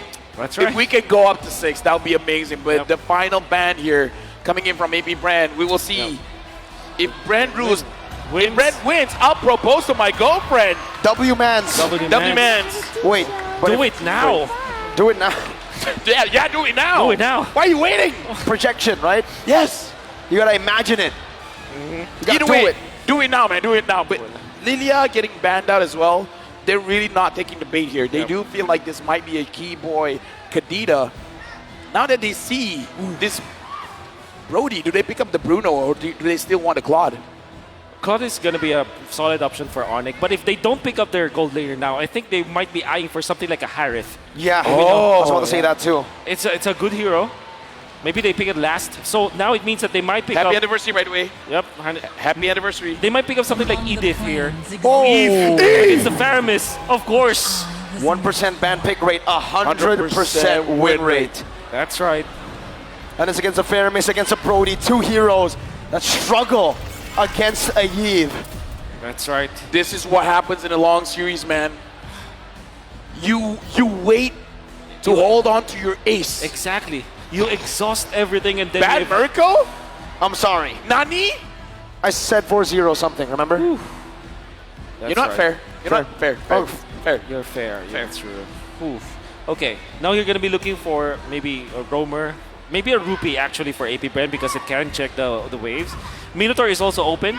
That's also a valid hero going up against Eevee. I mean, you don't get some of the real world manipulation, but at the same time, you stop him from doing it. So they Edith. They go Edith and the Khalid. So this leaves us with the gold laner. Would it be Harith? But that might be an overload of magic damage. Yeah. So they might just go standard. Go for Claude. Yeah, go for standard, man. This is game 7. Game 7. You don't want to leave it up to chance. If they do pick up the Harif, then again, keeping their ace in their sleeve. No, Bruno or Claude, yeah. Yeah, Bruno or Claude, definitely. I think Bruno, more consistent damage. Claude can do the same thing, Yep. technically with a lot of pressure they already have already, but CW is feeling it. CW is feeling it after an MVP performance in the previous game. What did he do? He went in their base and he said, fight me, fight CW. He took that fight, he got that wipeout. I mean, at this point, you got the momentum. Don't stop. This is for the World Championship. And the thing is, if you're looking at to compare both of the lineups, we know for sure that this Brody composition from APBREN is very strong at the early to the mid game. Come late game though, Deceive with the Claude, and then you have the Kadira factor. It's going to be hard to control the map. APBREN, they might win this best of 7. They should win this best of 7 only with their standard playstyle, their early game. To everyone tuning in, ladies and gentlemen, welcome to the last game of the M5 World Championship, where either the Golden Road will be completed or the World Tour be completed. We're jumping into the game where this game will determine the World Champions. Mobile Legends. There's no other way to see it happen. One last time. Rizal Memorial Coliseum. Give it up for the two teams. Now, Keyboy as well as Ogwen, man-to-man defense, looking at each other here. Looks like this time APBREN is opting not to go aggressive into the jungle. Kyrie, for once, will have an easier time farming up to level 4. CW opted to go for the Purify, knowing that he can be gone upon by Ogwen. And obviously, FlapTZ can go for the Flicker plays. We know that can eliminate the Goldaner easily. So Wind of Nature might be rushed here by CW. Maybe his third item, or maybe fourth. Okay, some damage placed down. Quick Sand Guard gets him a bit more HP. Kyrie already looking for an invade. But KalTZ is able to clear it out. Just a big one though. Kyrie looking for a little small one. Retrieves it, gets level 4, and pokes KalTZ, getting boots a bit more prio in the bottom lane. And again, we got to look at how Sans and Keyboy, I got to say this duo has been doing well for ONIC, but the same can be said for Few as well as Ogwen. I do feel like with the composition that they both have, the mid duo is going to be a very big impact in this game. Speaking of the mid duo here for Keyboy as well as Sans, it's a tricky duo because you clear the waves fast, but you don't necessarily stay in that lane. It's going to be up to ONIC on how they utilize this, Keyboy, Kadira. And at the same time, APBREN, they don't have the best heroes to kind of check the bushes. Maybe KalTZ could be there, but of course Few can save his teammates, but they're not built for this Kadira. Few able to pull them in, but not that much damage. Both Sans as well as Boost just won that level 4. KalTZ already leashing the turtle in a position where he can cancel at any moment. Kyrie thinks about it. Both Boost as well as Sans now level 4. Doing the same thing. Kyrie with the shield unity into the back right now, able to connect it onto Ogwen, who has the Earth Shatter. And now the onward. Towards the boy Sans. FlapTZ finds him. The real world revelation is popped in. First blood secured by FlapTZ. Another round coming down as Boost deals some damage. Retribution battle still for Kyrie, but Few finds it, and that's going to be a skill from Keyboy. Ogwen with the Primal Wrath. The Praisers Wrath. Ogwen gets the kill onto Keyboy, and ONIC lose out in the first turtle fight. Oh yeah, definitely APBREN won the turtle, won the fight. This is the usual story of this best of 7. Look at APBREN to win the early. Yes. It's the early game for APBREN all the time. They're the masters of the early game that we saw all throughout this M5. Every time that they win, they destroy their enemies in the early stages. And you gotta say, FlapTZ started the charge once again, going in for the Flicker play. In fact, they have poked Sans. Sans forced to use the Flicker and the real world manipulation to try to keep himself alive. But in the end, during the turtle fight, he was a non-factor. And it's all thanks to FlapTZ. Yep, now looking at the item builds here, the Claude has to delay a little bit just because he has to build a little bit of defense, but Boots getting attacked here. Look at that burst. My goodness. The Ghost Bursters as well. Boots, defensive penalty zone. KalTZ dives. Flicker out. Real world manipulation. Popped down by Sans. Ogwen just posturing, zoning Boots away. Meanwhile, Looks like CW just wants to farm up safely here. And again, ONIC, they have to find a way to slow down the game while APBREN has to figure out how to get these objectives because they've been getting the kills. They got the turtle. The faster they can get the outer turrets, the more space they're going to deny from Keyboy. However, few with 2 assists and a lot of lane prio. Able to get to level 6. It's actually almost a level ahead of Suns. Gonna be waiting for that. That's a massive lead that APBREN has. More resources, more EXP means that in the early stages of the game, yeah, surely they have the advantage and they can team fight. And eventually, they will activate Super Marco. Fortunately for ONIC, the turtle is onto the bottom lane where Super Marco is not at. It means that they might not suffer from the Brody, but all the same, ONIC, they don't have the best tools to go up against APBREN anyways. Yep, and now we're looking at a turtle. Kyle Teasy initiated. Kyrie finds Flap. The Flap just wants to wait a little bit of time. He sees Suns. Puts him down. There's a good amount of damage. Caltesi as well there. Both junglers at level 7. Flap on the turtle. No quick sand guard this time round. Kyrie picks up the gold buff. Meanwhile, up top, there's also a little bit of a gank. Oh, going to be caught. Taken down. Kyrie versus Flap versus Kyle, and it's Flap who takes it. Kyrie brought back to the team in the Shadow Stampede. The real world manipulation, not enough to take it down. Kyrie with the juke. Whoa! And that is a trade. 1 kill up top for a turtle for APBREN. Kyrie is one of the only junglers that can play a utility hero like an assassin. How the hell did he thread the needle? He gets out and into safety. Unfortunately, still missed the retribution. So, still massive coming out from APBREN. Almost a free turtle, if you think about it, because they didn't lose anything. At the same time, ONIC had to just back down after all the investments that they did. Few in the mid lane, very low, Netherrealm. Popped in, Kyrie brought back to the team and onward. They're shattered, not connecting bomb, game high! With a rough wave! Oakwood falling, Few as well! Now it's Kyle! With an Abraser's Wrath! Boy finds the oddity! Another one on the Marco! Oh! But Sans picks him up! This is why I say, man, Super Marco, as well as CW, they're developing a relationship. Super Marco came in and was like, I want to go down, but you're going to come with me. And that's a positive trade, obviously, for ONIC as they switch back toward their side. They give two assists to CW, 1 kill after that. Eventually, he died, but that's all good for a Claude who's looking for farm in this early stage of the game. Most importantly, they have punished Kyle Teasy, and ONIC have recovered. It's going to be good for the Illusion squad. Hey, I just want to say, man, this time they're picking up the pace. Both teams are fighting, I would say, in a faster tempo here. Yes. Both teams are finding the mistakes, and this is what happens in the best of 7. Keyboy, I gotta say, very good counter engage. Wonderful. Coming in from APBREN is like APBREN, it strikes, but then Keyboy is just like, I'm just waiting for you guys to clump up. And look at I his want to deal maximum damage. Look at his position right now. He's trying to pin down Super Marco without the flicker. Does have the petrify. Super Marco not feeling so confident, walking towards that bush, and that's a smart decision on his part.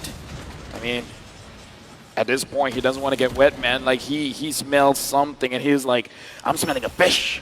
Kyrie smelling an engage. Flapteasy jumps forward to petrify. He knocks Flapteasy out, but he's still able to get out in time. The quick sand card buys him a little bit more time. CW able to bat away with a battle mirror image, but he did just bait out a raging sandstorm and a quick sand guard. That's good enough because Sans can pop the ultimate this time. No petrify this time though for Keyboy. CW no blazing the web. Flapteasy jumping forward on the Sans. Giving a bit more damage. CW trying to turn it around. Earthshatter. Oakwood compromised. Oh, look at the turtle. Out turtle.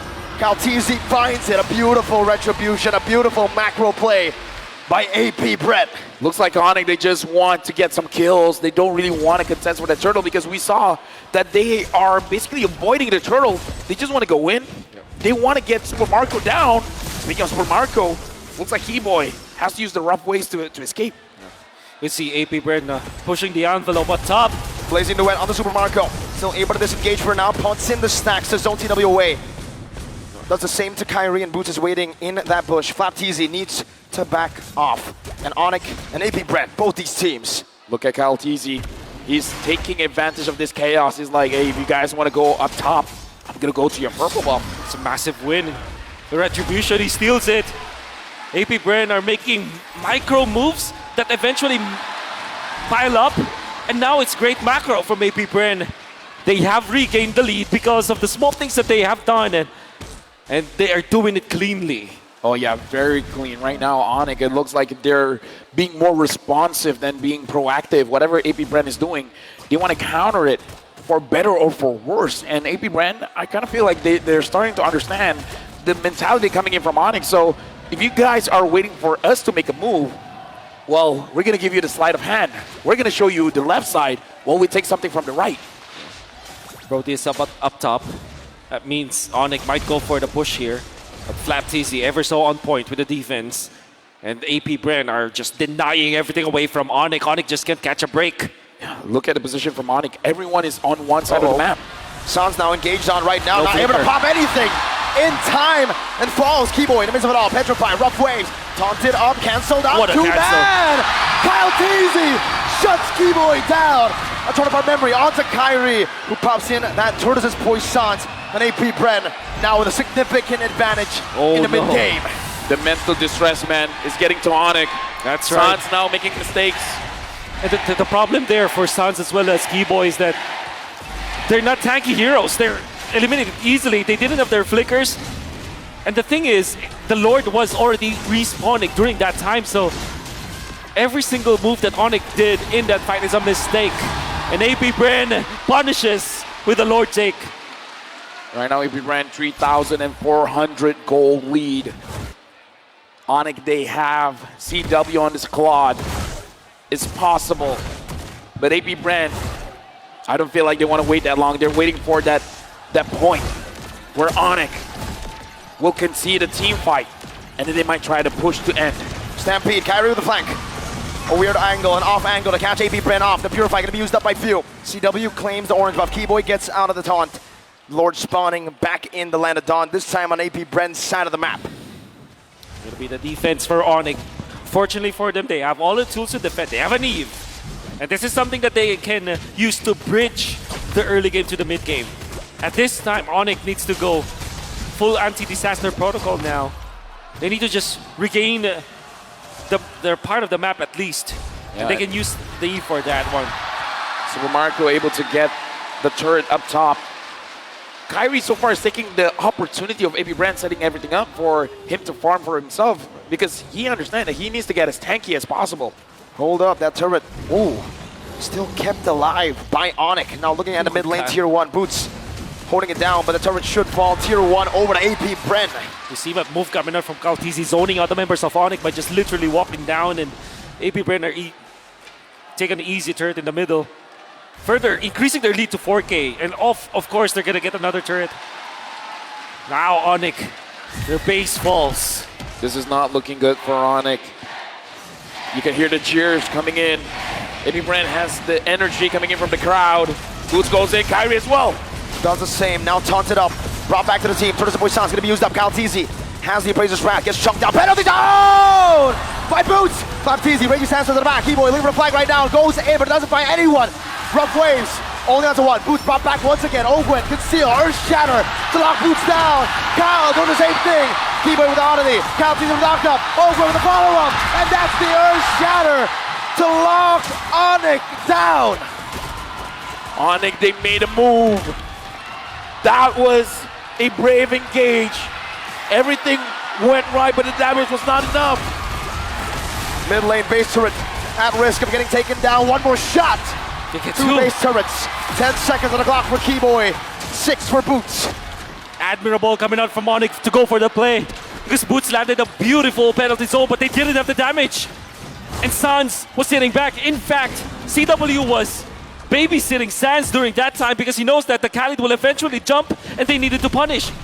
What that meant is that after the jump coming out from Boots, there wasn't any follow-up damage.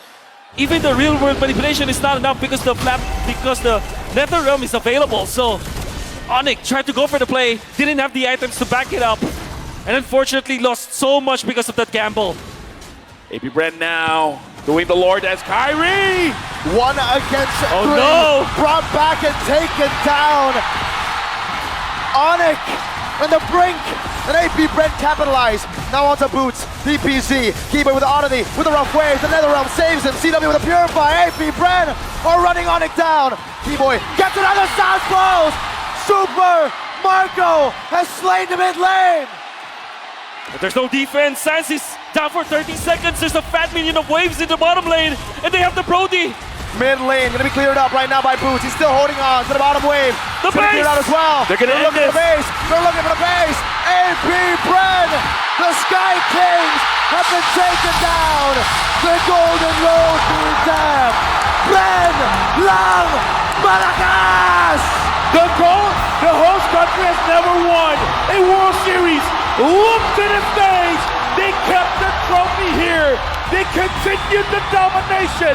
They are the Curse Breakers, the two-time World Champions. They are APBREN. It's a pleasure working with you, gentlemen. My name is Abel. Alongside with me, Wolf and Mirko. It's a pleasure serving all of you here. But now we are throwing it over to Mara with our world champions.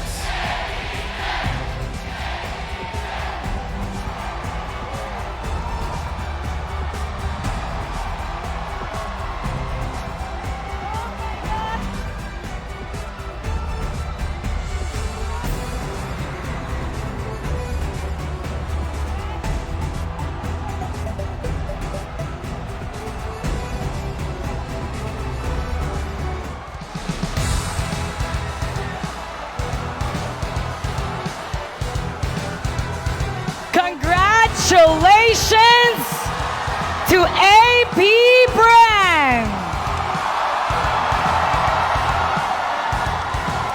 What a recovery! And now we'd like to call ONIC. Please come forward. We'd like to call on our first runner-up, ONIC. ONIC, thank you for showing us greatness in your M5 journey. You may now take your final bow.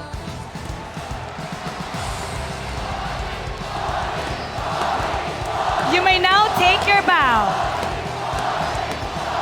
We admire the grit, the determination, and we hope to see you guys stronger next year.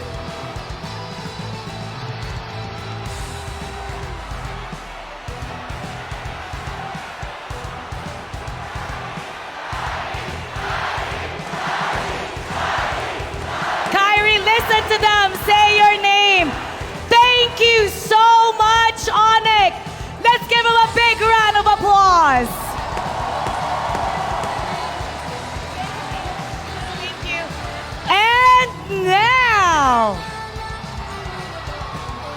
give it up for your M5 World Champion, APBREN.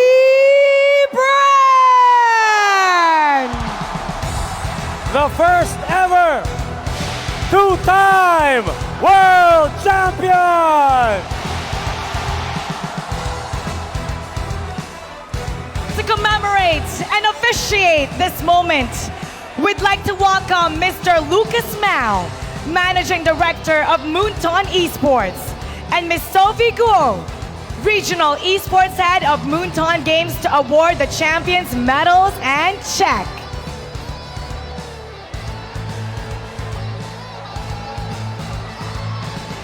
The Bees return to cement their legacy as their first ever two-time world champion.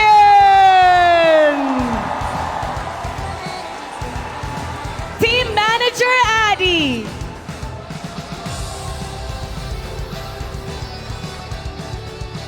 Pando.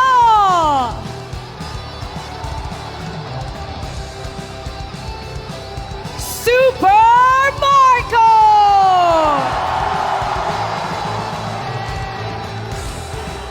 Kyle T.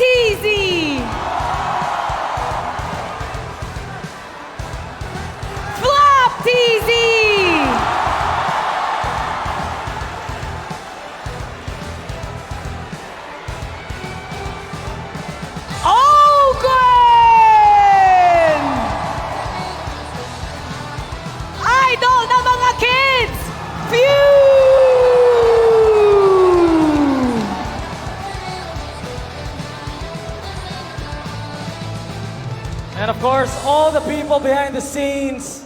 Coach Bren, and the legendary Coach Ducky. All the people behind the scenes, managers, staff, and everyone who made this win possible. You are now two-time world champions!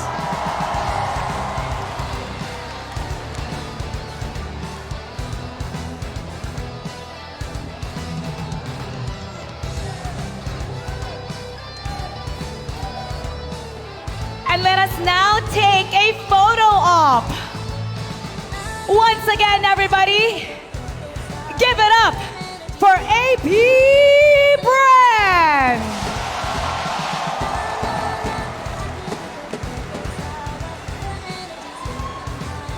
Thank you, Mr. Lucas Mao, and thank you, Ms. Sophie Go. Now it's time to announce the MVP of this grand final series. Let me hear it from you. And to celebrate the achievement of our finals MVP, let us all welcome Smartphone Country Product Manager of ASUS Philippines, Sir Jerry Chow.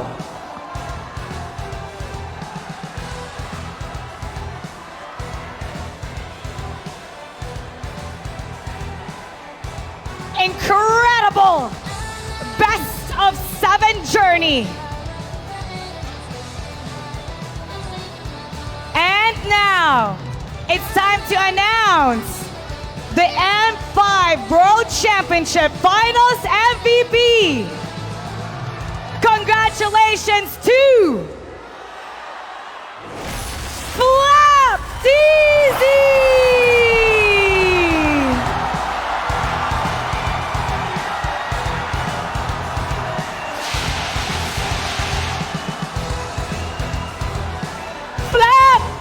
Flap, TZ, Flap! Flap, congratulations, Flap! Flap, parang nasupresa ka! Congratulations! You are now a 2-time world champion and you are the M5 Finals MVP. What's going through your mind? What are you feeling? What do you want to say to everybody?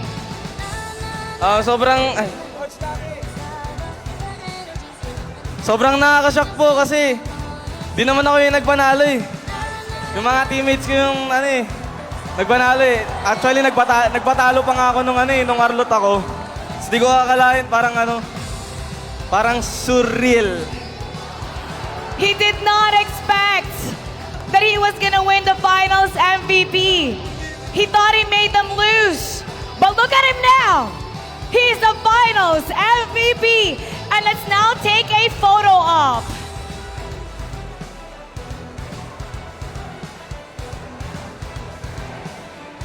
Photo op. We'll have a photo op. Op with the finals MVP. Thank you very much to Mr. Lucas Mao and Miss Sophia Guo. Thank you to Miss Jerry Chow. All right. APBREN, your trophy is right there ahead of you. You may now take your walk of victory. Your pursuit towards greatness has led you to be crowned as the world champion. And now, it's time to raise the trophy that will immortalize this legacy. In 3, 2, 1, ladies and gentlemen, APBREN, your 2-time world champions.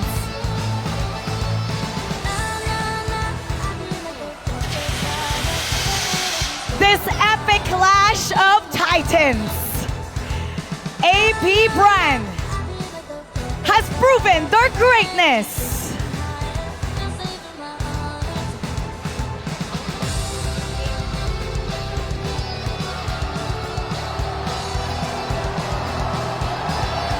The Mobile Legends Bang Bang M5 World Championship has finally finally come to an end. We have witnessed history. And let's not forget that M5 is powered by Moonton, presented by Kidia, and supported by ROG, the official gaming phone, Grab, the official super app partner, and Secret Lab, our official share partner. On behalf of all our sponsors, our partners, our production staff, the players, the talents, the crew, we hope you enjoyed this tournament, and we thank you for supporting Mobile Legends Bang Bang World Championship and for being part of the APBREN's journey to greatness. My name is Mara Aquino. And I'm Tito Mikey. Thank you for watching, and we'll see you in M6. Pinas lang! Malakas!